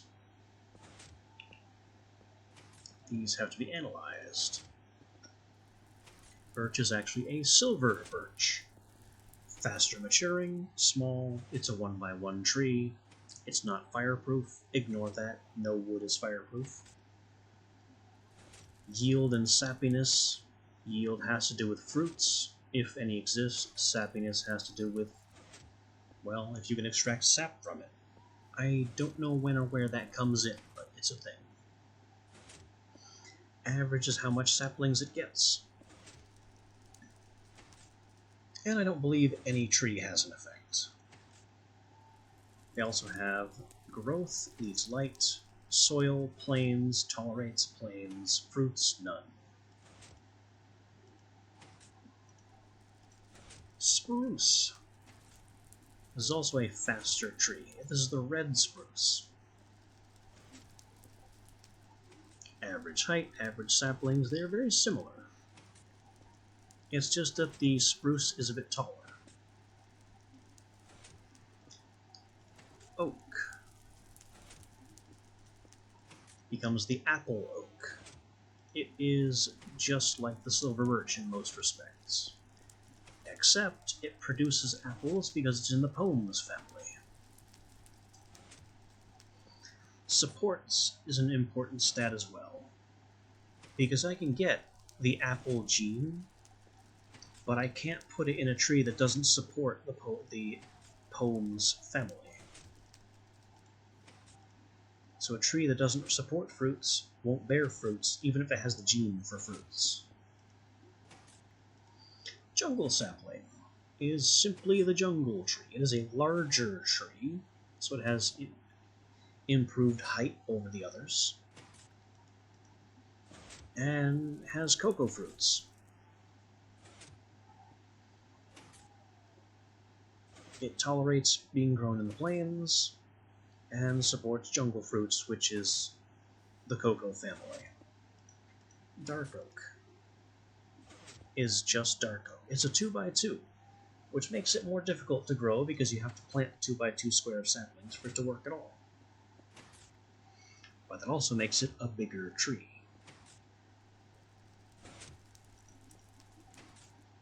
And it doesn't do any apples, but it will support pomes. So if you can get the apple gene from the apple oak, then the dark oak will be happy to produce them. You just have to improve its yield.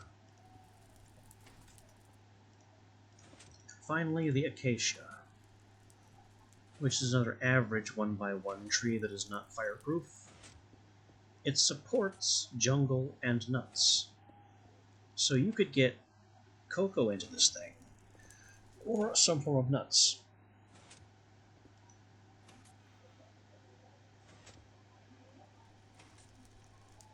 Next step. What can you do with them? Well, the arborist's chest is the tree equivalent of the bee chest.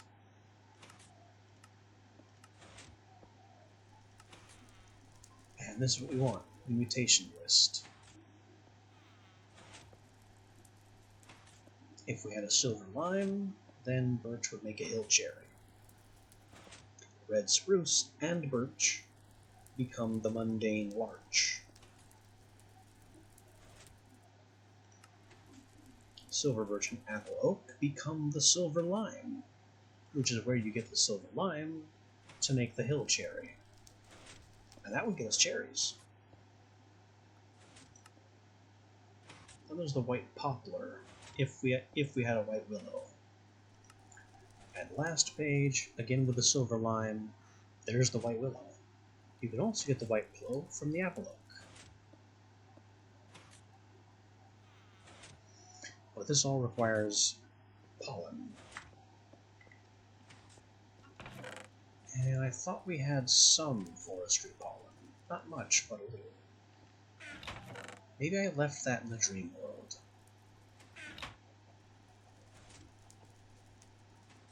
But now we have all these analyzed trees.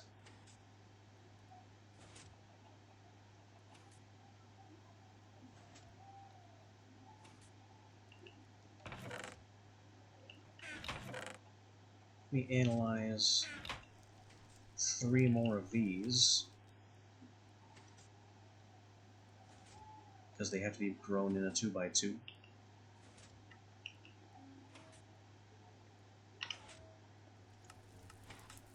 So it was apple oak, red spruce for larch, apple oak, silver birch makes silver lime. I think we want silver lime first. So birch, oak.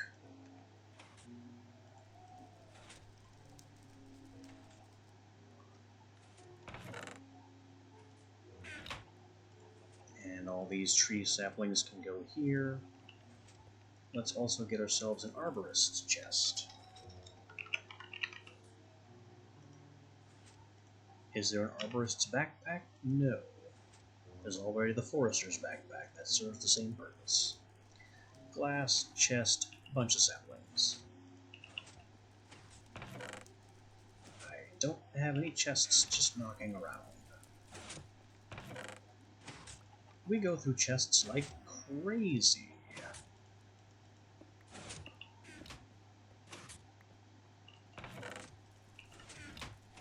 Even though I keep making them from stacks upon stacks of wood.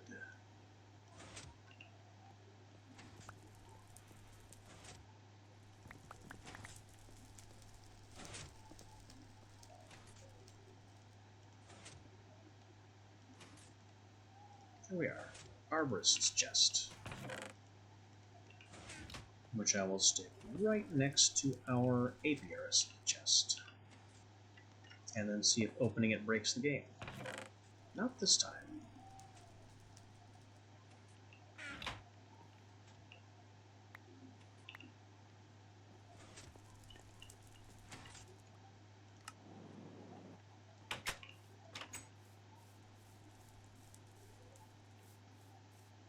Alright, so over by our bee friends here, a couple of spaces away, so they're not likely to block out the sun on them.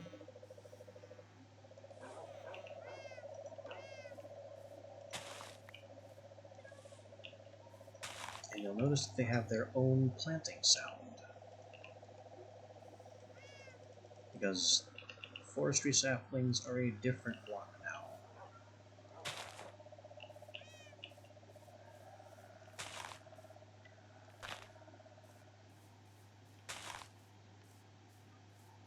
So with these 2 saplings in place, we cycle over our bees so they get to work crossbreeding.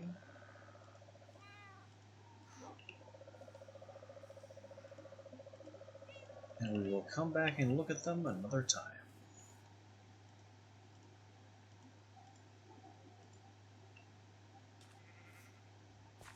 I'm also still not going back to gardening. We can do some more gardening tomorrow. I'm all gardened and clippered out. Well, I think I still have to clipper the Narcissus here, because it's finally perfected. Wait. That should not have gone in there. That makes no sense.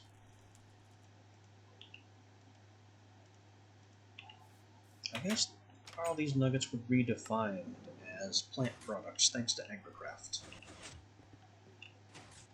That's a little weird. It's also a little understandable, but mostly weird.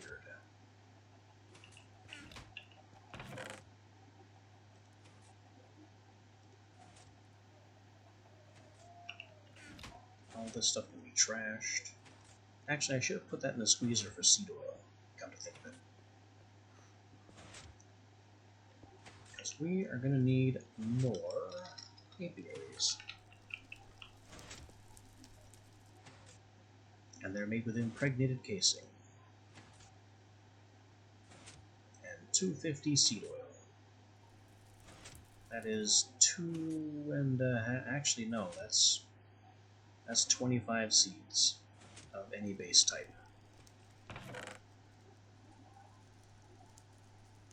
So 50 seeds would give us 2.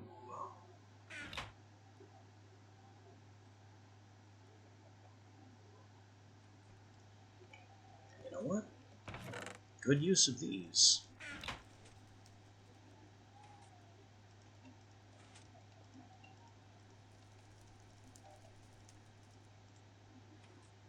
There we go. 100 seeds, 100 seed oil. This will make us some casings.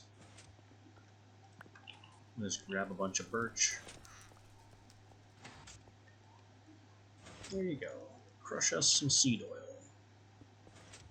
And you will make some casings.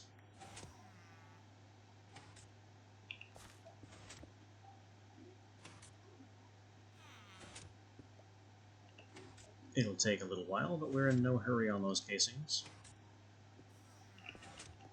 All is well. How are the bees doing? We got more pollen clusters. More royal jelly. These 2 types of bees need to be running permanently, because pollen and royal jelly are that critical for things like the elepiary.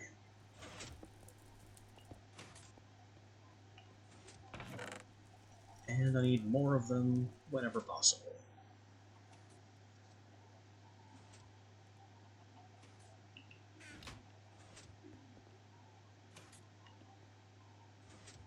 Is it daytime? It needs to be daytime. It is not daytime. Now it is.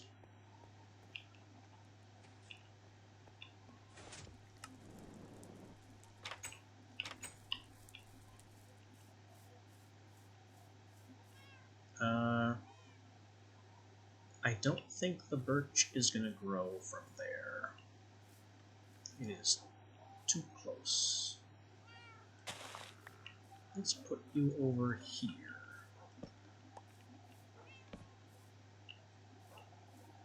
And can we bone meal it?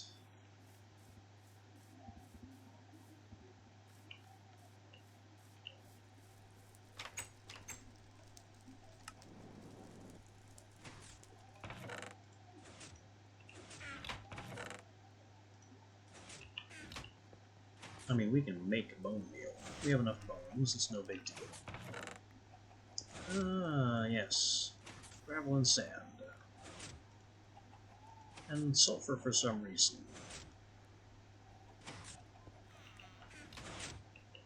Don't know where the sulfur came from.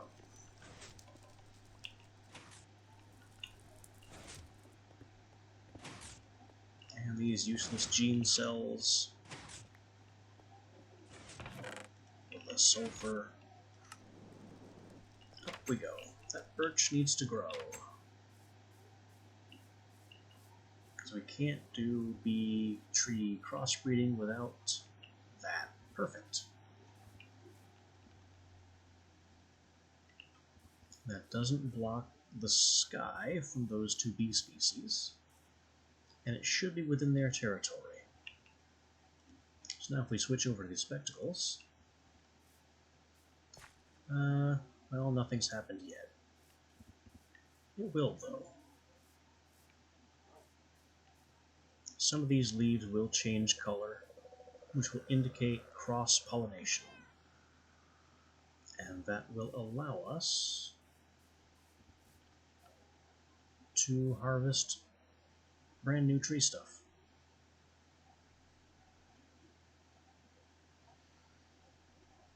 But still, the better way to go would probably be to get a sieve upgrade on that one.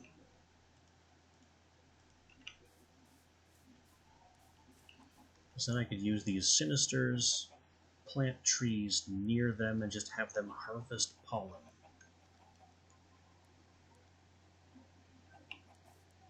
And that would save me from having to spend diamonds creating pollen collector kits, which are single use and definitely not rechargeable at all.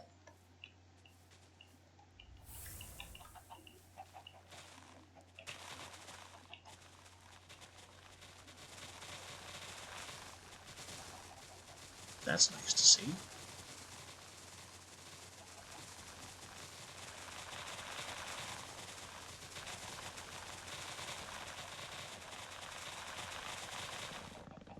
If that's going to happen, I think I need more spruce than birch.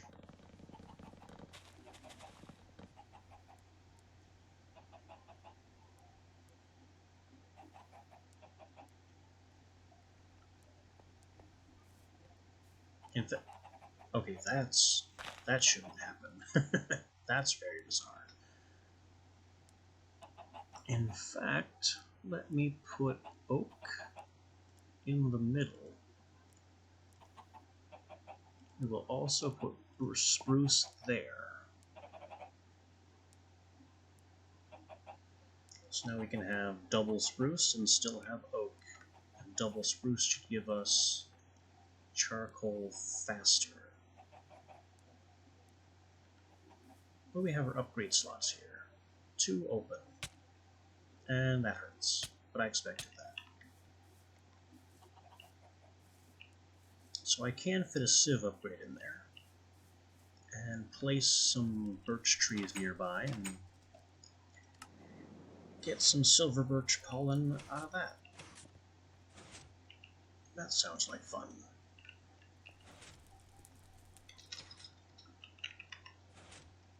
The problem is that it takes silk wisps, which are extremely valuable.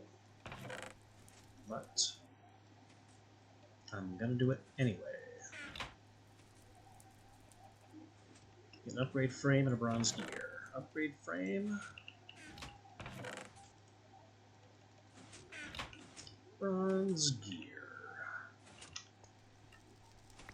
I was just checking. Some of these have a maximum installed number, and this one is 1. So we can only have 1 of these in a given hive. They don't stack. Unlike lifespan. So we have our sieve upgrade. Speaking of lifespan,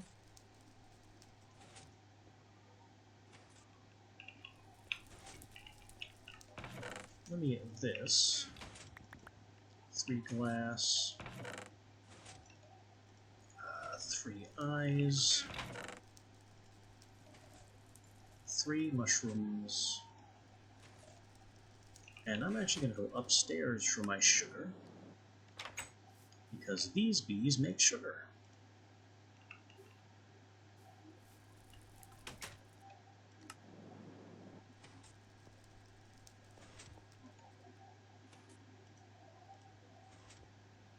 Oh, that's no good if I haven't made the fermented spider eyes yet. Oop.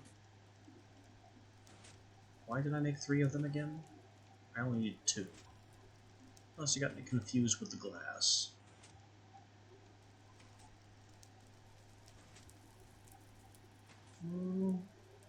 I can also make more of these. We have the tin now.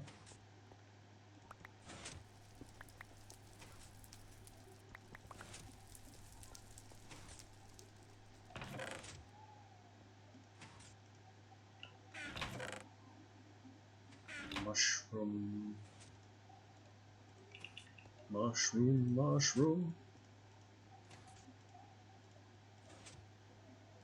No badgers, sorry to disappoint.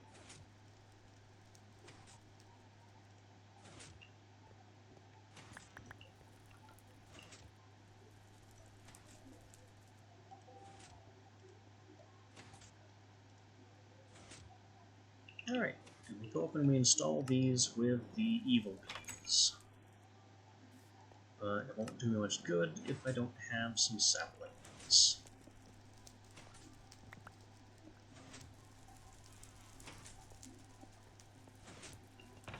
Which I'm pretty sure need to be analyzed. Let me also take these saplings and put them in the chest for that purpose.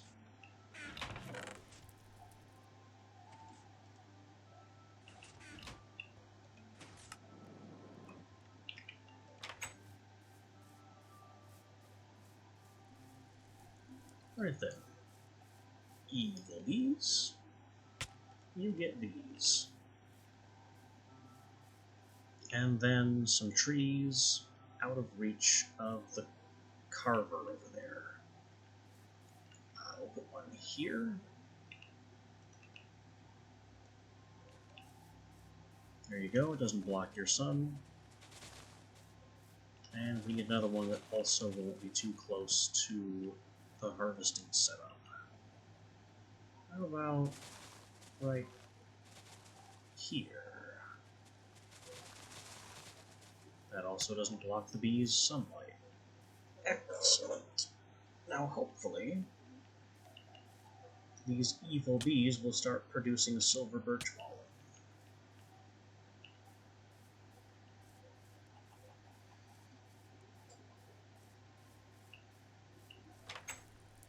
Which I can then use in various forestry experiments. Speaking of various forestry experiments, how is this doing?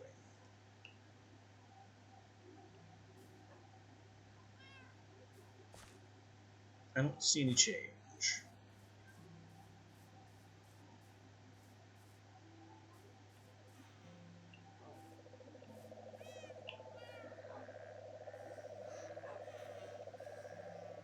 Darn it, bees, you're working, right? Get on the job, guys, come on.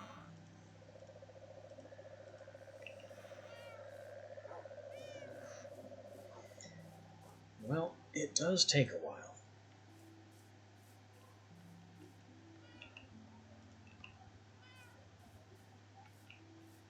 For a moment I thought holding the grafter might have some difference. But no.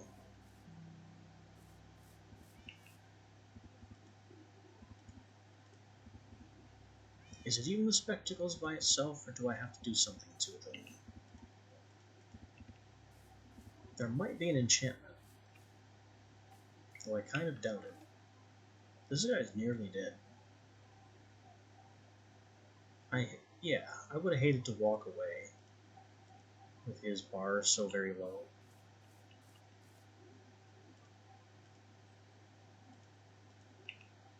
Farmerly bees. Can I take some of these Valiants for analysis yet? Wait, we have the Valiant species. What am I doing? I happen to know that we already have the Valiant species isolated. It's right here.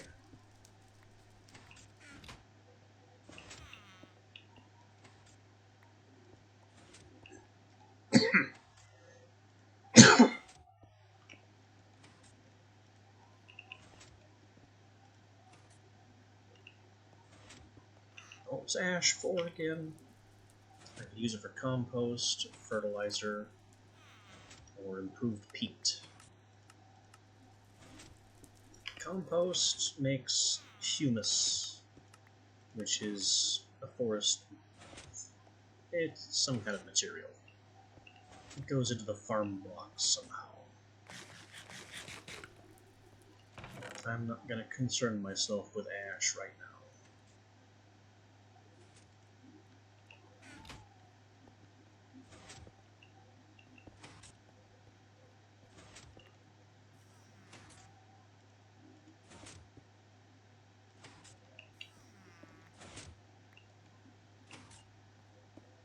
Our bees are bees.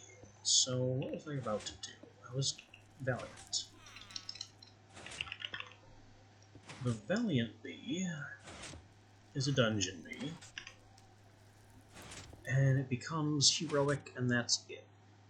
I have to cross it with steadfast. Steadfast can only be looted.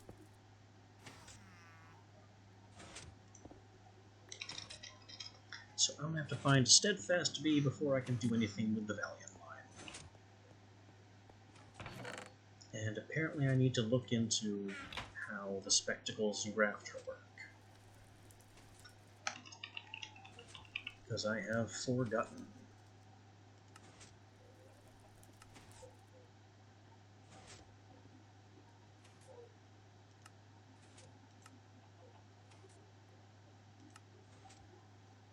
I was gonna look and see if there was maybe an enchantment I was forgetting. Let's do that. Protection, protection, respiration, magic resistance. Nope, it's just a helmet.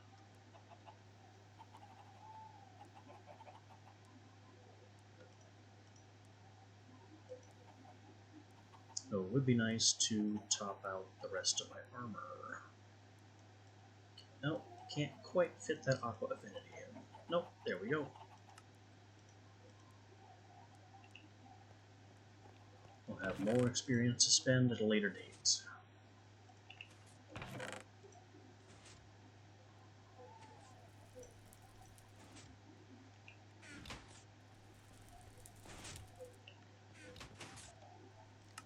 How are the boys downstairs doing? 19 more koboldites?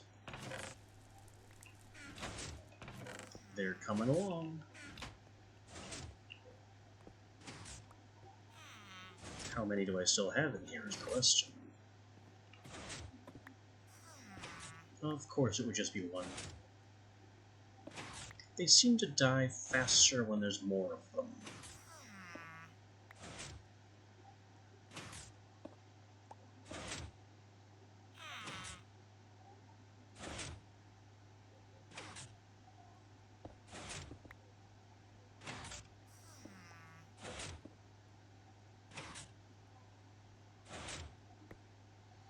There's also a definite problem with the round-robining of the cobblestone, because I shouldn't hear this many pistons at once. That's what I should be hearing. A single piston. Because he's only breaking a single block. Which means that the round-robining isn't working correctly.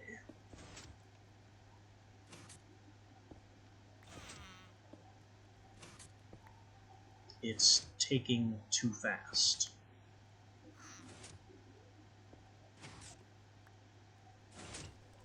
Or something. These are only basic furnaces, there's not much I can do about it. Except flood the system with more cobblestone. Which we have ample of.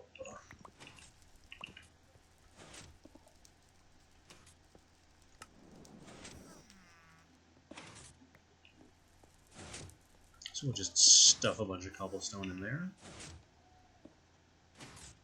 That should flood out the furnaces, improve the smooth stone stock.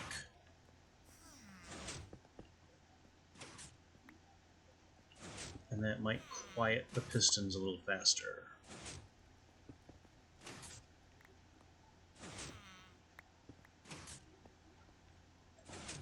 It's also really weird that cobblestone keeps ending up outside of this solid wall somehow.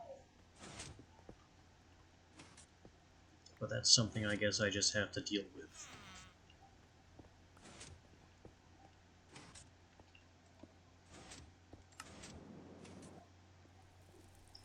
Oh well. It's 20 of 5.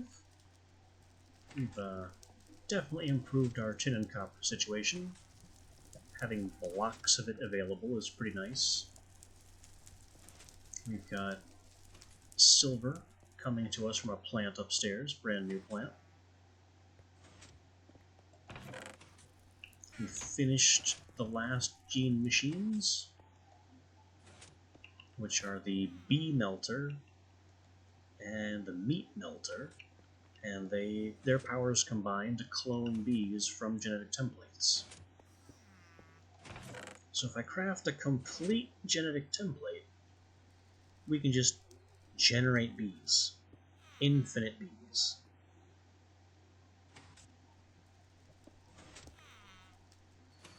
Maybe I want a third genetic template that I can completely fill to make a perfect clone bee.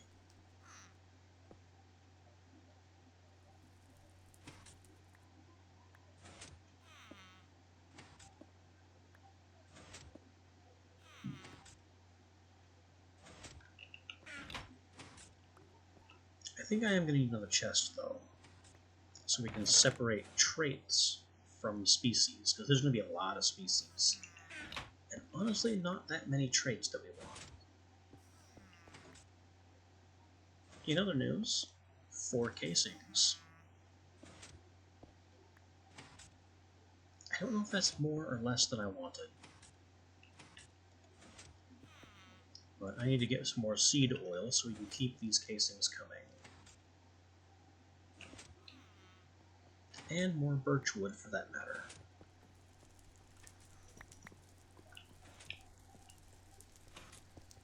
I do want to build at least one alveary, which is going to be ludicrously expensive and will take probably several days. Probably several days, because of course it relies on this.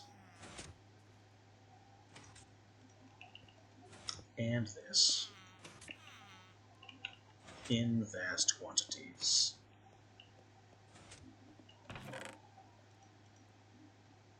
Remember, it takes 8 of these to make enough scented paneling for a single alveary block. An alveary is composed of 9 blocks.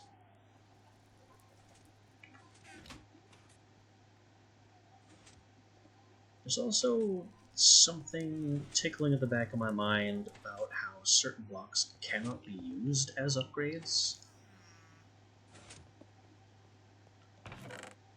And I don't quite remember how that goes. Let me just grab, I don't know, this jungle wood as a little reminder to... Uh-oh, someone's dying. Don't kill yourself down there. You're the last one.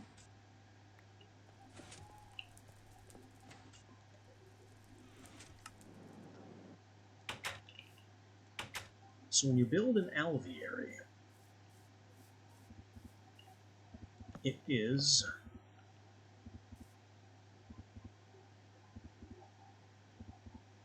Is it 9 blocks? It's at least 9 blocks.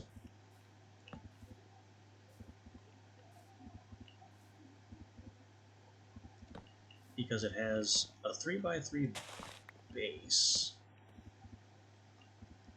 And then... I didn't bring enough wood to demo. Yeah, the alveary is a 3x3 structure. It has a 3x3 footprint. And I don't remember how tall it's supposed to be. It's either 2 or 3 blocks tall, and then has a half slab cap on top of it. And there's some formation of blocks in it that is not allowed to be upgrade blocks. It just has to be regular alveary blocks.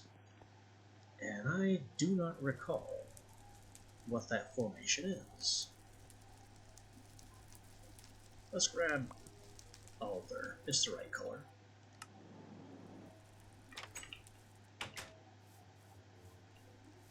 I used to have this down because I built alvearies over and over and over again.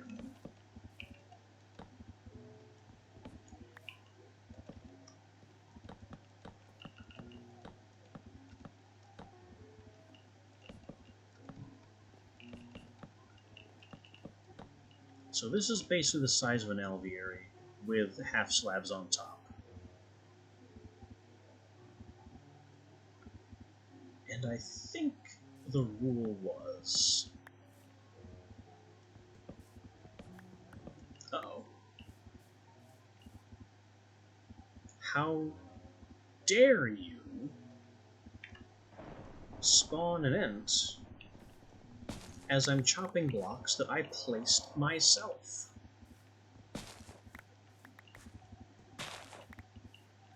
I guess... well, I didn't know that could happen. But now I have ants in my Mandrake garden. Hey you, are you in or out? Well, you look pretty stuck to me.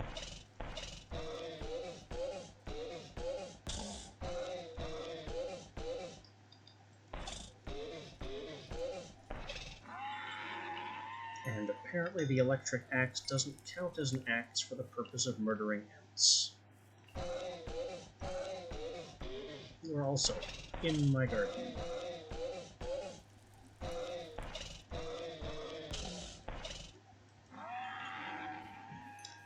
Well, I did not know that player-placed witchery log blocks could spawn ents when broken.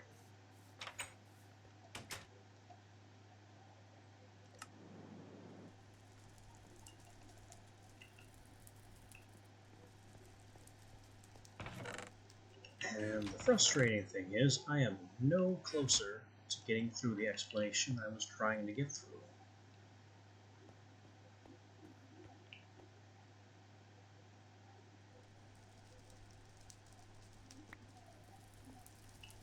That's it. We're using dirt.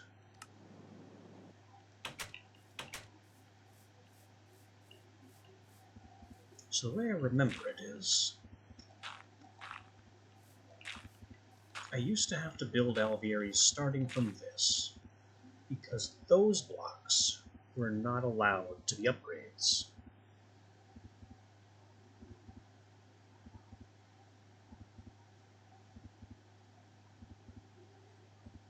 I don't think the corner blocks were either.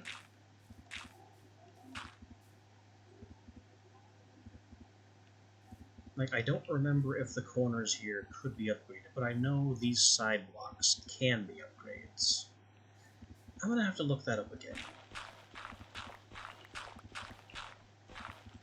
It's not something I'm gonna have to know anytime soon, because all the areas take a bit to make. It'll be a while.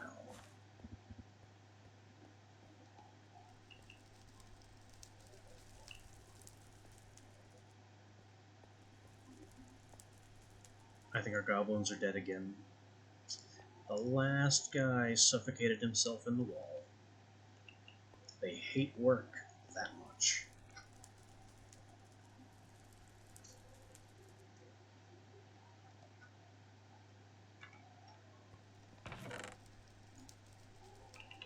Let me try the spectacles thing again before we sign off. This will be the last thing we do.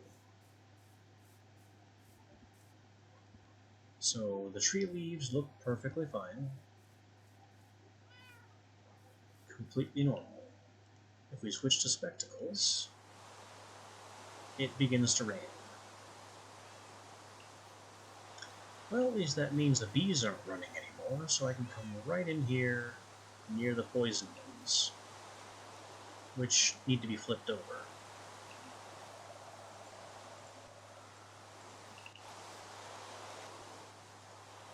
Apparently all of them need to be flipped over. I guess I need to get some industrious here. Or maybe have a larger territory radius, or maybe put the beehives up there in the tree. That would work.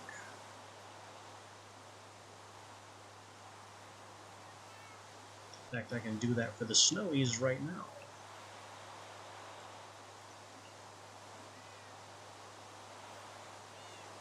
Just in case it's a territory size issue. But that wouldn't help either. Because if it's a territory size issue, then they can't reach the birch from there. I don't know. I'm going to have to look up how this works again, because it's been a long, long time since I've tried to do forestry trees. Maybe our Sinisters have collected some pollen for us. Ooh. Or maybe not. The harvester has chopped off our birch trees. Not sure how that could have happened.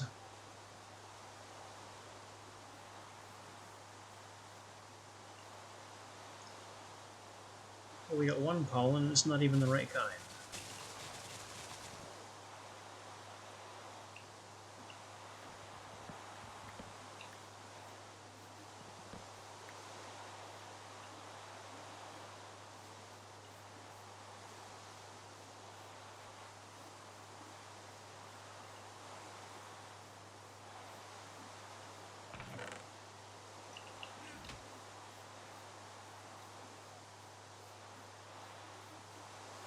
What a terrible mess.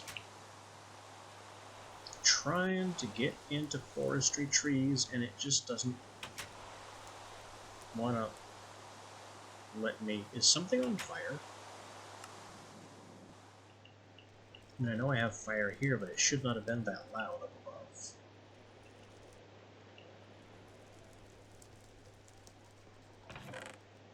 No matter.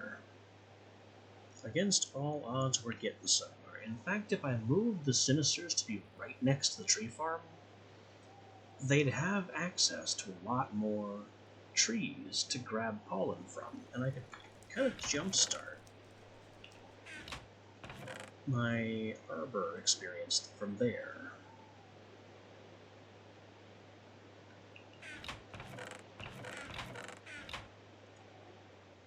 I'm not going to worry about that right now, though. I think we are all set to close down for the day. We're ready to get into trees. We've got end-tier bees. Or at least late mid-tier bees. Close enough to end for me.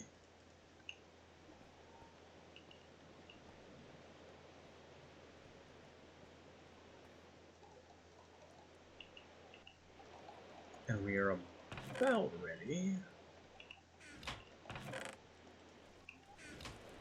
to start progress on an alveary, however long and arduous that road will be.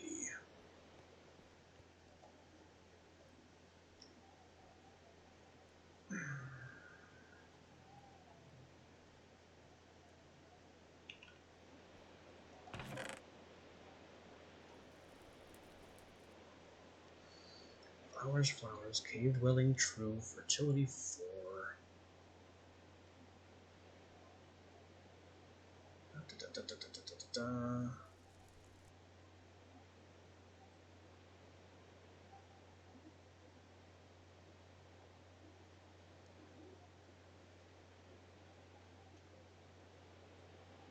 Where do we get speed? Oh, speed and flowering are different.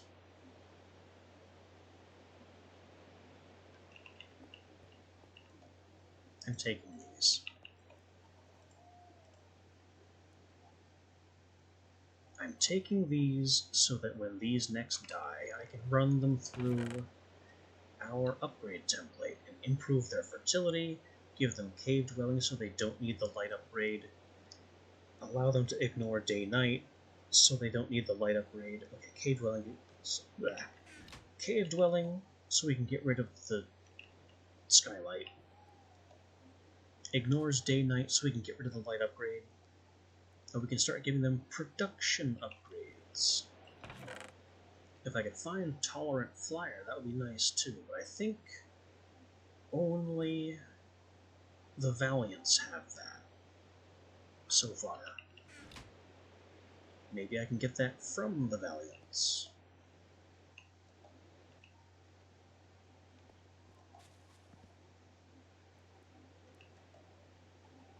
But this is our statement of intent for tomorrow. We're pulling out automation and we are going to upgrade these bees, especially with fertility 4, so we can pull work fast out of the industrious and give them to both of these. And that will speed up our alveary. So that's what we're going to do. That's the beginning of the plan for tomorrow. Until then.